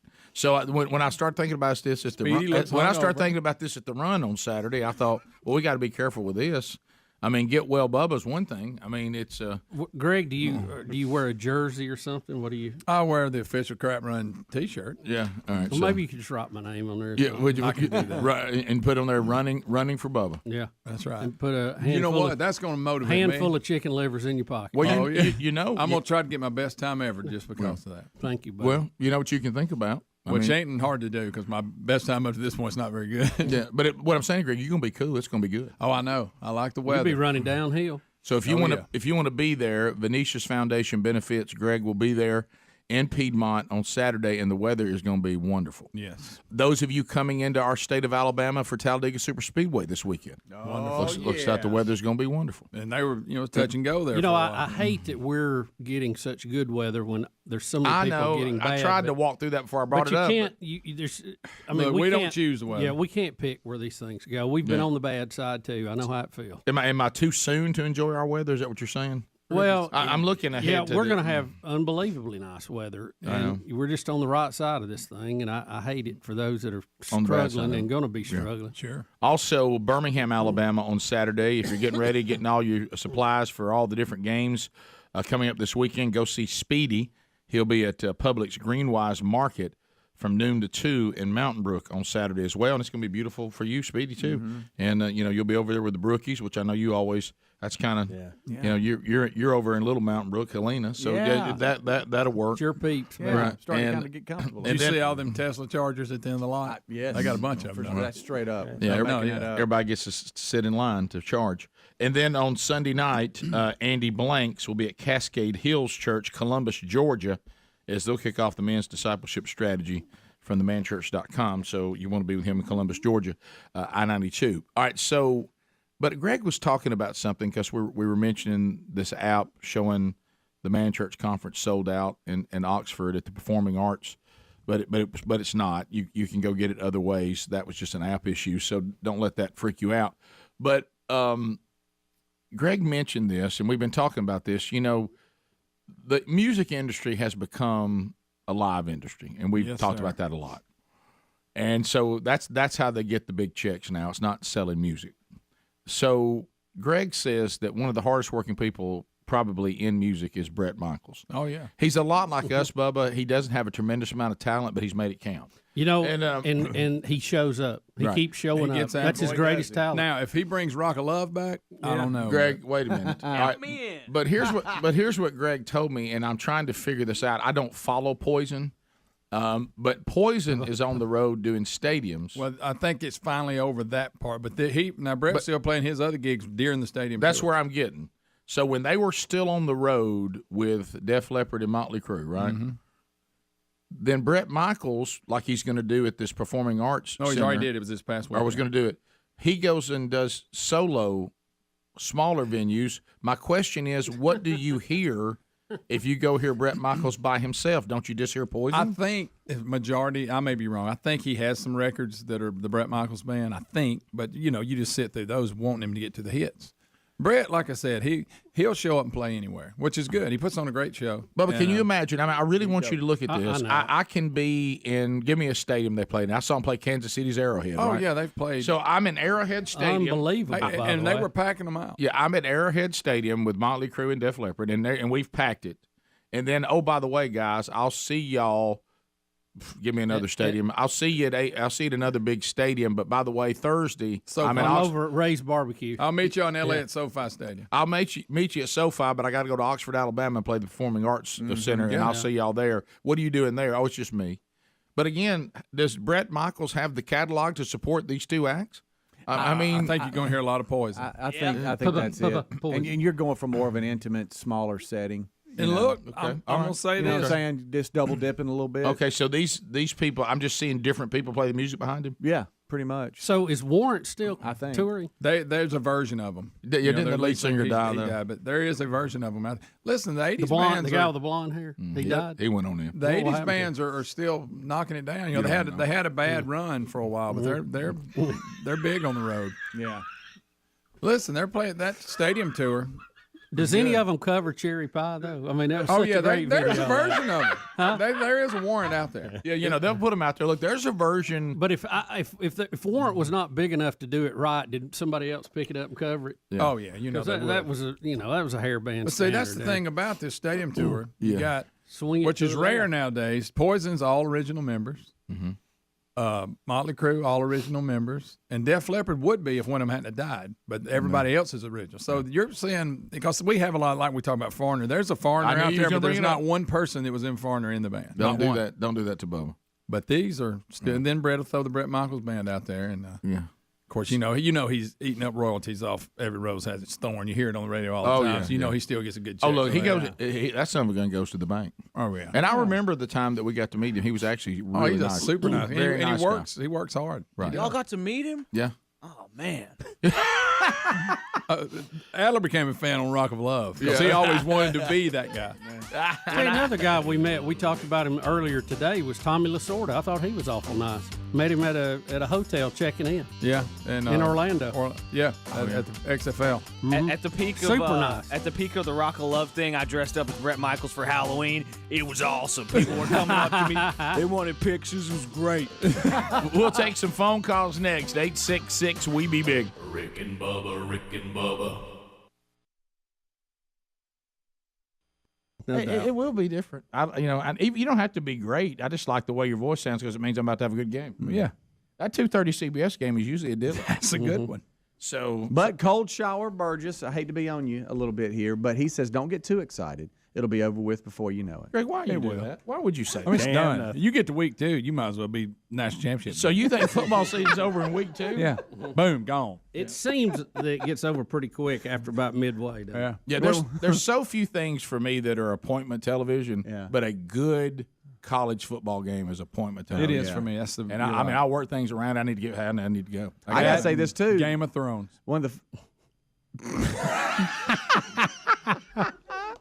One of the favorite things too is Rotel dip. Get some Rotel dip. What are you kidding? Get it going a little bit. Why do we only do that during football season? I don't know. It's like turkey and dressing only on Thanksgiving. Well, that's like people that claim they can't eat chili unless it's cold. I eat chili year round. Yeah, me too. I don't care. I love chili. Got to be cold. What's it got to be cold for? Get you a good old grilled cheese and drag. Because I don't know about y'all. Now you talking about. I'm normally in the house, which is heated while I'm eating it, so it really doesn't matter. No, you're right. We act like we go outside and eat chili and it warms us up. I know. You're right. Thanks, Greg. I need a jacket. I need a bowl of chili. Greg, and a hat. Greg, I got to have chili around the campsite. We're not sitting around the campsite. We're in the house. We're inside. It's July 17th, my birthday, and I'm eating chili. You know why? I got a dog watching with me. Air conditioning's on. Yeah, I'm already cool. I don't need chili. I'm good. You know what I like too, I don't eat this a lot because it's not something that Sherry has ever made before. But I love a good Brunswick stew. I like a Brunswick stew. Now they're not all good. Some of the recipes are not good. Some are not. Some too ketchupy. Hey guys, I don't want tomatoes with vegetables and barbecue in it because see that's vegetable soup with barbecue pork in it. That's not Brunswick stew. Mm-hmm. You're right. I mean, it needs to have a little bit of a beef stew direction. Yeah. With the pork in it. In it. Let me ask you a question on You're Boston right. Butts, if you don't Win it. mind. In it to win it. All right, on the Boston Butts, do you crock pot it or do you smoke it?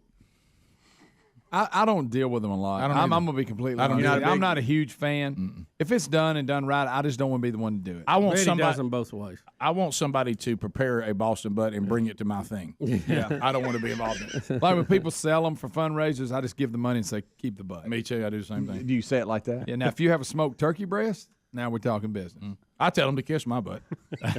Kiss my butt while you give it to somebody else. I'm about Boston butt for me. Okay. But I know y'all are down on the butt. No, I'm not. I mean, I like it. We've had 2 in the last couple of weeks. Terry's been all about it. Fundraisers. You had to buy them from people you got obligated into. I think that's we declared we're going to start smoking them though because we've done the crock pot the last couple of times. I'd rather have barbecue chicken. I'd rather have a steak. I'd rather have a tenderloin. You know what I like? I'd rather have pork chops. You know what I like? Everything that's been mentioned. Bubba, you know what? You're never disappointed when you go through that. No. Oh, gosh. Golly. You give me some of that Polish sausage and let me grill it. I mean, cook it while I'm grilling and eat it while I'm out there and nobody knows about it. Yeah. Well, and I think I want to make this point before the break because I know you are 100% on this. You know, if it's not football season, you know, and you need to spend time around a table and all that, what I don't like is when somehow a normal meal is declared a sit down at a time. Here's all the meal at one time. Eat it now. Remove it when football games are on. I want food to be around all the time. Yes. Yeah. I want it on all the tables. I want to walk by and get I want Just a graze. graze. I want a graze. I don't want to. I love the eating. The graze. eating starts now and ends. I don't No. want that. It needs to just always be out there. We're grazing. All right. I want to go get by and get another bowl of chili when I feel like it. Right, when I feel like it. Ooh, Don't there's put some it- Cajun mix. Hey, great. Don't put it up. Is that Jack mix? Yeah. You know, don't put it up. Is that Rotel over there? Leave it out. Yeah, sure, it's burned around the edges. I get it. It's been out forever, but we're still in. Yeah. Did we forget to cut the hamburger dip off? We did, and now we got a little cheese around the side. And it's bubbling in the middle. That's fine. You know what you do? Don't put that up. Get a spoon, scrape that side. Oh, I love burnt cheese. There's no way you Mix can eat it more back than that. in. Oh yeah, I love it. we'll be back.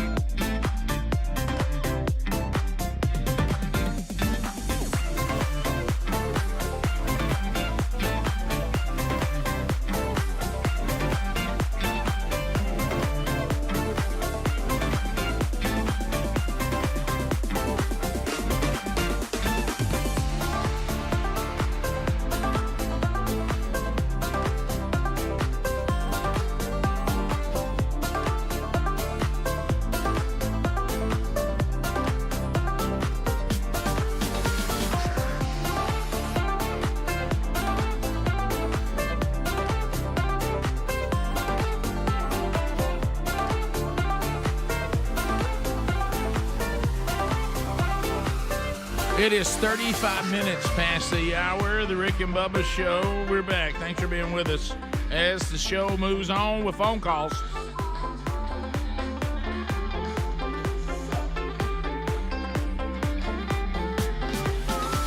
All right, so to the phones we go. We'll start in Greenville, Alabama. Jacob is standing by. He has been waiting patiently. Jacob, welcome to Rick and Bubba. How are you today? Hey, guys. How y'all doing this morning? Fantastic. All right. So I don't know if y'all have seen it. I started listening later this morning than I usually do. But did y'all see where Biden asked if the dead representative from Indiana was at one of his conferences? Yes, we did. Yeah, we covered that earlier in the show. We did quite a bit. Oh, yes, we did. Yeah, that's sad right there. Well, I mean, how much longer do we go on? We even went as far as to say how how bad must you feel if you're Kamala Harris? This is a quarterback that can't move the ball. You're the backup quarterback, and everybody's like, do y'all just think I'm terrible? Yeah, should we make a change? No. I mean, none of us are excited about that, but I mean, this says a lot about her. Yeah, it does. So, it's sad. We did cover that earlier, sure did. And even the reporter who had the great line about John Lennon, all that we covered. So. Okay, I got you. Well, one more thing I wanted to ask you about. So I was scrolling through Facebook the other day, and, you click on one video, and that just shows you video after video after video. And I got into this one video. It's a dating show, and two people sit down, a guy and a girl, and if you don't like the other one, you click the red button in the middle of the table, and a new one comes in. So it started out with a guy and a girl, and then the guy hit the button, so a new girl came in, then the girl hit the button, and a new guy came in, but the guy was wearing a wolf suit. And he identifies as a furry. Oh, not that furry bunch. That furry bunch is weird. Hey, look, we've seen Stay away from the furries. You know what I was thinking about? You know how I'm warming up to, take on a wolf? What if I just took on somebody who thought they were a wolf as like a warm-up? Yeah, just to get loose. Yeah. Did I miss that? Yeah. About Rick thinking he can beat a wolf up? Well, You've seen how big they are, right? There was a list of animals that people were... Their peak's about 185 pounds. Where would you stop on which you didn't want to have to fight? I stopped after a rat. Well, what happened is when you weren't here, there was a list, and they ranked, people in the United States and Great Britain. How many of you think without weapons could fend off and defend yourself against these animals? And it went down. Right. And everybody left in here at kangaroo and wolf, because everything underneath it, you get the chimpanzee, it's over. Okay, and I said I think I could get through a kangaroo and a wolf. No, we're talking hand to hand. Yeah, Rick claims he can beat a wolf. And then it turned into everybody concentrating on the wolf, and so I said I really think I could take a wolf, and that's been a running theme now. And I don't realize how big a wolf is. Well, I just told you I do. It ain't as big as me. Well, Rick, no, but it's got teeth and claws. So do I. Huh? You think I wouldn't go absolutely bonkers? You growl at me and then them growl. Let me tell you something. It'd be a tough fight. I'm warming up. By the way, you wouldn't believe those canine teeth. Yeah. Hey, let me tell you this though. You would not believe, because I'm trying to warm up. I defeated a Dotson yesterday. Watch out, they're rough. I mean, he never had a chance. I had a couple of Dotsons. Where do you get after you? Yeah. Well, just kind of. I'm actually setting up these matches, working my way to a wolf, and that one was over quick. And the Dotsons are mean. I have What's next on your schedule? I got a golden retriever Thursday next week. Rick, don't let him get you in the water. And I'm working my way there. I think at some point, almost doing apples and apples, I'll have to take on a husky at some point. Oh yeah, I know they're smaller, close. but it's still kind of the same look. You got a wolf look, right? And just like a mini and version. Still trying to find somebody that has a coyote caged, but I haven't been successful yet. Yeah, see, we look at the coyote. I think you could take him. Oh yeah, that's. I mean, now he's gonna eat. He's gonna bite you up. Oh sure, yeah. I got in some fights growing up where somebody bit me. That's true. I mean, it's not like I haven't been bit. You don't before. come away, a lot of time without a scratch or a bruise. Eric is camping right now. Big old shiner in Talladega. Eric, go ahead. Yes, sir. I hope my phone's working good. It just started cutting out a little bit this morning. There's a few more folks rolling in here, kind of overloading the system. Oh, you was definitely right. The weather's just outstanding here today. 96 model. Been listening since 96. How about that? Thank you, man. I appreciate that. Went to work for the state. Let me rephrase that. I draw a check from the state's what my friends always tell me. Well, Greg's been accusing Bubba and I of that for a long time. Yes. Drawing a check and working, not the same thing. But I understand, too, that they've said that anybody who's coming up from the hurricane, if you don't have a place to stay, Talladega has offered their campgrounds to you at no charge. Yeah, and they got a lot of and it's beautiful right now. So let's continue. Let's go to John in the great state of Florida. John, go ahead. Yes, sir. So the meteorologist talking onto the drone on the board. Yes. So the best part about that, at the end of his drawing there, he goes, "This is the European model." That is funny. That is good. That is very funny. That slipped by. I didn't catch that. Slipped right in there. Well done, boy. sir. That is funny. She's my cherry and pie. he was correct. It was not the Jewish model. Right. Todd, I'm here all week. Todd in Birmingham listening to ZZK. Todd, go ahead. Hey guys, actually, Bubba staying, and actually, I've been listening to you and still praying for you. I've been listening to you guys off and on since about 97, 98 when I got out of the Army. And man, I mean, you just got a great show. Thank you. But what I wanted to mention to Helms is, Helms, what do you think about? I know you're fine with the steroid guys. And yes, you made a good point this morning about a round ball and a round bat. However, if you're on steroids, you don't have to get all the ball because you're stronger. So you can actually hit it and knock it out of the park. But I wanted to ask what you think about that as opposed to like Pete Rose, because they're counting the steroid home runs. But a guy like Pete Rose, who had the most hits, they're not letting him in the Hall of Fame because he's a moron and got caught betting. So I was just wondering, Helms, how do you feel about that? Yeah, how do you feel, Helms? Well, I think Pete Rose ought to be in the Hall of Fame. I do. I think we should have put that to bed a long time ago. We can discuss it. It could be a big debate. We could exchange back and forth. The audience members feel different about it.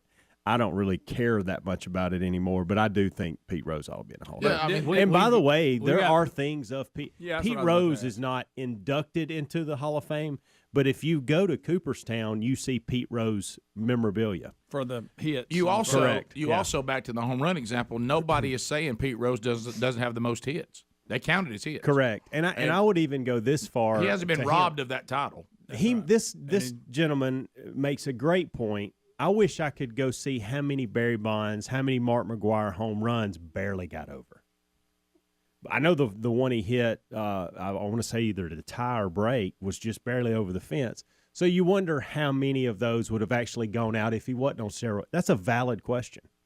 I don't know the answer to it. Don't know how to answer it. He still would have hit a lot. But he still would have hit a lot, but would he have broke the record? I don't know. I bring this up every time, and I could be not educated on this, and I acknowledge because I'm not a baseball expert as far as the inner workings and the different eras. I don't follow it that much. I don't have memorabilia or any of that stuff, so I'm not an expert on it. But am I not correct though? And I too believe that Pete Rose should be in the Hall of Fame. So don't misunderstand me. But am I correct that what Pete Rose did was actually written down and clearly a violation of baseball rules? Yeah. Yes, and 100%. And the steroid guys were playing in an era where the baseball did not have steroid policy. Correct. Is that correct? Yeah. Now, and to me, if that's correct, that is also different. But now, anabolic steroids were illegal. They were right, and just to use. They just didn't. They didn't test that back then. They didn't care. Guys, we've showed the commercials, and I think they were some of the best. Yeah. Braves were involved, Maddox, Glavine, right. And they were talking about, hey, chicks dig the long ball. We were celebrating all these home runs, and so everybody was doing it. And listen, I don't want people to think that it was just a random few. There were college players on steroids. There were minor league players on steroids. There was an era in baseball where you felt like you had – I had guys on my team in college that felt like if they were going to keep up the pace – it was a requirement. This was rampant through the minor leagues, rampant through the major leagues, and yes, pitchers did it too. I just say, hey, it's a steroid era. Right. It's what baseball gave us, and we just have to deal with that. Right. Have we ever had like really concrete evidence on how much stronger it made you versus recovery time? Great question. Yeah. The recovery time, I think, is probably and that's where it helped the pitchers. I think that's what they wanted it for. And aging, we talked about this morning too. There's a reason it's been 20 years since somebody's hit 61 home runs. Because once they cracked down on it, all of a sudden, we had two guys doing it in 1 year, way above it. Then you had Bonds come up behind that. Once they supposedly have shut this down, you haven't had Aaron Judge is the first one to do it. It's been 20 years. Go ahead. Yeah. Well, I'm just saying, I say this all the time, but I mean, you have to just look at the eras. I know we like to comparing everybody, and you said that, Helms. I think you're right. I mean, you look at football. There was a time when offensive linemen had to block like this, and I'm putting my hands together, couldn't even use their hands. Now, do you think it's easier for me to get on the edge off the end and sack a quarterback when the blockers are doing this versus when they can grab my chest protector on my shoulder pads and hold me. Yeah. If you had the blocking the way it used to be with the athletes you have now on defense, you couldn't block anybody. Receiving yardage, when we could bump and run and they could hit you and all the way down the field. all the way down the field versus they can't even touch you. You don't think those things matter? They do. Speaking of Hall of Fame, I did not know until this morning. This is completely on me, but I thought I would have known this. Roger Maris is not in the Hall of Fame. Yeah, because his overall stats are not Hall of Fame worthy. He hit under 300 and didn't hit that many home runs compared to most Hall of Fame hitters. I didn't know that. How about that? We'll take more of your phone calls next. Rick and Bubba, Rick and Bubba. Lance, go ahead. Hey, I appreciate you guys giving me enough time during the break to go through my freezer and find my T-bone at 9:30 in the morning after that talk y'all did. Yeah, get you hungry, doesn't it? Get you hungry. Hey, Bubba, Apple has a new feature on their ESPN app on their TV that allows you to split the screen up to 4 games at once. It makes them smaller, but it's a pretty cool new feature. Yeah, I'm like Speedy. I like that mix channel where you can just look and put the audio on whichever one you want to. Can I say this? I don't like split screen TV. It did bother me. Well, the good news, no one will break in your house and make you watch it. So. No, but I'm just saying.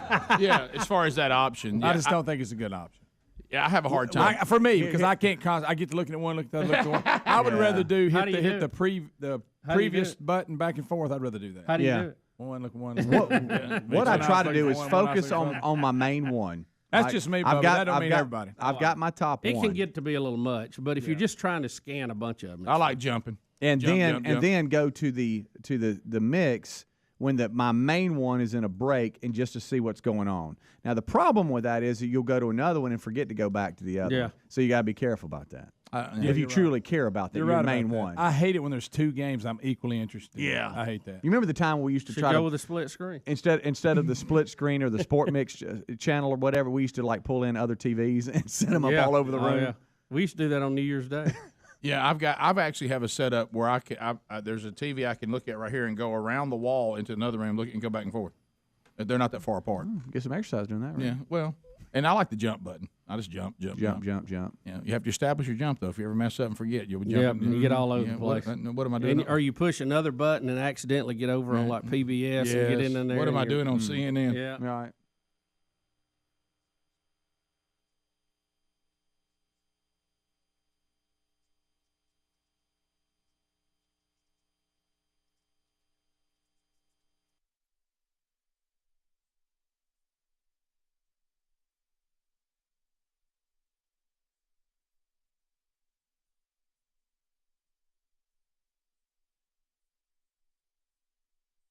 It's that jive talking that gets in the way, baby.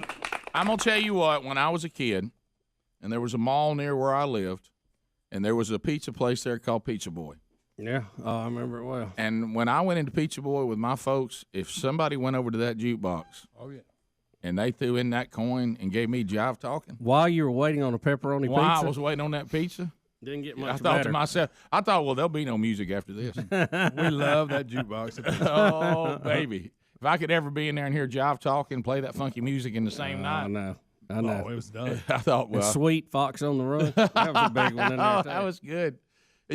And I think about guys seriously, and I know you don't know it when you're just a stupid little kid, which is really good. It's actually good.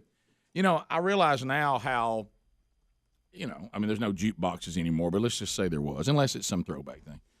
And your kid came over and said, "Hey, Dad, can we have Hey, Dad. Can we have a quarter?"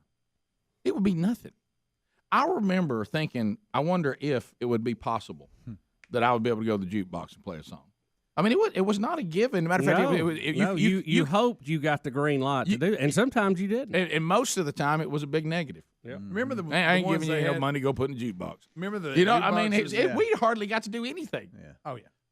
You remember the ones that were on your table in certain restaurants? You had your own personal jukebox? Yeah. And they would flip the pages. Oh, yeah, absolutely. They still got that at Johnny Rockets. Yep. I started to say, that's they've brought that back. A little throwback. But it's got to be a throwback. Yeah, it's a throwback. Back then, it was normal. You remember, and the big ones, it would roll, the little arm would pick the record up. Oh, yeah. When we were in school, now that times have changed, we had a jukebox in the lunchroom. Mm-hmm. Really? Oh, So yeah. we didn't have early. You walk in there. And They did away with that. You remember, Yeah, we we were were- in middle school then. They did away with that. Y'all were a little uppity there at Oxford. Sure. We didn't have well, that. like I said, to all people from Calhoun County. Everybody couldn't go to Oxford. Now, we did almost have the uprising of about, I guess it was about 81, 82 when the German kids were mad we didn't have a beer machine in the lunchroom. Yeah, well, see, y'all had your own controversy. Yeah, that was that. Ours was Fort McClellan influence. Yeah, we had a military base close by, so we had a lot of kids come out of the military, and a lot of them had come from Germany. Right. Some of them were Americans that had been in Germany or German kids who were, born with American service people, and I tell you, they could not fathom. I remember hearing the discussion. They just could not fathom the fact they could not have a beer with lunch. Right. Well, we couldn't have a Coca-Cola with lunch. No, you couldn't. It was white milk or chocolate milk. Golly. I don't want to be racially insensitive, but that's what it was called. Yeah, that's true.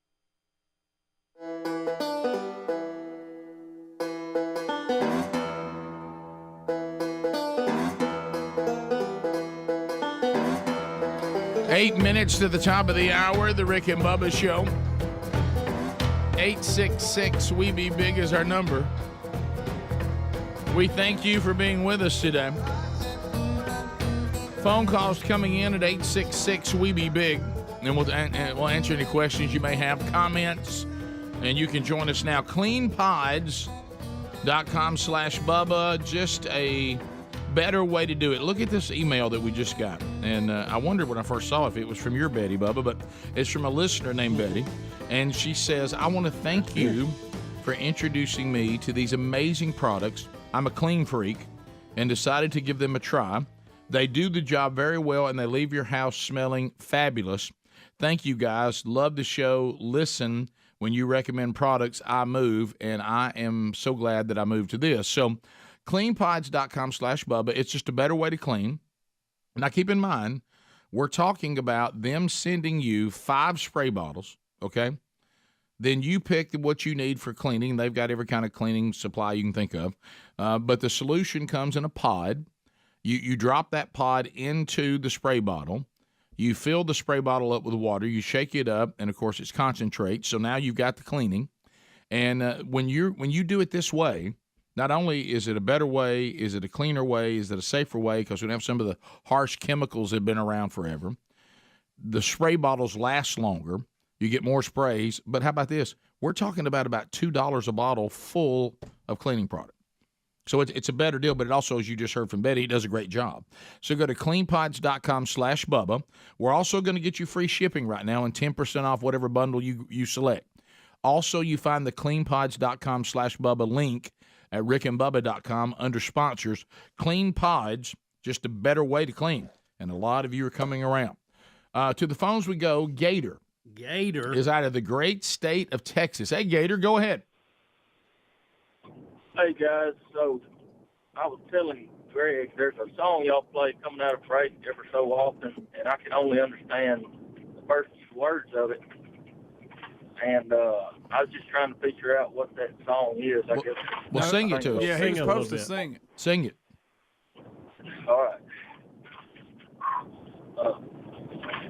Cleaning the wheels on, smelling like a rose. Oh, I got it. Okay, yeah, but that's very good, Gator. That's not bad. Yeah, Gator turned it up. That is the Black Crows, and it is, what's that one called, Greg? That's Twice as hard. Twice as hard. Yeah, Black Crows. Black Crows, twice as hard. As the first time. All right. Gator, that was really good. Would you sing it one more time before we let you go? Yes, sir. Okay. Cleaning the wheels on, smelling like a rose. That ain't bad. That's good, Gator. That's really good, buddy. Thank you so much. And, hey, you found out your song, Black Crows, twice as hard. All right, I wasn't ready for him to sing. Jeff in Birmingham, listening to us on WZZK. Jeff, go ahead. Good morning, guys. Bubba, glad you're back. Thank you, sir. So I got some real data for you, Rick, on that wolf thing. I think you can handle it. I do. I really do. Some family members of mine had a very large German Shepherd, and I don't think like dog laying over in the corner, fat, old. This dog, think police dog. Understood. And they've got it in a kennel, and they're actually in a situation trying to figure out what they're going to do with the dog, it would just pace back and forth. Anyway, they have to go out of town. My brother, he's less than 6 foot tall. He gets a call, hey, the dog's out. Can you go take care of it? So he goes over. The dog attacks him. Yeah. Gets him several times. And my brother picked the dog up right behind his ears by the neck. Yeah. Held it off the ground bodily, went and threw it in the kennel and closed the door. Yeah. Is there any way I could? He's nowhere near as big as you, Rick. That's not a wolf. Hey, let me ask you this: is that dog available for like some training? No, he's dead. I'll tell you how bad he is. He's dead because he's been put down for biting somebody else. He was a bad one. Well, that would have been helpful. What about when your buddy gets you to go feed his dog while you're on vacation and it's a dog that bites? Yeah, that sounds like our friends. Yeah, I mean, man, really, go feed that German Shepherd of mine. Yeah, but that's the whole thing. If I can wear yellow when you go, if I can get my hands on him, and crush him and throw him down, you can make that happen. And again, remember the goal is just to break the will of the predator to continue. It's not like I stand there with my foot on him and the wolf's dead and I'm alive. It is the wolf says, "Hey, I'm out. You're not worth it." Yeah, I got you. I always refer to this dog as a black and tan timber wolf. That's how bad he was, and so that's what I'm saying. There's you some data, Rick. Well, I hate that dog got put down because that would be a sparring partner. That's what I need. I would like to see you in a spar match like that before. Right now, I'm putting my money on the wolf. Oh, I understand. I would too. I'd like to see you. I would go a few rounds. Yeah, if I was in y'all's position, I would. Because they take down some pretty big animals. You got by the dots. They do. By surprise, though. But it's usually sickly. Right. Go after the weak. It's usually the young and the sick, but or the old. The Cowboy, welcome to Rick and Bubba. How about it, buddy? Good morning, guys. Hey, Cowboy. All right, Rick. You think you can take a wolf? I do. Put this in perspective. I do. The average human bite is about 120 pounds per square inch. The average wolf is about 400. But Cowboy, you just said you don't plan on biting him. I'm not going to sit there and let it bite me, Cowboy. What am I an idiot? I mean, when you get that'd be like me saying, "Hey, Mike Tyson, I'm going to stand here, punch me in the face." Yeah. How about this? I believe that you don't know about my bite, Cowboy. You got no idea how I can bite. I mean, I'm gonna go absolutely nuts. I mean, you ain't never jab those eyes out. You ain't never seen me stirred Shove up. your fist down his throat and choke him, Cowboy. Rick. I'm just getting elevated. I'm ready. I noticed. That's me Rick, working you can't myself. talk to Cowboy like that. No, I like Cowboy, but Cowboy thinks I'm gonna sit there and let a wolf bite me. Well, if he bites me, I'm in trouble. That's part of my defense. I can't let him bite me. Yeah, that's step one of him taking you down. Yeah. I mean, hey, I'm going to fight Mike Tyson. What you going to do first? Stand here and let him punch me? Oh, hit me right in the nose. I mean, what you of course, the bite is the whole thing. It's not a good plan. Yeah, what an idiot. Yeah, come on, man. If you're going to fight a wolf, you don't let him bite you. Everybody knows that. Rick and Bubba. Let's just call it milk. Right. We'll get into. Isn't that funny? It is. Talking about different cultures. It was. I mean, you had the influence of a military base, and we had a jukebox. The look on their face when their principal explained to them, not only could you not have one at lunch, you can't drink it all in Alabama because the 19. drinking age was like 21 or 19. whatever. It was 19 at the time. It was 19 then. You realize we were in the 19 years. Yep. Drinking age used to be 19. It changed. 1-9.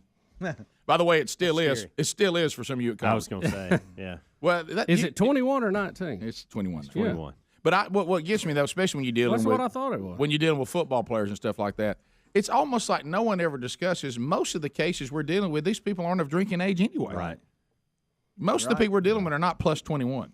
I mean, sometimes they are, but a lot of times it's like no one mentions. They're breaking the law. What were they doing in the bar to begin with? Right. What were they doing with alcohol? They're 20. They're 19. Yeah. So that part, it never gets discussed in the stories. So anyway, we'll much to do. Your phone calls will be part of it too, and we've got a number of stories. I'm looking to see. All right, I don't see any headlines that there's been any monuments tore down overnight, but we'll see. They may be there. We'll get into. They're after Kid Rock now, Rick. Are they? Okay. Well, we haven't played this theme music in a while because we all had finally lived in a time period that it seemed the scary clown phenomenon was over. But oh no, now police in Pennsylvania are saying it's back because Stephen King's movie It is now about to be released, right? And yes. And he has a scary clown in this movie called Pennywise that terrifies communities by coming up out of the sewer as a scary clown. Is that right? Yeah. And now the Pennsylvania police saying they're starting to see people putting red balloons over the sewer lids. Right. Or are they little sewer things? They had to remove the balloons, which were tied to the sewer lids. Yeah, and the practice was seen in the horror movie It, as you described, and so it's even freaking out the cops a little bit. They're like, "Oh boy, what's going on here?" Can we? People are tying balloons. Hey, hey, can we? Yeah. Can we move on? Please tell me we're not. Pennywise isn't real. Right. Well, tell me we're not going back into the scary clown thing again. Well, I hope the public does not allow these clowns to get loose again. Because the majority of the sightings weren't even real. Yeah, Greg, you're right. A large majority. Everybody wanted to see a clown. I saw a clown. You said that there was one kind of close to you. Yeah, where I live, the family claimed they fought clams in their yard. Yeah, they did not. Yeah, they did. The whole family was even fighting the parents clowns. were in on it. Even the parents was acting. They were telling that story, and everybody was looking. Going, no, that didn't happen. It didn't. You're all crazy, every one of you. Right. So they claim they. Betts was back. So there it was a group of clowns like a pack of ninjas. This was back there in the clown yard. Scare. This was during the clown scare of a year ago. Greg, I want to be sure I have this right. The 2016 clown scare in your community, not kids, not teenagers. No, they were in on it too, but the parents were with them. An entire family, including the parents, claimed that family fought a gang of clowns in the yard. Came out of the woods. In their yard. And the son injured one. And he was bragging everybody. And it was all complete. So your yes, it was made up. Nobody believed it even for 1 second. Not one person believed. See, you know why? Because it was ridiculous. How many were in the gang of clowns? I don't remember. That shows y'all how messed up families are now. But you remember when we were having? Can you imagine them going through the woods in big shoes? Oh gosh, a whole bunch of them. They ain't gonna sneak up on you. No. Well, my mom and dad would have said, if I hear of y'all out lying about fighting clowns or dress up as clowns, they would never say, "Hey kids, I'm in." Yeah, I'm gonna back you up on this clown thing. Yeah, I tell you what, if I can get a reporter out here, I'm in. Let's all make something up. Y'all remember it? It was out of hand. Yeah, no, I remember it. Yeah. Why this Pennsylvania town though? Does it say? Maybe I'm out of it. They found 20 balloons on different sewer crates. Evidently, you got somebody in that town that's really into them. I guess so. Yeah, I can't even pronounce the town. I'm not real scared of a balloon on a sewer grate. That's just me. Yeah, it's Lititz. Not very scary. You know, I do pop it. Lititz, Pennsylvania. I'm not saying. Yeah. I'm with you now. I'm gonna tell you what. Now, Rick, you know what I do if I see one? One of those balloons. Now, I do not want to see somebody dressed up as a scary clown. I'm gonna be real about that. And somebody Look, take his bag of balloons away and beat him over the head with it. Did you say take away his bag of balloons and beat him over the head? I don't know if that'll hurt him. Yeah, balloon bag. It's a clown. Yeah, that's true. You never know. Death by balloon. But what if he shoots water at you out of the flour on his? Well, you got a fight on your hands then. Right. Game on. So surely this isn't going to dock that plastic take his nose. horn away and hit him with it. Dock that plastic nose.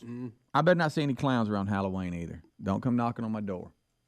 Many people can dress as clowns. I mean, I don't want them around. I don't like clowns. I don't like them. No, they don't bother me. I don't like anything about them. I don't like the mean-faced clowns. I don't have a problem with a clown. I don't like this kind of activity. I mean, give me a happy clown, I'm okay. But you give one with like a mean frowny Remember look. them hip clowns we had from Ringling Brothers that came here and they turned flips in the floor and stuff. Now, that was well, it's how they act. Do they are they friendly? Are they jovial? Are they handing you a friendly balloon? You know, maybe a poodle made out of balloons. Right. If they come up with that staring at you and not moving, then we got a problem. Going. See, I think. If you do that, if you do that, I'm on. It's gonna be bad. If somebody said today to me, Rick, I can guarantee the rest of your life, good or bad, you'll never encounter a clown again. I'd be okay with that. Yeah, it wouldn't matter to me if I ever encountered one again. Right. But I don't. I'd rather not. I don't. I mean, but if I had to, I'm all right. Just not. I don't want to see scary clowns. You know. Especially a gang of them in your yard wanting to fight. Well, and then people trying to do pranks. This is the things that get people shot. Yeah, more like Greg said. Coming from Sweet Home, Alabama to the world.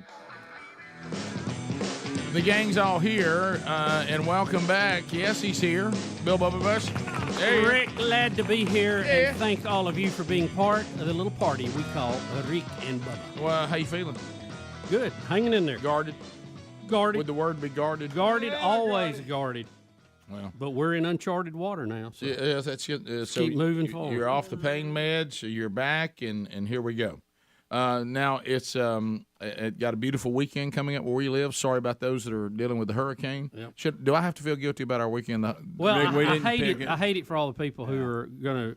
I mean, they're facing death and destruction, but the way this thing is falling for us where we live, it's going to really, really make for nice weather. If you keep moving forward, you'll see the golden ticket seats tomorrow. Yeah, that's what we're hoping for. I want to be back for that. It was my daughter's birthday today. That was a goal. Happy birthday, Caitlin. Glad to be back and looking forward to seeing the Goldies tomorrow. Mm-hmm. Last week they really missed you. They were very well behaved. I hate they were. We had one guy didn't show up who took somebody's seat that they would have loved to have had. Wow. Mm. You hate to see that. Yeah, you do. Mm-hmm. So the grade 8. So anyway, so tomorrow, and we've got another 8 coming in, and then I've got some guests that are coming that I'm going to make a little girl's day very special. She's dreamed to come up here and watch a show, and she'll be here tomorrow. So that's kind of cool. All right, so we talked about this video 9, Adler. We've been looking at this. Anytime we see somebody, now I don't know why, more than ever now. Rick. Well, this is the Greg in me. Is anytime someone throws out they're over 100 and they're not. I mean, I assume they document pretty good in Japanese, right? And you know, in Japan. Well, but do you ever wonder sometimes when somebody throws out an age if they really are the age they say they are? Well, we'll take a look. There's a margin of error there. Yeah, so he could easily be 103. I think this one's probably valid. So here's a Japanese doctor. Who I don't speak Japanese. How am I supposed to know what he's saying? Who's 100 subtitles? Is Adler reading them? Are you going to read them again, Adler? I know yesterday you read you were great as the Italian Prime Minister, by the way. Thank you. Buongiorno. So I like the meatballs. But anyway, what'd you just say? I don't know what you said. What did you just say? I heard buns. Yeah, something like that. Is that what you heard? Right here, guys. I'm here, guy. Hey, 105-year-old guy. In all fairness, roll it. It's a very well-known Italian dish. Yes. But anyway, so this is Dr. Shigeki. You don't know. Hanahara. Hanahara. And this is what he practiced to live 105 years old, evidently. How to live a long and healthy life. All right, here we go. Retire very late. If you must retire, wait as long as possible. The Japanese doctor retired a few weeks before his death in July. Killed him. Well, man. Watch your weight is number 2. Hanahara only ate 1 meal a day. That's stupid. Fish and vegetables and meat twice a week. Okay. 3, have fun, he says. Hinora believed fun can distract you from pain. Too many rules can tire the body. Yeah, well, that eating rule's got me. Share what you know, he said. Hinora believed life was all about contributions. He loved helping and sharing knowledge. Well, that's out everybody here. Yeah, that doesn't. What have we got to share? And don't worry about material possessions because you can't take them with you. That's right. And then take the stairs, he said. He took 2 at a time to keep his muscles moving. All right. That's good. Japan is the country with the highest life expectancy in the world. I didn't know that. Yeah. So, what do you guys think? The retire late thing, I can There's feel that. something to that. Yeah. Stay busy. Yeah. There's something to that. Yeah. I just think that I think I would love to 105 have is a little late. Right. Well, yeah. You're seeing patients at 101. Maybe knock you off at 99. Yeah. Well, I think. No, look, he didn't die because he retired. He died because he's 105. That's right. Yeah, he had like, never know, Greg. Well, I think You don't know him, Greg. I think people misunderstand sometimes when you talk about retiring. Not retiring doesn't mean you keep doing the same job you've always done and you never leave it. It means you don't knock it out of gear and become sedentary and go and sit and don't do anything. That's why he took the stairs. Yeah, do something different. 2 at a time. Yeah, and but anyway, the one thing that I can't get past, sorry, trying to do better, going to continue to try to do better, but I'm going to eat more than once a day. Yeah. To me, I don't even want to live 105 years eating once a day. Sure, right. I really don't. I mean, and keep in mind now, some of this trying to to do anything to put more numbers on the board usually comes from people who don't believe what we know about eternity either. Right. I mean, if this is all there is, and maybe I would cut to 1 meal a day to live longer. Sure. But there's also he's looking sharp. Yeah. But I mean, if he lived a fulfilling life, of course. 105. Great. I just said he was looking sharp. I mean, don't we kind of have accepted standards? We know that if you watch your weight, you exercise, you keep your mind busy. I mean, that's not really breakthrough. I didn't need things. Yamamoto to tell me that. Yeah. His name's not Yamamoto. Oh, right. So, no, you're all these. You mean things. the admiral that led the, that's right. the bombing of Pearl Harbor? Watch a documentary on that. Everything he said, we all new one know. out. I can't think of one thing he said I haven't already heard. Right. And actually, it's Kind of figured. It kind of makes common sense. He basically said, "I'll take away the 1 meal a day," because he said he moves it. But he here's what he said: don't retire, keep yourself active, exercise, eat healthy, watch your weight, contribute to people's lives, and invest in people. A bump of sake. He didn't say anything about sake. So those are all, of course, that's not really groundbreaking stuff. Right. I mean, it's eat plenty of fish. You know what? One thing I think we all do that's extremely good for you. I'm talking about really good for you, and we've even done studies on it. We laugh a lot. Yeah, we do. Oh, that was the other one. He said, "Have fun," which we do. We laugh a lot where we lack in other areas. Did he say get up before the sun come up? Yeah, he didn't mention that. Yeah, I think that in may the count first as a 5 to negative. 6 hours we're up a day. Think about how much we've laughed by the end of that. A lot. Yeah. If laughter's good medicine, we ought to be great. Try it again, Greg, just for the heck of it. What, laughing? Yeah. Golly. That's good. That's good. That's I good. like that. That's good. The golly part, though. That Right. Like that. It's unnecessary. Yeah. I'll leave it off. Yeah. But that is good for you. Yeah, it's Appreciate that. It's all Why do you think laughing is good for you? What do you think? What does that do physically? Because it puts to your joy body? deep down in your heart. But you made me laugh. I think you're right. No, I really think you're right, because if you think about, when you look, and you can see it being a faith issue, but when you look in Scripture, says clearly to those that have been redeemed, do not be anxious about anything. I think when you're laughing and having fun and cutting up, you're not stressed, you're not anxious, you're not fearful. All those things that can be really bad for you. I think your body's probably releasing hormones that are good for growth. Yeah. And I think you're also breathing deep. Right. Getting some fresh air. And you're not Basically, it's a stressed. workout, Bubba. And you're not stressed out. Stress will really deteriorate your health. Oh, Thank you, It buddy. really will. Oh, yeah. Okay, Greg. All right. Look, if you're not going to contribute, you just go over to Nakasoma or whatever. Okay, but Go to where? Definitely not. Go Let's hang not out say there. that again. Oklahoma. So here we are. Go laughing. hang out with Oklahoma. him. Oh, that's a different thing. Sorry. Right. Yeah. So That's a different. right. Appreciate the man's contribution here. Thank you for his, but not exactly riveting stuff. No. 105. He left out, don't play with hazardous chemicals without gloves on. Right. Don't play in traffic. Right.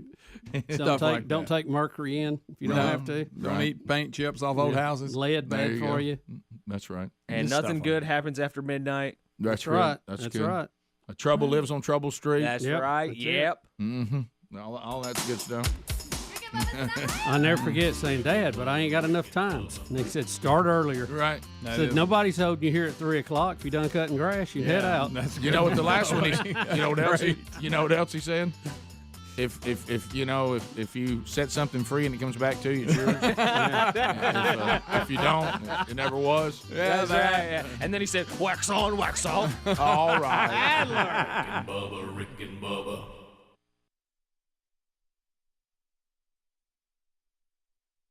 There was a time where you could be a scary clown and someone would say, "Ha ha, you got me. Yeah. You scared me." You would take off, "Hey, Mr. So-and-so, it's just me." We don't live in that time anymore. You could be unbalanced clown person and be shot by unbalanced scared person. Yeah, your gain is not good. No, it's dangerous out there, stupid clown people. I mean, we're now, all if you- like Ferris Bueller's sister in that movie. I mean, we're just, we're on pins and needles Right. already. So now, if you just want to tie some red balloons on a grade, but I know where this is Well, headed. run over them with your card and pop them. This is going to bring that clown hysteria back. Oh, I know. I don't want it. And there's some clowns, no pun intended, that'll, try to get in on the act. Mm-hmm. And somebody just needs to go slap Stephen King for ever coming up with this thing. Dang. Weirdo. I don't like He's an scary. A clown for that. I don't like scary movies. I don't want nothing to do with them. No. You scared? I am. I've realized as I've gotten older, I don't really like really cold weather or scary movies. Really? I don't know what that is. I've never liked scary movies as long as I've been on the planet.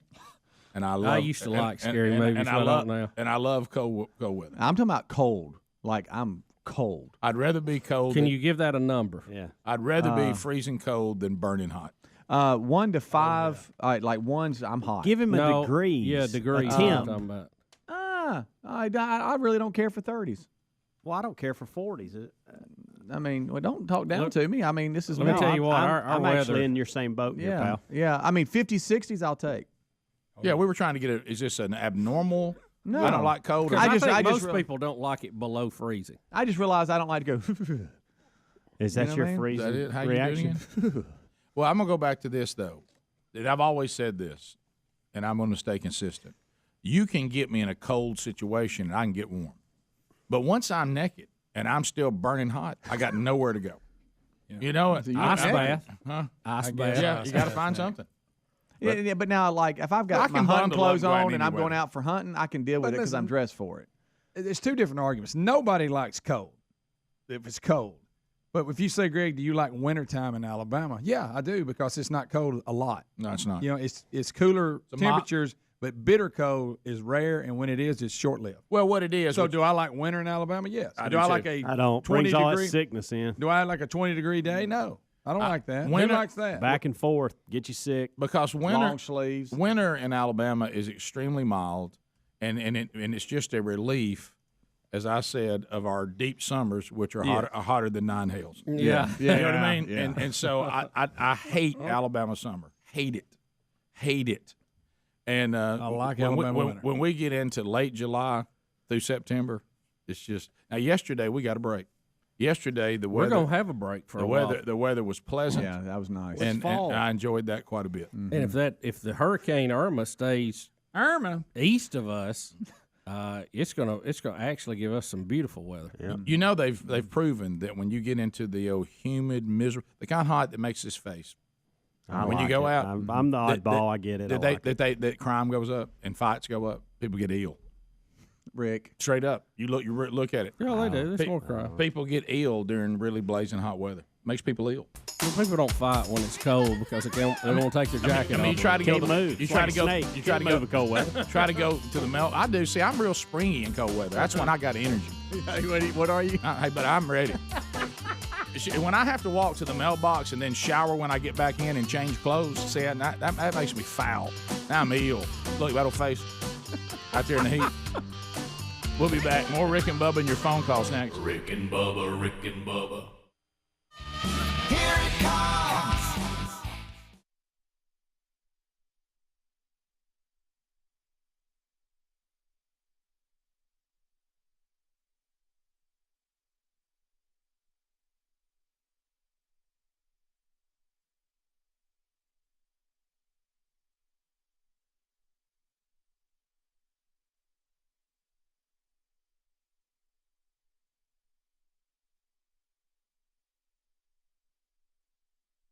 He clarified again. So we're going to move for something that important involving the world right now, North Korea, into whether a weatherman farted on TV. Right. Both are important, right, in their own ways. Because this video began to circulate, and at first I was completely against it. I said there's people putting sound effects in, and that still may be the case. I'm just saying now that I've watched the footage, it seems to have a little more credibility of being. Yeah.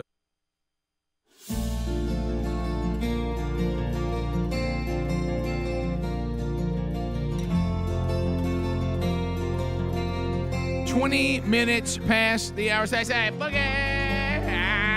you sexy. All right, so phone calls at 866-WE-BE-BIG, and we'll get to some more of those coming up shortly. Let's start with Joel. He's out of Laurel, Mississippi. Joel, welcome to the Rick and Bubba Show, man. We thank you for your patience and thank you for your support of the old Rick and Bubba Show. Go ahead. Hi, guys.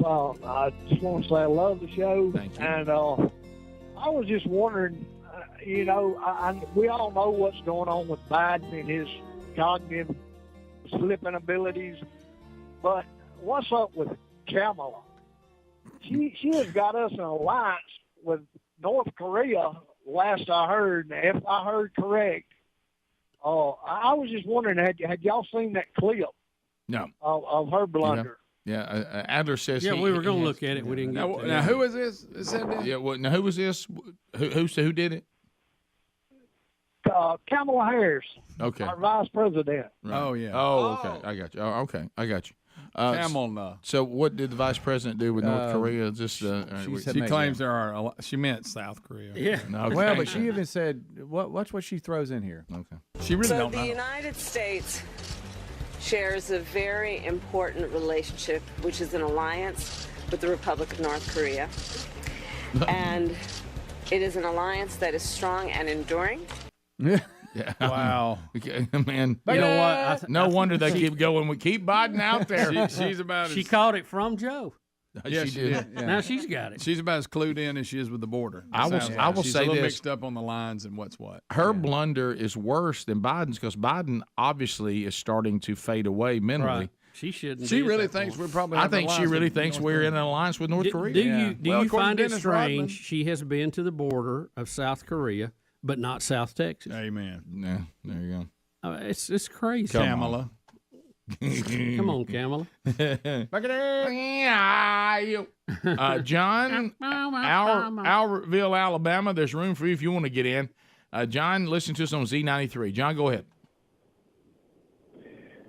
Hey, Rick, just want to let you know, man, on the wolf thing, I had an encounter a number of years ago.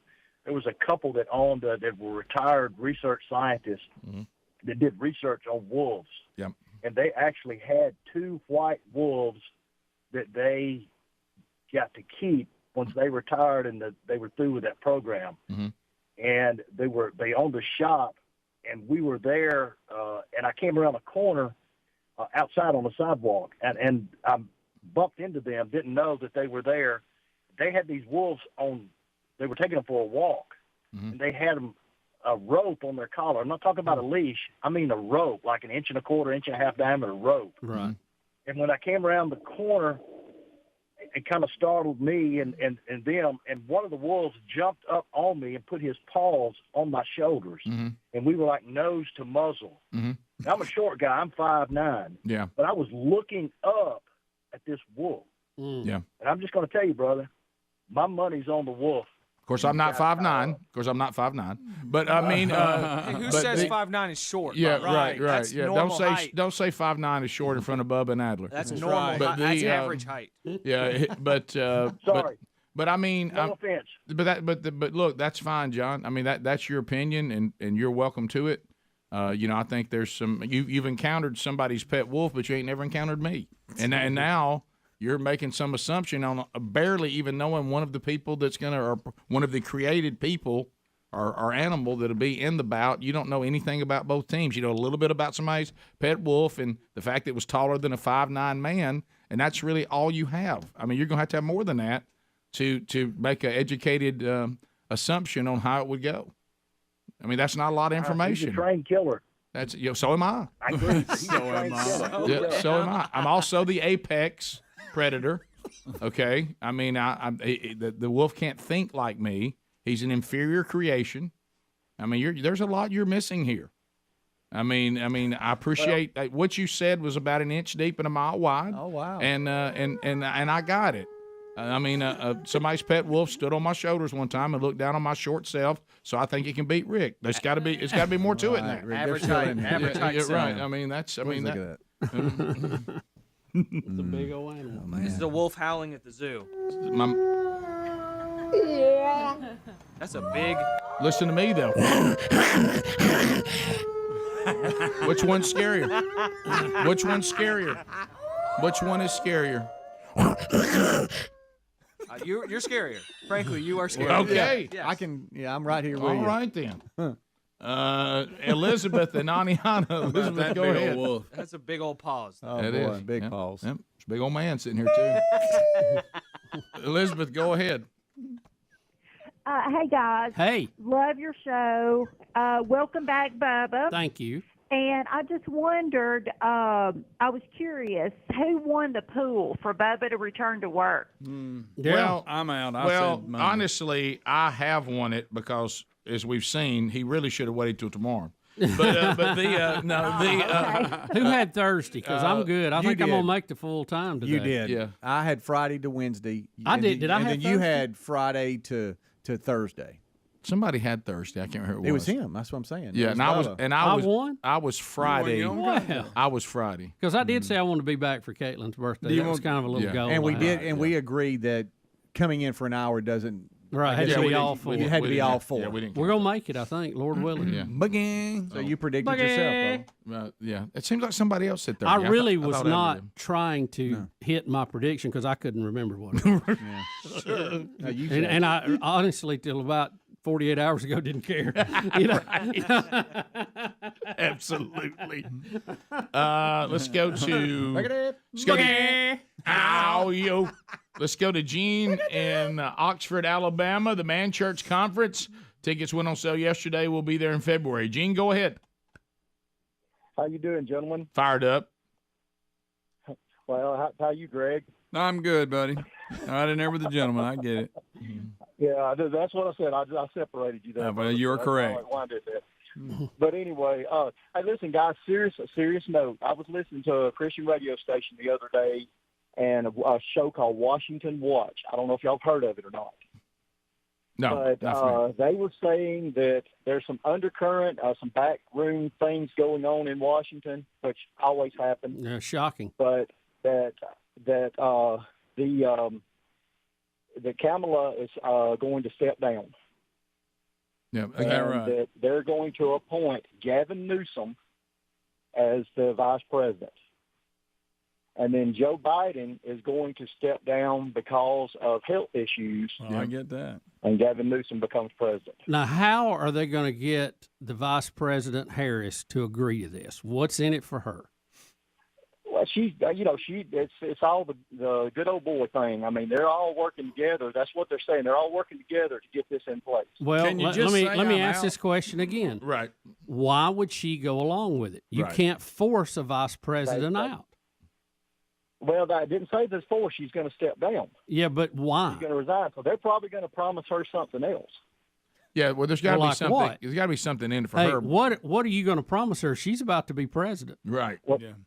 Well, like I said, I don't know, but they apparently don't want her to be president, or she already would be. Well, but Bubba's point is we may not none of want us want Kamala her. Harris to do something, but you have to get her to go along with it. Yeah, she's played her cards pretty good on this to get the VP spot. Look, she to took- be in this position with a guy that she knew probably couldn't finish. For sure wouldn't go two terms, but was unlikely to finish one. Yeah, I mean, the wokeness got her in a position. She's one step away from an old man who's losing his cognitive skills, and she just gonna walk away from that? That's hard to believe. Rick and Bubba, Rick and Bubba. A bigger chance at being real than I would have ever imagined. Everybody, is that fair? Yeah, I agree. After seeing it, I think it may be more real. Especially that last thing Speedy found. He found a deal that was the footage almost looked like it There will be enough. Yeah, I'm sorry. Yeah. Here we go here. Let's watch him again. This is Chris Dunn. Chris Dunn, Mobile, Alabama. Does anybody know Chris Dunn in Mobile, Alabama? I've tried to direct message him to see if he would call us, but I'm not sure if that'll. Because Chris, we Yeah, not a whole lot of showers. There will Greg? be enough Greg, let's moisture watch. and enough lift to get one or two of those really isolated spots out there on Saturday. Same thing for Sunday. This is through 5 p.m. A fairly quiet weekend. 88 you're out here. Mobile, Fairhope, 88 Pensacola. Destin at 88 and 89 degrees in Evergreen. That's added. He ain't gonna bend over like that on Well, camera. he is bending over. Destin at That's 88. what I'm saying. They've You added can't the deny sign. he's not. He's, we're going to slow it down for you. Hold I'm on. saying- Listen. Destin at 88. A fairly quiet I'm saying weekend. someone added the sound like they did that preacher that time. Right. Well, I Right. mean, that's But definitely why- possible. why Isolated spots out there making on that Saturday. odd movement? Same thing for Sunday. This is through Why's he 5 doing p.m. But if A you were fairly going to do it, quiet you wouldn't make weekend. that 88 movie because you're on Mobile, TV. Fairhope, 88 Pensacola. Destin at 88 and 89 degrees What do you in think? We're going to go Evergreen. back. Listen. Listen. 88 Pensacola. Destin at 88. I want you paying Pensacola. attention, Greg. Whatever you're doing, Destin stop. at I'm 88. All right, we're going to slow it down added again. it. Slowing it down. Destin at 88. Buddy, A fairly that quiet does weekend. nothing for it. Well, yeah, I want to watch the Golden DC's loved it. I want to see it. Again, let's just watch it as it happens again. All right. The spots out there on Saturday. Greg? Same thing for Sunday. This is through 5 p.m. A fairly quiet weekend. 88 Mobile, I want you to Fairhope, keep 88 analyzing it, Greg. Pensacola. I'm going to come over and Destin at 88 and 89 let's watch degrees it again. in Evergreen. Over and over, just like watching film. 88 Pensacola. Destin at 88. Any 88 shot at all. Pensacola. Destin at 88. All right, slow it down. Slowing it down. Let's. Can anybody identify that as real wind? Can anybody identify that as real wind? Is there a way? Do we have some way to put a spectrum analyzer on that? Can anybody and get the signature of that sound? Same thing for Sunday. This is through 5 p.m. A fairly quiet weekend. You know me, I won't believe anything. Fairhope, 88 Pensacola.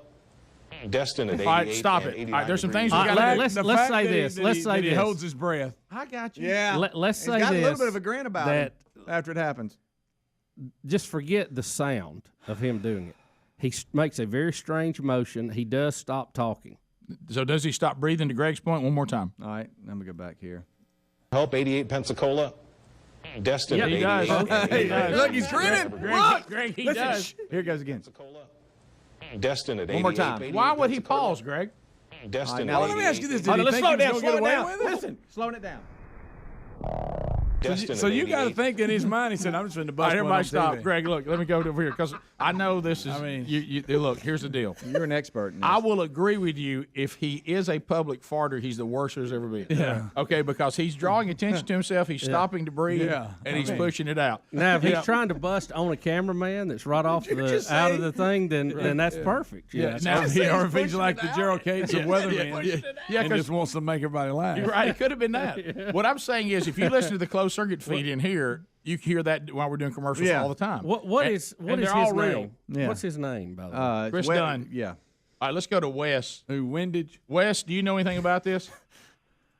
So I'm in Gulf Shores, so I'm down here near the coast. This is one of the chief meteorologists, by the way. So he's not just like a Saturday morning meteorologist. He's full blown. This would be Span. This is Span of Mobile. Mm-hmm. That's right. And well, let's not compare him to Span. Well, There no, is what we other can. Span. Yeah, we can. That's right. But yeah, so there's actually a YouTube video of people watching it at their house. Oh yeah, we saw that. Them holding their phone. Yeah.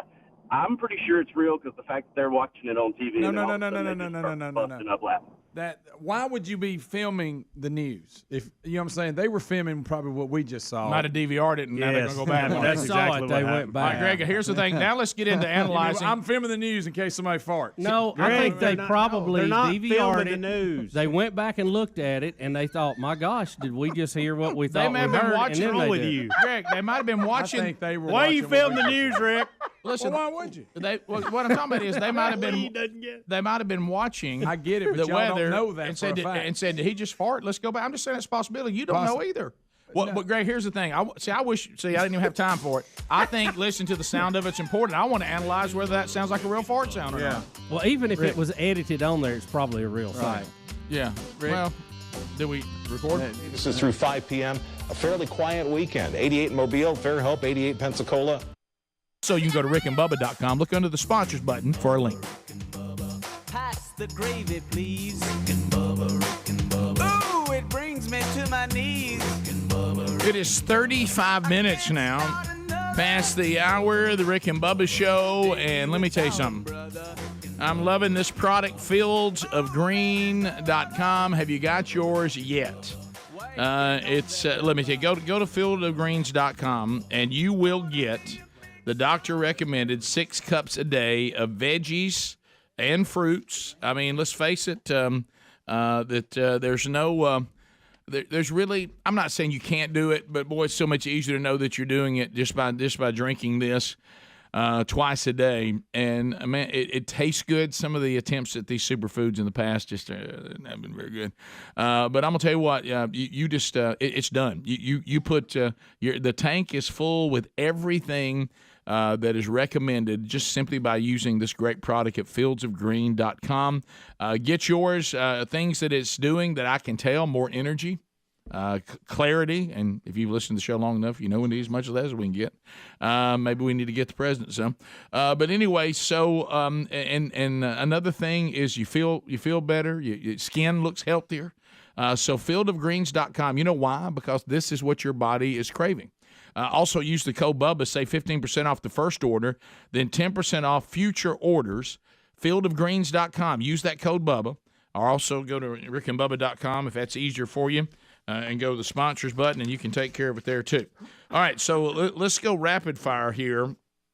We've got a number of headlines that we can run down. One thing, I know some of you, did any of us ever think when we were all making the jokes and all the videos were being done and Michael Jackson even putting it in his own video about people making fun of him, did any of us think that the update today we would confirm, because of the hurricane, that Michael Jackson's chimpanzee Bubbles outlived Michael Jackson? Oh, wow. Never saw it coming. There is a headline today, Bubbles is safe and secure in a Florida sanctuary. He was saved from the path of Hurricane Ian. I know everybody was wondering. So Bubbles, I didn't even know he was in Florida. Yeah, I didn't either. I know he's alive. Where is he at? Is it some kind of museum? Are we sure it's Bubbles? The Center for Great Apes. No. The Center for Great Apes. Grape apes? Great apes. Somewhere in Florida that I can't pronounce. By the way, did you know that Bubbles now rocks 185 pounds, about the size of a large wolf? Wow. How you feel? No, you don't want that. I don't mess with chimpanzees. Remember, that's where I drew the line. That's where my line was drawn. Did they tell him about Michael going on the end? Greg, I don't know. You know, remember when we got this outrageous deal that somehow, what was the gorilla that could communicate? Oh, Coco. That Coco was sad when Robin Williams died. Yeah, Coco didn't like it. Do you remember that? Yeah, I remember it. Right. Mm-hmm. And didn't Janet say she went to visit him and he acted like he knew her or remembered her? Yeah. That is correct. So look how little and cute he was then. Not Michael. Bubbles. Right. Yeah.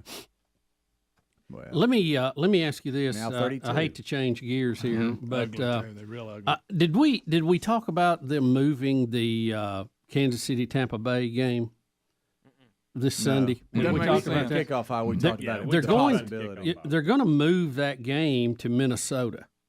They have it. That's not official. They said the NFL was discussing the possibility. Okay, could look at it, but they were talking about moving it to U.S. Bank Stadium as the site in Minneapolis, right? Which is a long way from Florida.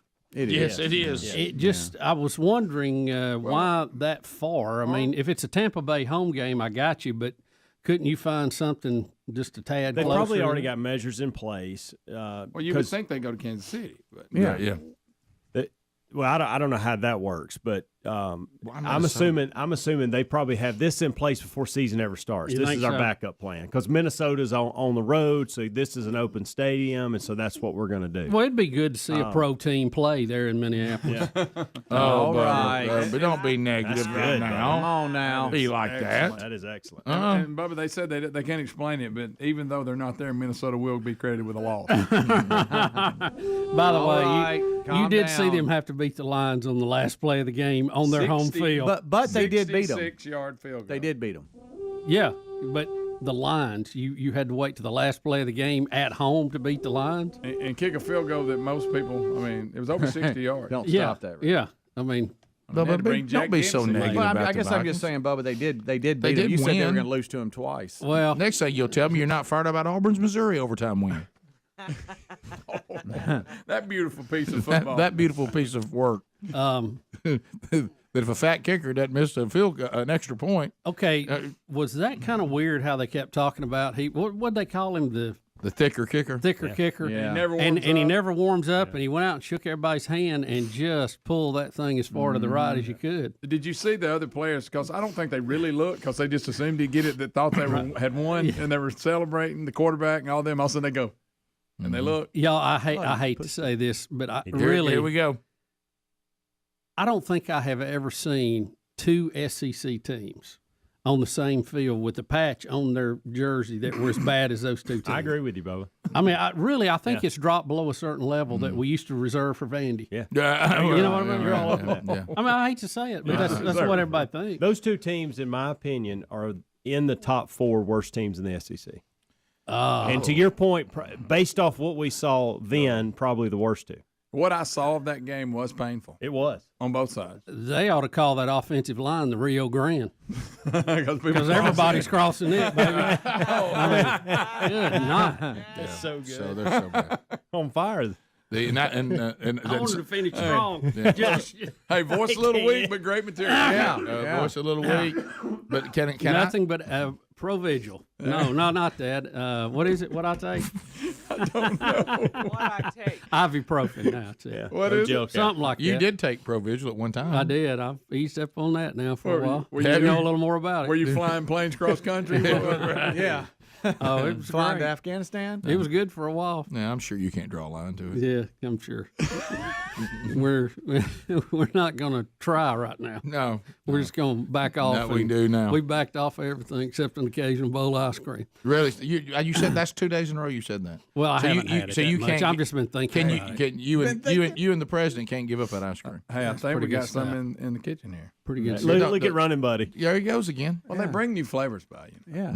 What'd you ever do with all that candy I told you to put up? Oh, it's still hid. I'm gonna set it. You're right. I'm gonna set it out because I can't stay out of it. I told you. I know. I'm gonna put it in the general public. Stop, Rick. Stop me. Right? You remember that, right? Grab my arm, put a mark on it. Well, it was a little early. And then he convinced me to put it in a hiding place that only he knows about. And I'll be honest with you, I'd forgotten about it until just now. Now I want one.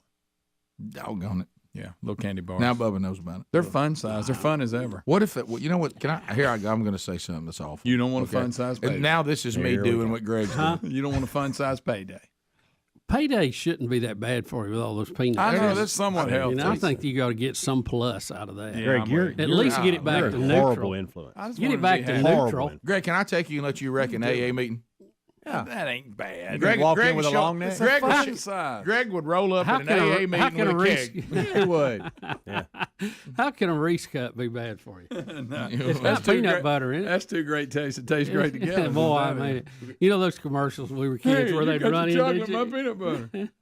Hey, let me say this to you, and maybe it's been done, and I'm not aware of it. Yep. Okay. Yep. But they're always doing all these ice cream flavors, and I've seen them do like flurries and things like that with M&Ms in them. But I have never seen like one. No, I was going to say we're going a step further. Is any of these companies come out with peanut M&M ice cream? That would be good. Has that ever happened? Let me call Bluebell. Y'all, this is all terrible. We're supposed to be. Well, I'm now since Greg's going down this road, I guess I'll just go with him. Heck, he don't care about nobody.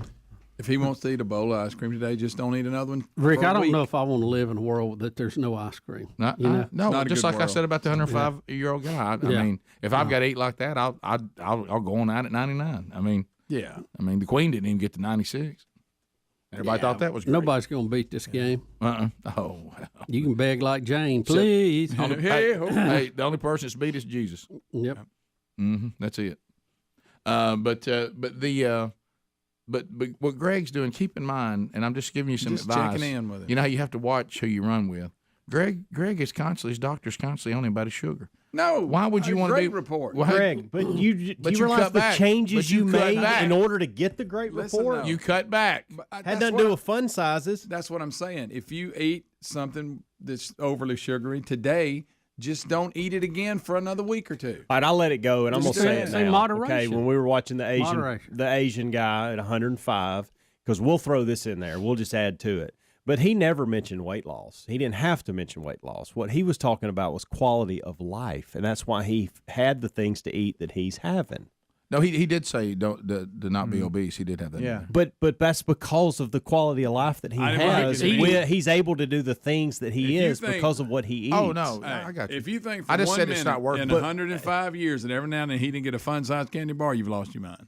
Yeah, he ate. He just didn't eat them all the time. What kind do you think you like? He probably so you've got him eating them now. There's no doubt he did. Yeah, every now and then.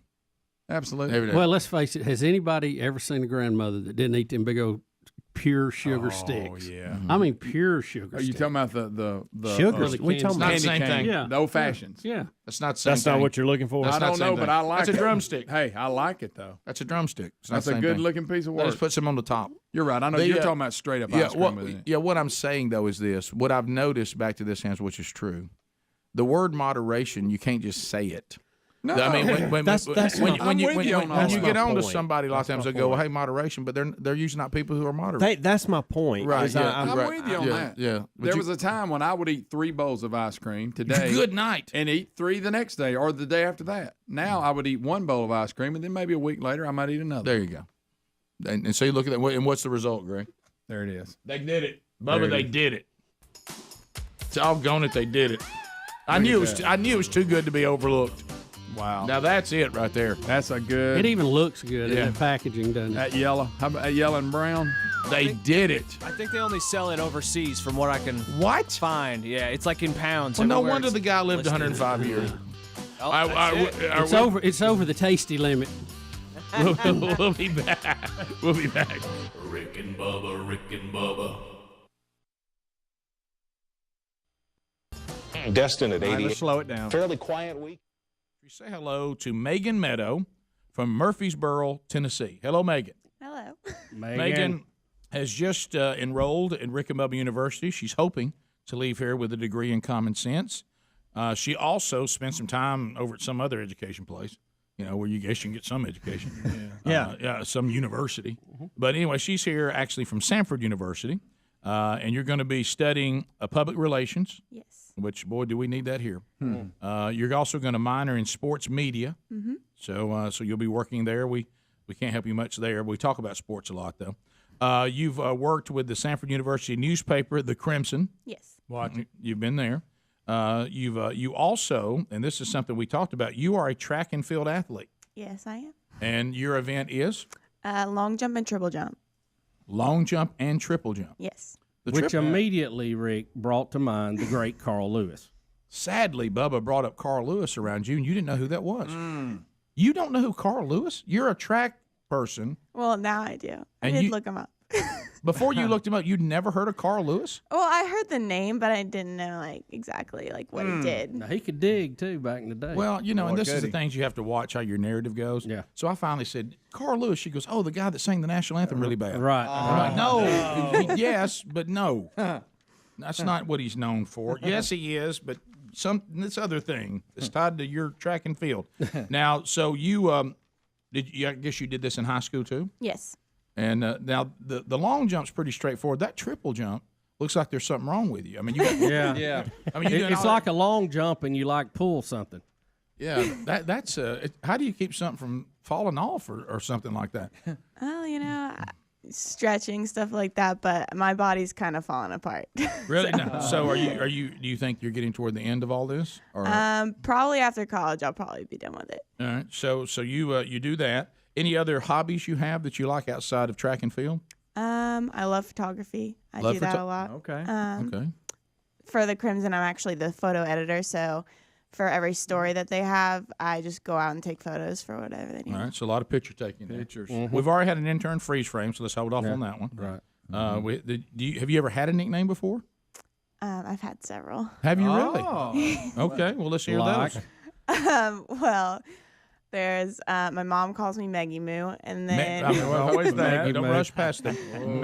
Maggie Moo. Maggie Moo. Maggie Moo. Maggie Moo. Okay. There's also been Peg Leg Meg. Peg leg. Is that yes. also the triple jump? Yeah, I had boots and stuff like that. Peg leg what? Peg Leg Meg. Peg leg Meg. I like that.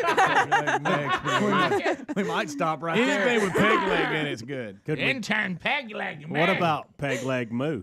Well, there you go. All right. What else? There's been scrambled Megs because sometimes I can kind of I start thinking about things that are going on and I kind of get a little. So instead of scrambled eggs, scrambled Megs. A lot of potential here. Well, you got these people coming with some pretty good ones. Yeah. So you get a little scattered sometimes? Sometimes. It's only if I have a ton of things going on at once and I need to get I'm that person that wants to get it done now. Mm-hmm. So, yeah. I can relate to that. Yeah. So normal. So someone who is easily distracted, your event is a triple jump, where you have to think about every precise move before leaping. I don't really think about it. So you like the order of that? Yes. Mm-hmm. I know what to do, and here's how we do it. Yeah. All right, Meg, jump on in there. All right. So is that it? Do you have any other nicknames from your life? Peg Leg Meg. trying to think. That's it, man. Not really. Okay. All right, so that's all good. So she likes. What about Carl Pegleg Lewis? That's not bad. All right, so Peg Leg Meg. Let's write that down. Yeah, it is. Do y'all like scrambled Megs? Nah, not really. What was the other one? It was Maggie Moo. Maggie Moo. You like Maggie Moo? We'll put that down. Intern don't know Carl. Well, nah. Okay. So she's track and field, triple jump, and the long jump. Yes. And she's had these other nicknames, and she likes to do photography, and is working in public relations with a minor in sports media. So you somebody. What? Intern, don't be mad with me, Uncle Duke. They're my friends. Okay. People are just insane. Bubba, check where Jeff's from for me on the board, if you would. That would be Glen Cove. Yeah, Glen Cove. I think Glen Cove has been hard to nail down. We need a list of cities in there, don't we? Jeff, what about it? What do you think? What's a good idea?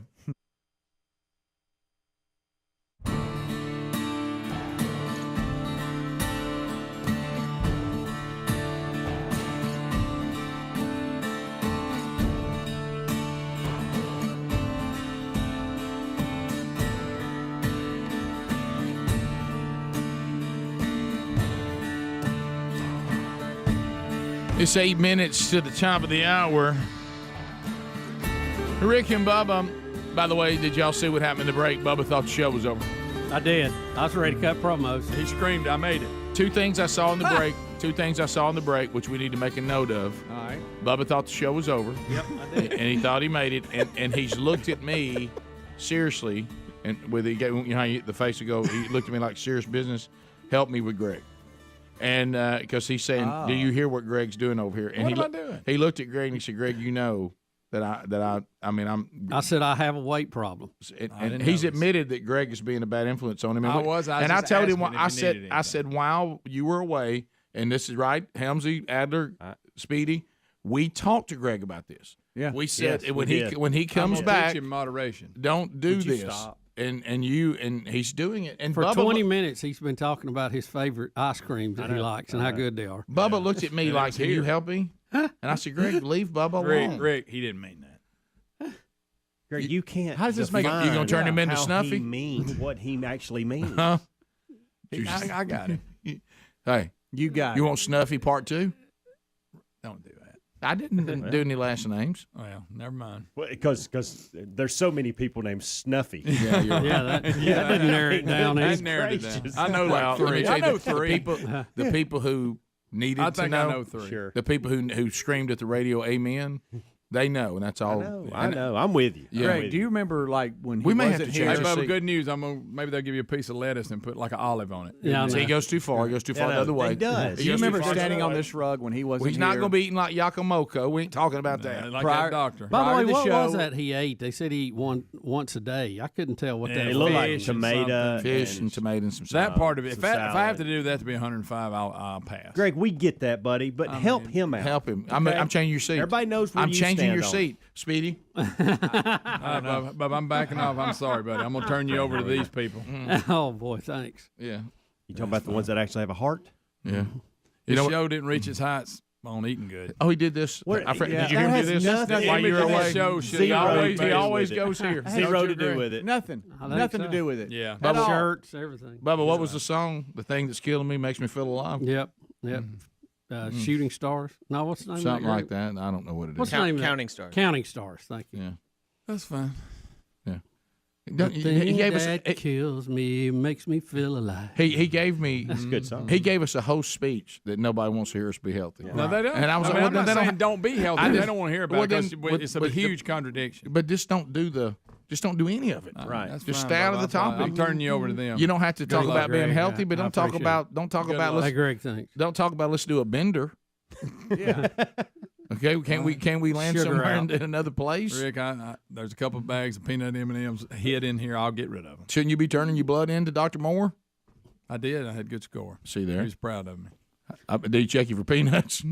He said they were somewhat healthy snacks. You're right. I would just say this. I don't want to pressure Bubba one way or another. Okay, he's been through a ton. He has. But the man looked at you, Rick, and said, "Do something about it," and asked for help. Okay, but he didn't. And so that's what was concerning to me. He was doing that for y'all's benefit. Yeah, that was all just part of the little humor going on. Did you see him tell Bubba exactly where the ice cream was located and what was in it? Yeah. This is the conversation at the break. I'll tell you one thing. Everything Bluebell does has a brownie and it's good. It is. Well, yeah, you gotta Greg. admit that. Who said that? Everybody, where's that club of people that hate brownies? I'm gonna tell you, on the level of snack foods, I love a good brownie. I don't like nuts in mine. Don't either. I'll get by it, but I don't add them. If they're there, like nuts in my. I like brownies. I ain't sure about that. Really? Brownies, I don't like. I don't need the crunchy peanut butter. Pass. No, smooth. I told you what it looks like. Somebody chewed up peanuts, spit it out, spit it in a bowl, and put them on a piece of bread. Yeah, that's so gross. Thanks for that. I want to thank Don Day for that bag of roasted peanuts I got today. Well, what you're doing to Bubba, by the way, you're doing to Don Day. What? Don Day thinks he acts like now he's let you down. No, he don't have to. If he doesn't come and every bring other peanuts. week, Rick, every other week will be fine. You know what he said? He said, "Well, sometimes I have to miss." I said, "I know, Don. It's fine." And he said, "Greg, this literally happened. I'm not exaggerating. This happened yesterday." He shouldn't. You know what he said? Well, I guess when I do come, I'll just double up. He said not a that. bad idea. But Greg, you've got this man thinking he's your Don, peanut. I appreciate this it. But you man don't doesn't owe you peanuts. He does. This man doesn't owe you peanuts. The money's being exchanged. You want to by take the way. You want to take his joy? Fine. Greg, yesterday he came in a top hat with a monocle. I'm gonna tell you, he is locked in on the way I like them done. Will you at least pay for them? Think about this: the way I like them done. He's got the man making him peanuts every week, the way he wants them. Man, they're good. Good. He don't have to bring them. Maybe once a month. Just make it big after this week. Just a big bag. Well, see, the thing is, Greg, let me tell you, this is another thing too. When somebody misses a Bible study, maybe the angle should be, hey, you need that. No, that's the good thing about it. Not you missed the Bible study, and now I'm upset because I got no peanuts. This is where Greg's going to say he keeps him accountable. That's right. If he wasn't bringing them peanuts, who knows? He might miss more. There might be a day See what I mean? where he goes, I really ain't got time to go, ooh, Greg needs them peanuts. Are you saying Don Day's testimony will include your peanut accountability? I think so, a little bit. Yeah. I tell you what turned around for me spiritually is I start feeling pressure to bring peanuts. That's what I couldn't miss. It's a new chapter in the man church. I know the peanut accountability. Our new curriculum is called Mr. Peanut. I know the way to get to Greg. Oh. I know his kryptonite on this and helping Bubba. Get Betty to call him. Oh yeah. No, I'm done. I thought I was being his friend. That's fine. You did? You're my friend. Yeah. I wasn't gonna let him go on a bender. Hey, Greg, this is Betty. Hey, listen. Yeah, he'd come in. Man's been through enough. Can he have a piece of cake for Pete's sake? Here we go. Right. Piece of cake in peace, I call it. Right. There's nothing wrong with that. Right. And you can't have another the next day. You don't need two of them. And Speedy don't need to cut it and make it big as his computer. Well, now he's bringing you into it. Oh, yeah. Oh, yeah. They don't mean, you ever seen them pieces of cake Speedy cuts? Yeah. It's just Sorry, Speedy. It's like second base. Second base. It is a lot of cake. It is tremendous good, amount of too. cake. Yeah, Now it's really good. Only way to get Bubba not to eat the cake money is if it's strawberry. That's the only way. It is, and that's why I ordered that. That's what I figured. I like their strawberry cake. It's delicious. It really is. It's special. Do you see how you're talking about food? Well, I like food. I like it a lot. You realize it costs this. The way you act costs this big food, and I cannot lie. I can't lie. Greg, the way you act costs this show a pound cake. Yeah, what about that? How you feel about that? That's because the way you act. That's on you, Greg. That's on you. That's the way you Y'all act. remember that pound cake? Your fault. The first week we had golden ticket seats, and that girl brought that pound cake. God, it was good. Go get that mirror he used for his contact so he can look at himself here. Because that's on you. Yeah, well. Hey, tomorrow's show, Speedy's sitting right there. Y'all switching. Huh? I'm sorry, Bubba. I'm going to turn you over to this crowd. You good. It's on. Rick and Bubba, Rick and Bubba.